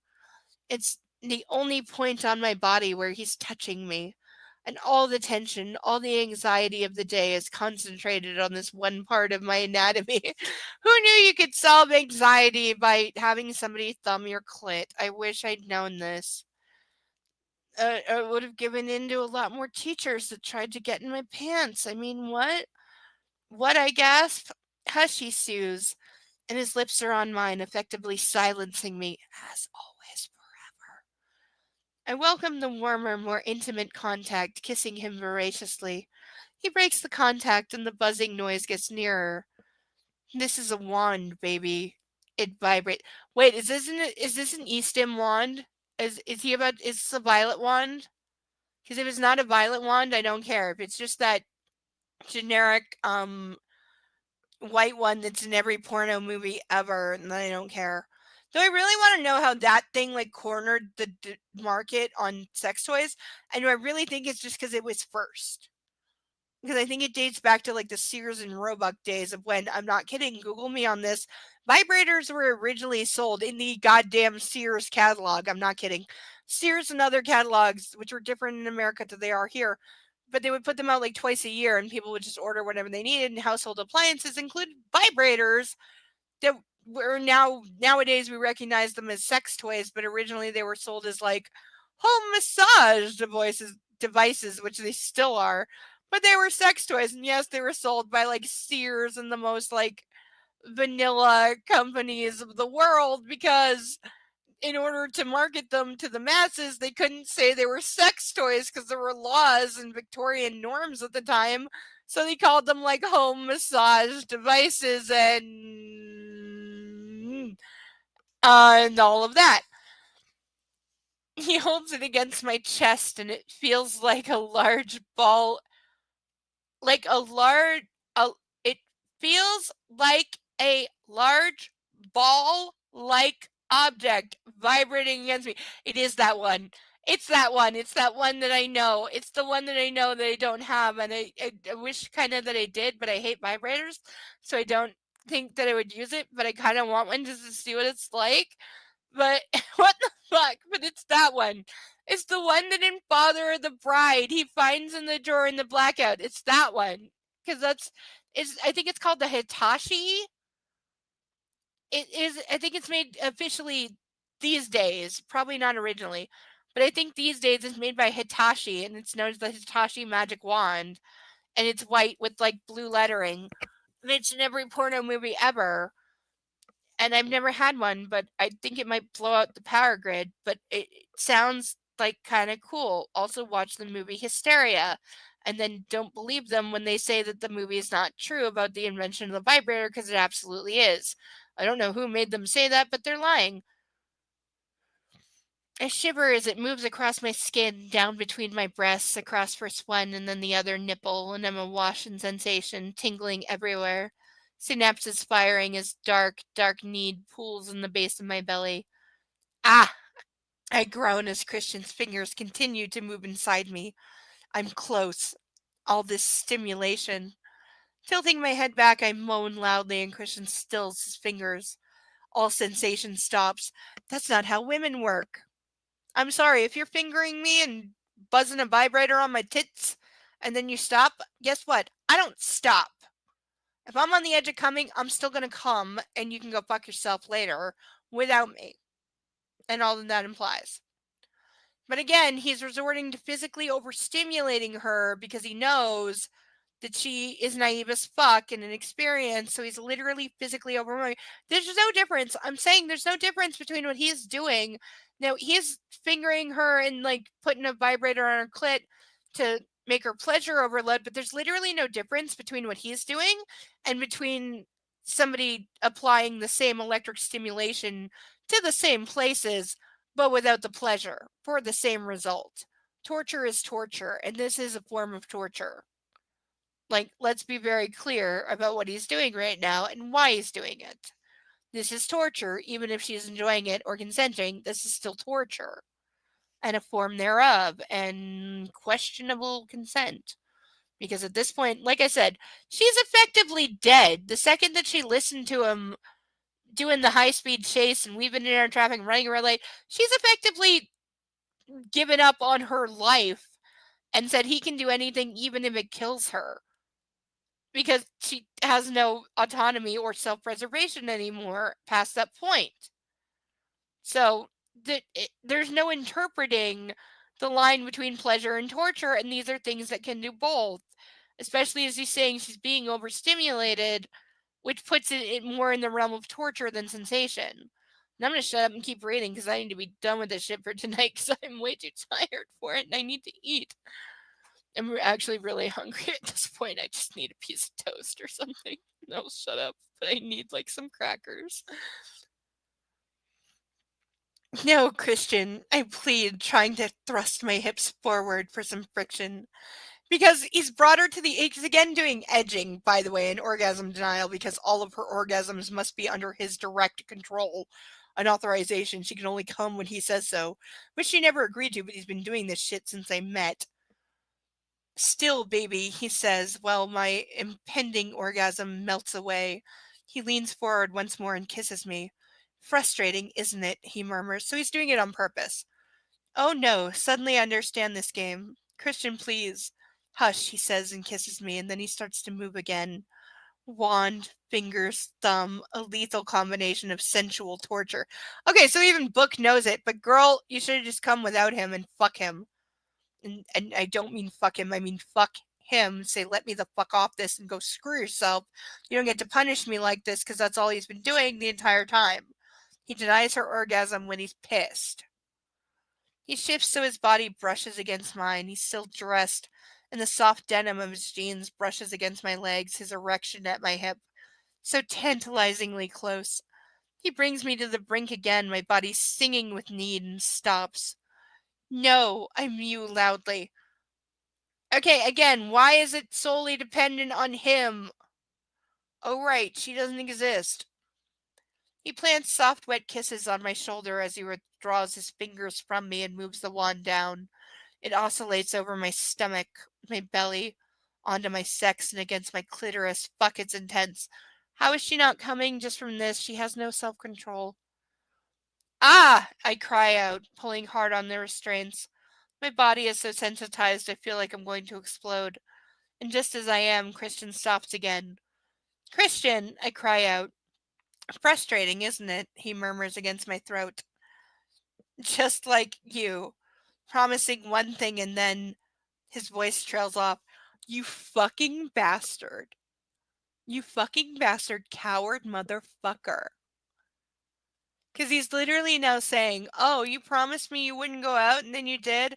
Well, that makes me feel like this while I torture you sexually. No, it doesn't, you fucking bastard coward. And she doesn't have to obey you. This is literally torture and abuse and nothing else. And he deserves to be in jail for a very, very long time.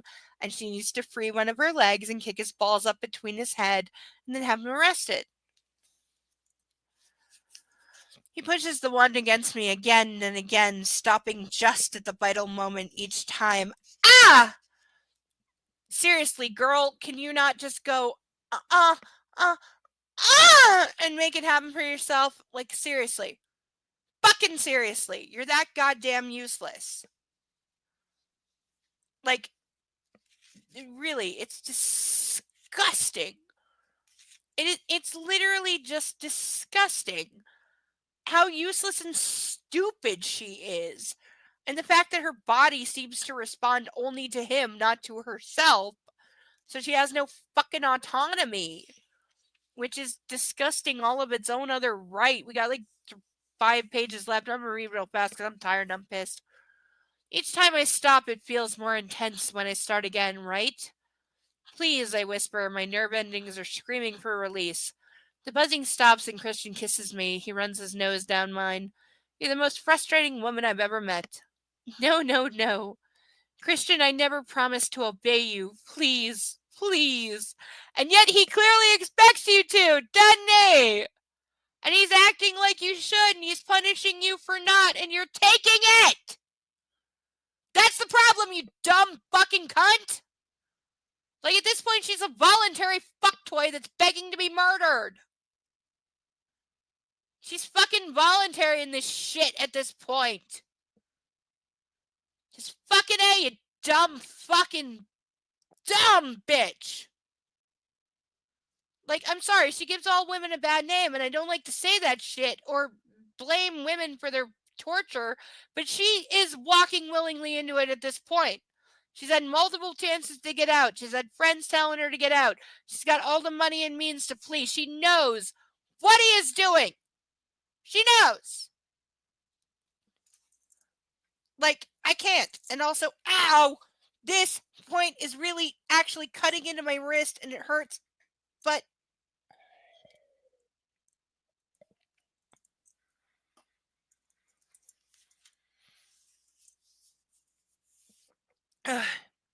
that's because you cheap, thin handcuffs that I hate.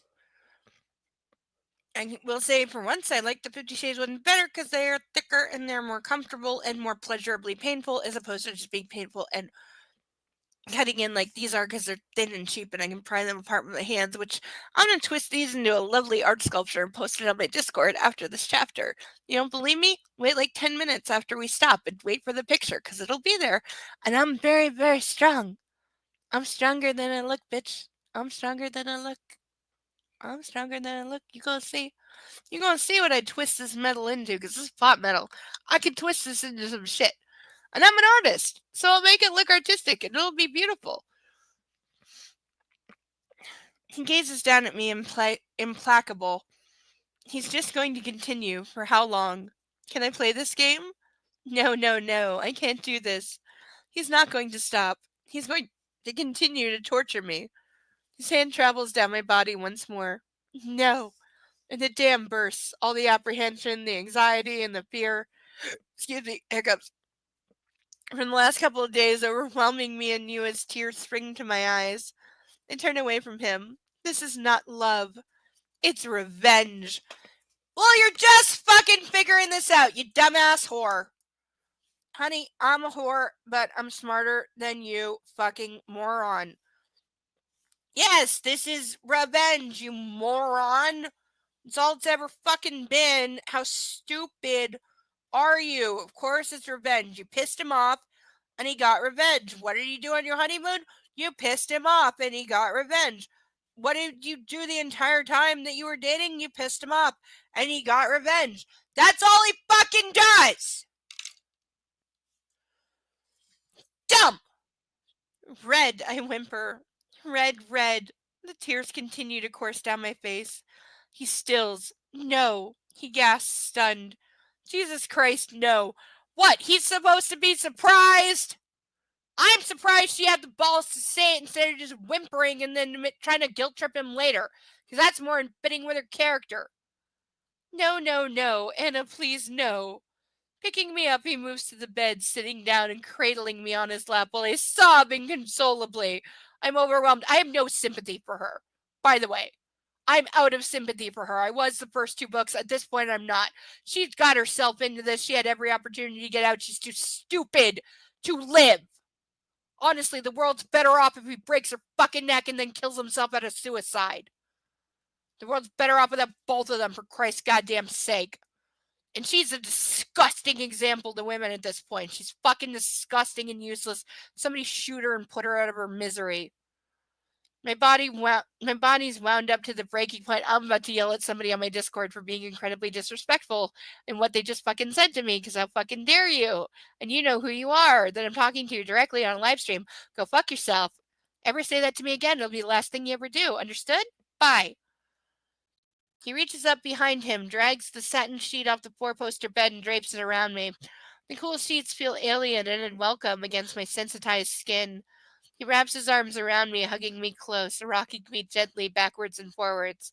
I'm sorry, Christian murmurs, his voice raw. He kisses my hair over and over again. Anna, forgive me, please. Forgive him for what? Like, seriously. Dude, you don't even... Yeah, Sethiel, you're right. I need to breathe. You're right. I need to breathe because it's pissing me off.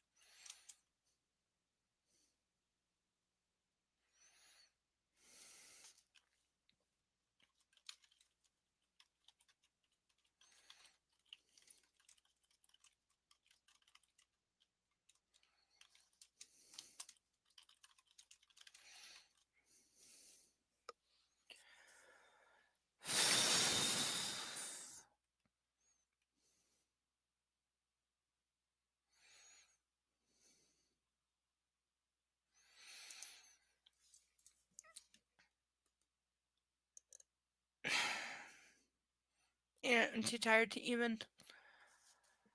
You know what? You know what I need? I need a fucking drink. I need. You know, I'm taking this off for 1 second. World can go fuck itself. I'm taking this off for 1 second. I'm washing my face. Like a cat. Ow.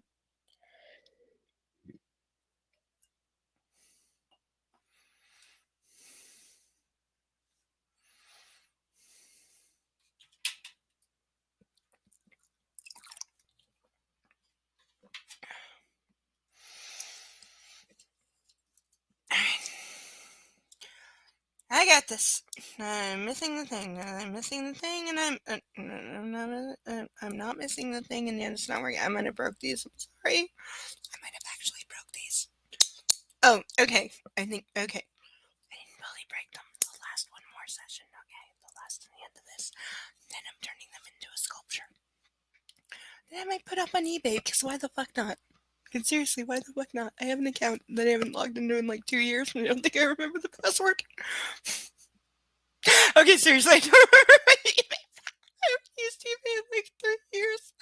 I don't think I remember the password. I was just randomly thinking, yeah, after I twist the cups into fucking scrap metal, I should sell it as art. Because somebody will buy that shit.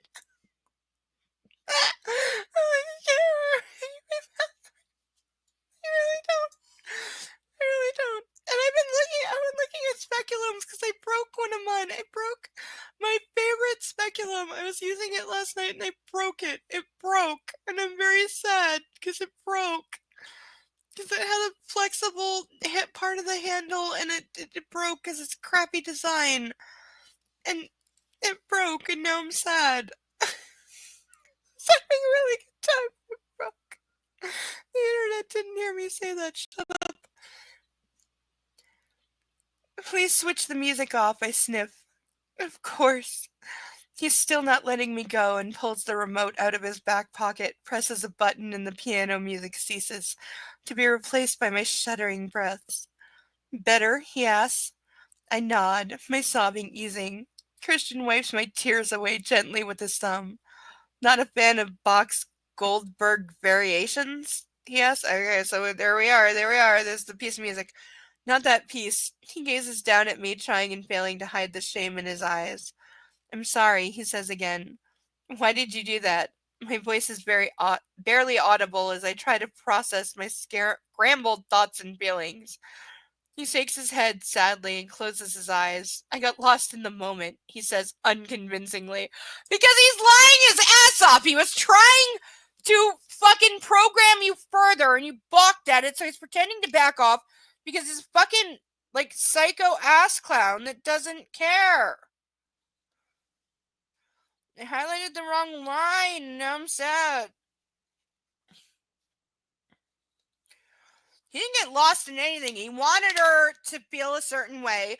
And when she did, then said it was too much, he's trying to back off. So fuck off. And orgasm denial is a standard tool in you never. He stops. I shifted his lap and he winces. Yeah, it's a standard tool in all the shit you promised you wouldn't do to her once you were married. And yet here you are, you sick, sadistic son of a bitch.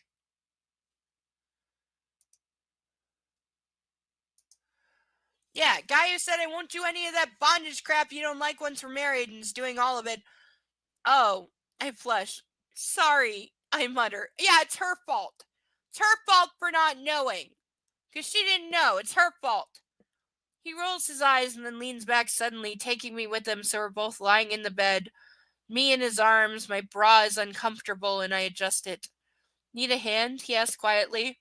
I shake my head. I don't want him to touch my breasts. Yeah, that's what you want to think of your husband. Don't touch my tits. He shifts so he's looking down at me and tentatively raising his hand, strokes his fingers gently down my face. Tears pool in my eyes again. How can he be so callous 1 minute and so tender the next? He's fucking mentally ill as well as psychopathic. That's how, you dumb slut. Run. Please don't cry, he whispers. I'm dazed and confused by this man. My anger has deserted me in the hour of my need. I feel numb. I want to curl up into a ball in withdrawal. I blink, trying to hold back my tears as I gaze into his harrowed eyes. I take a shuddering breath, my eyes not leaving his. What am I going to do with this controlling man? Learn to be controlled? I don't think so. And I'd believe her if she had any autonomy at all from the beginning, except that literally the first scene is her being bullied by her roommate into doing an interview she's not qualified for and doesn't want to. And they revealed that behind the scenes they deliberately dressed her like a child to make her look like a toddler falling in front of daddy on the first day of school. They said it, not me. It's real. So maybe that's the problem with your whole fucking character. Do as you're told. You never changed your you changed your mind. You didn't tell me where you were, and I was in New York, powerless and livid. If I'd been in Seattle, I'd have brought you home. In other words, I'd have tracked you down and physically kidnapped you from the bar because I said you couldn't be there, and you said you wouldn't. Therefore, I have the right to physically walk into the bar, pick you up, throw you over my shoulder for the third time, and take you back to our apartment because you said I could. Because that's how things work in the real fucking world. Your wife is literally your goddamn property. That is very much his point of view, and it's never, ever, ever, ever, ever, ever, ever going to change. So all that is left is that she accepts it, which clearly she is, but she's still like, what, paying lip service to not being every now and then? It's stupid. At this point, honey, just get on your knees naked in the kitchen and stay there till he needs you because you're done. You were done the day he bit your chest and you didn't divorce him. You were done. So get naked and on your knees and stay there because that's all that's left for you because you've decided that is what you're going to live your life as. The rest of this is goddamn bullshit.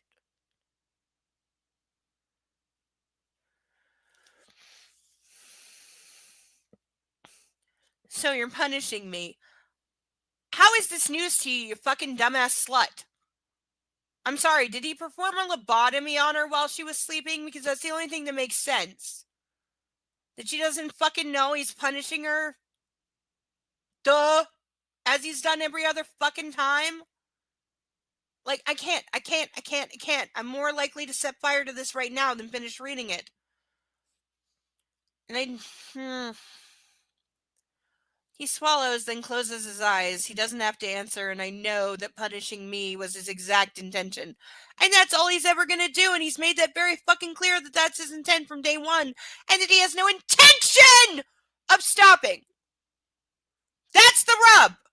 He never told you he would stop, you stupid, useless bitch. He never told you that he would stop. He told you, this is how I am. You take me as I am, this is how it is. Plain and simple. He told you. But she's got the dumbass, I can change him, I can cure him, I'm his angel, I'm his muse, I'm the cure for all that ails him. And to be fair, his own goddamn warped-ass therapist, which I question if that man has credentials, told her, yeah, you're the cure for mental illness, Anastasia, just lie back and spread so he can be cured of his fucked up childhood because you make him be calm or want to. Even though he's going to wind up killing you and several other women who come after you. Because he takes his anger out on you as his literal punching bag, and that makes him feel better and able to deal with the world because he's just a walking rage machine who refuses to deal with his own goddamn issues in actual real therapy when somebody's just making a mint telling him, yeah, you're great, you just need to find a woman who will let you beat her to death and then you're great. For a start, wait a minute, you have to stop doing this, I murmur. His brow furrows. For a start, you only end up feeling shittier about yourself. No, he doesn't. He ends up buying her expensive trinkets to make himself feel better, and then he doesn't feel so bad. Not that he did in the first place. Go fuck yourself. He snorts. That's true, he murmurs. I don't like to see you like this. Yes, you do, or you wouldn't do it, because you're doing it, so go fuck yourself. And I don't like feeling like this. You said on The Fair Lady you hadn't married a submissive. No, that's right. He married a slave, you dumbass bitch, so shut your fucking mouth. I'm surprised he hasn't sewn it shut yet. I know. His voice is soft and raw. Well, stop treating me like one. I'm sorry I didn't call you. I won't be so selfish again. I know you were. You weren't being selfish. He's retarded. You're both too stupid to live. Please commit joint suicide. He gazes at me, scrutinizing me closely, his eyes bleak and anxious. Okay, good, he says eventually. He leans down but pauses before his lips touch mine, silently asking if it's allowed. No, he's not. I raise my face to his and kisses me tenderly. Your lips are always so soft when you've been crying, he murmurs. Ew! I'm just adding like a whole level of ew to that statement, because that's not something you should know. Because ew. All the ew. I never promised to obey you, Christian, I whisper. I know. Deal with it, please, for both our sakes. And I will try to be more considerate of your controlling tendencies. No! Don't be more considerate of his controlling tendencies. Tell him to fuck off with his controlling tendencies, or you're gonna leave his dumbass. Because part of the arrangement to getting married was that he stopped doing that shit, and he's not doing it. So either he gets to live up to his side or he gets to be gone.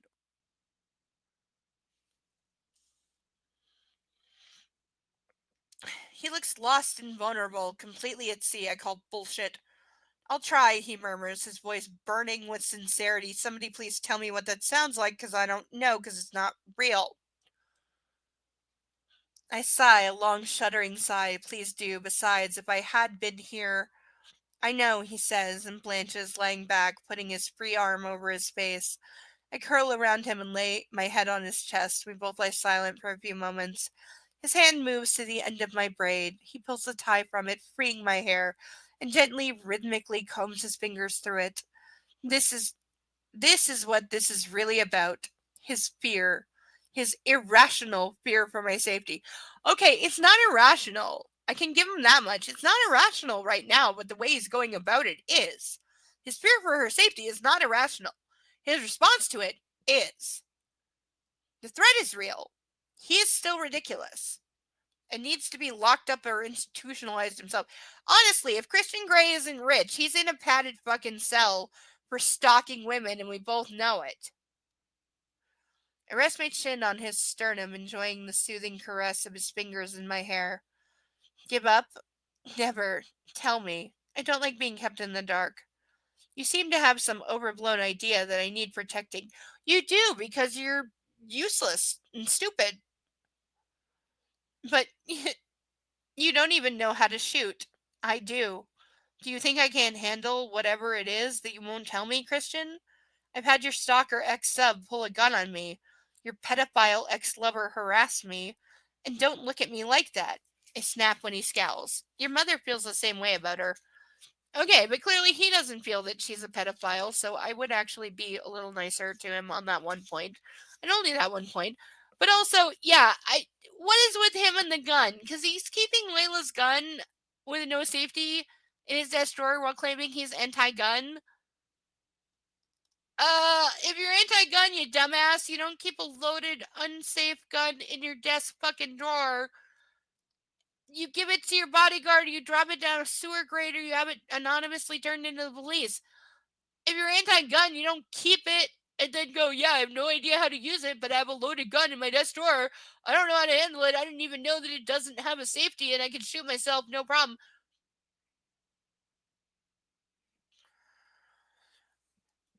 Last page. Last page, last chance for a duck. Last chance for a duck. Last call at the bar. Here it is, last call. Deep breath. Thank you, Sethael. You are my prince among dragons tonight. You really are my MVP. Thank you and all your dragons. And please continue to post pictures of your dragons on my Discord, because that made me smile.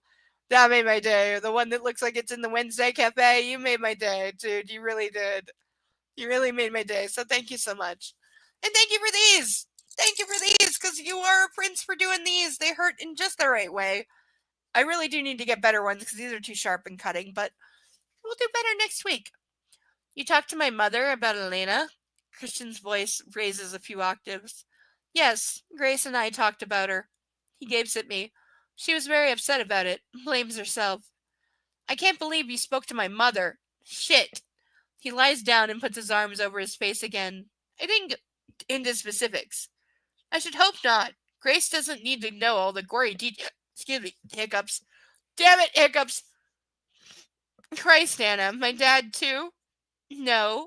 I shake my head vehemently. I don't have that kind of relationship with Karek. I mean, what? You haven't fucked him? Like, seriously, what are you saying? His comments about the prenup still sting. Oh, God forbid!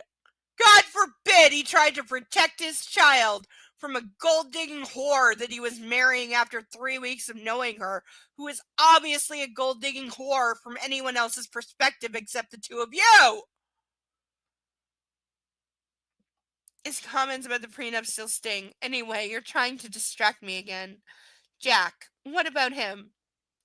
Christian lifts his arm briefly and gazes at me, his expression unreadable. Sighing, he puts his arm back over his face. Hyde is implicated in Charlie Tango's sabotage. The investigation found a partial print. Just partial, so they couldn't make a match. But then you recognized Hyde in the server room. He has convictions as a minor in Detroit, and the prints matched his. Okay, is her saying, I think that's Jack Hyde off a grainy black and white security video? Does that have any legal standing? Because I don't think that it does. And also, unless she gave a statement to somebody verifying that, or they matched the video with facial recognition or some shit, I don't think that matters. So they don't have him for doing anything there. They've got him for showing up at their place with a gun, but then he was let in. So I'm not sure they have any actual crimes they can pin on this guy because, again, idiot security all by himself chose to let him in with a gun and duct tape. And having either of those is not a crime unto itself. And again, security let him in, so it's not break and enter. And unless they can prove that he was the bomber or the saboteur, then what the fuck? I'm starting to see why he comes back later. My mind reels as I try to absorb this information. Jack brought down Charlie Tango? How have you not thought about this? Again, brain-dead slut. But Christian's on a roll. This morning, a cargo van was found in the garage here. Hyde was the driver. Yesterday, he delivered some shit to that new guy who's moved in. The guy we met in the elevator. I don't remember that scene. I don't remember his name. Me neither, Christian says, but that's how Hyde managed to get into the building legitimately. He was working for a delivery company. He got fired from his editing job like 3 days ago. So he somehow got hired onto a delivery company that just happened to be making a delivery to Christian Gray's building. And we're supposed to buy that this is how he bypassed supposedly like the best security money can buy. This is dumb. And what's so important about the van? Christian says nothing. Christian, tell me. The cops found things in the van. He was gonna kidnap you, you dumbass bitch. He had a gun and duct tape. The van was to take you away. So if he had a taser or sex toys or a scalpel, that's what was in the van, or a mattress. I'm guessing a mattress. You dumbass bitch. That's what was in the van. Again, stupid slut. Stupid brain dead fuck doll willingly at this point with no sense of self-preservation. Please shoot her for her own benefit. That's how pathetic she is at this point. What do you think was in the van, dumbass? What things? He's quiet for several moments, and I open my mouth to prompt him, and he speaks. A mattress! I said it! I said it! I swear I didn't look! I swear to God Almighty! I swear I didn't look! I didn't look at the next page! I didn't look! That was a guess! It was a genuine guess! I said it! I fucking said it! Because there's nothing else! A mattress, enough horse tranquilizers to take down a dozen horses in a note. Oh, so he was gonna suicide her. That's what he's saying. He was gonna suicide her and probably rape her several times. His voice has softened to barely a whisper while horror and revulsion rolls off him. And yet he's known this for like 24 hours and is only now telling her, you fucking waste of space. If I'm her, I'm taking his money and buying an island and then banning him from it. Holy fuck. Note, my voice mirrors his, addressed to me. What did it say? Christian shakes his head, indicating he doesn't know or that he won't divulge its contents. He knows! He knows and you know he knows. Make him tell you. Oh. Hyde came here last night with the intention of kidnapping you. Christian freezes, his face taut with tension. As he says those words, I recall the duct tape and a shudder runs through me. Though deep down, this is not news to me. Duh! Shit, I mutter. Quite, Christian says tightly. I try to remember Jack in the office. Was he always insane? I don't think he's insane now. He's got quite a good plan, actually. How did he think he could get away with this? Who says he was planning to, dumbass slut? I mean, he was pretty creepy, but this unhinged? Not that far of a stretch. I don't understand why, I murmur. It doesn't make sense to me. I know, the police are digging farther, so is Welch. But we think Detroit is the connection. Detroit? I gaze at him confused. Yeah, there's something there. I still don't understand. Christian lifts his face and gazes at me, his expression unreadable. Anna, I was born in Detroit. End of chapter! So, we get that he's like, oh, I was born in Detroit, and he spent time in Detroit, and that's somehow a connection. I'm throwing the book away, literally. But seriously, bitch, he knows all this, and this guy was about to kidnap you, murder you, and leave a fake suicide note to hurt Christian Grey, is what it's saying. And he's still not telling you, even though you know it, and you're willing to sit there and take it. When somebody puts a bullet through your brain, your last thought is going to be, oh, I hope this doesn't make Christian mad. That's what I was going to say on her gravestone. I hope Christian isn't mad that I'm dead. That is her gravestone. Because she's too pathetic to exist, so are all of these characters. And I'm so over this book, and there's still 200 pages left. God have mercy on me.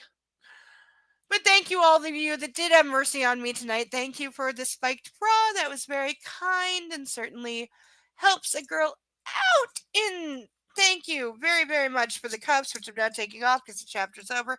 But they left really remarkable marks. They do leave good marks, I will say. The thinner metal, the really thin pop metal leaves good marks. It does do that in short order. These are only on for one chapter. So they left really decent marks on that front, I will say. I'm still going to twist them apart. I have 3 more pairs of these. Don't worry, we have cups for next week. I got it covered. We have more. These ones I'm going to twist into an art sculpture and twist and put on eBay for Christmas because I feel like it. Because it's an idea that came to me and therefore we're going to do it. So we're going to see what comes of it. And I'll post a link in whatever. But for now, no ducks. That's what I'm sad about. We got no ducks. I need ducks, and there's no ducks. We didn't get ducks. I wish we'd gotten 1 duck. That would have made me very happy. Didn't get a duck. But we will be back next week for more book club and reading 2 more chapters, and then moving on to the reverse perspective.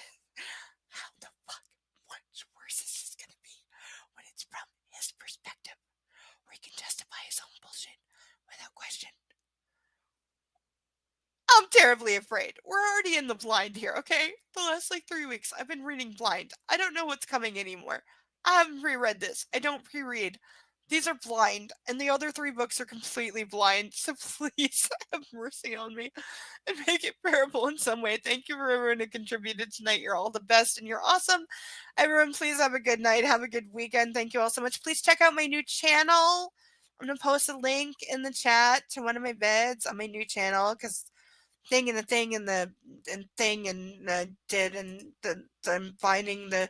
I have a link to it. I totally do. I so have a link to my new channel that I have had up for 2 weeks doing body cams. I have a link to it. I'm completely do not forgot about that. So there in the chat, that is a link to my new channel. It's linked to one of the videos on my new channel. But sub if you have excuse me, hiccups. Please sub if you have not, and if you enjoy body cam content, there you go. So, hiccups, darn it. Okay, we're calling it an evening.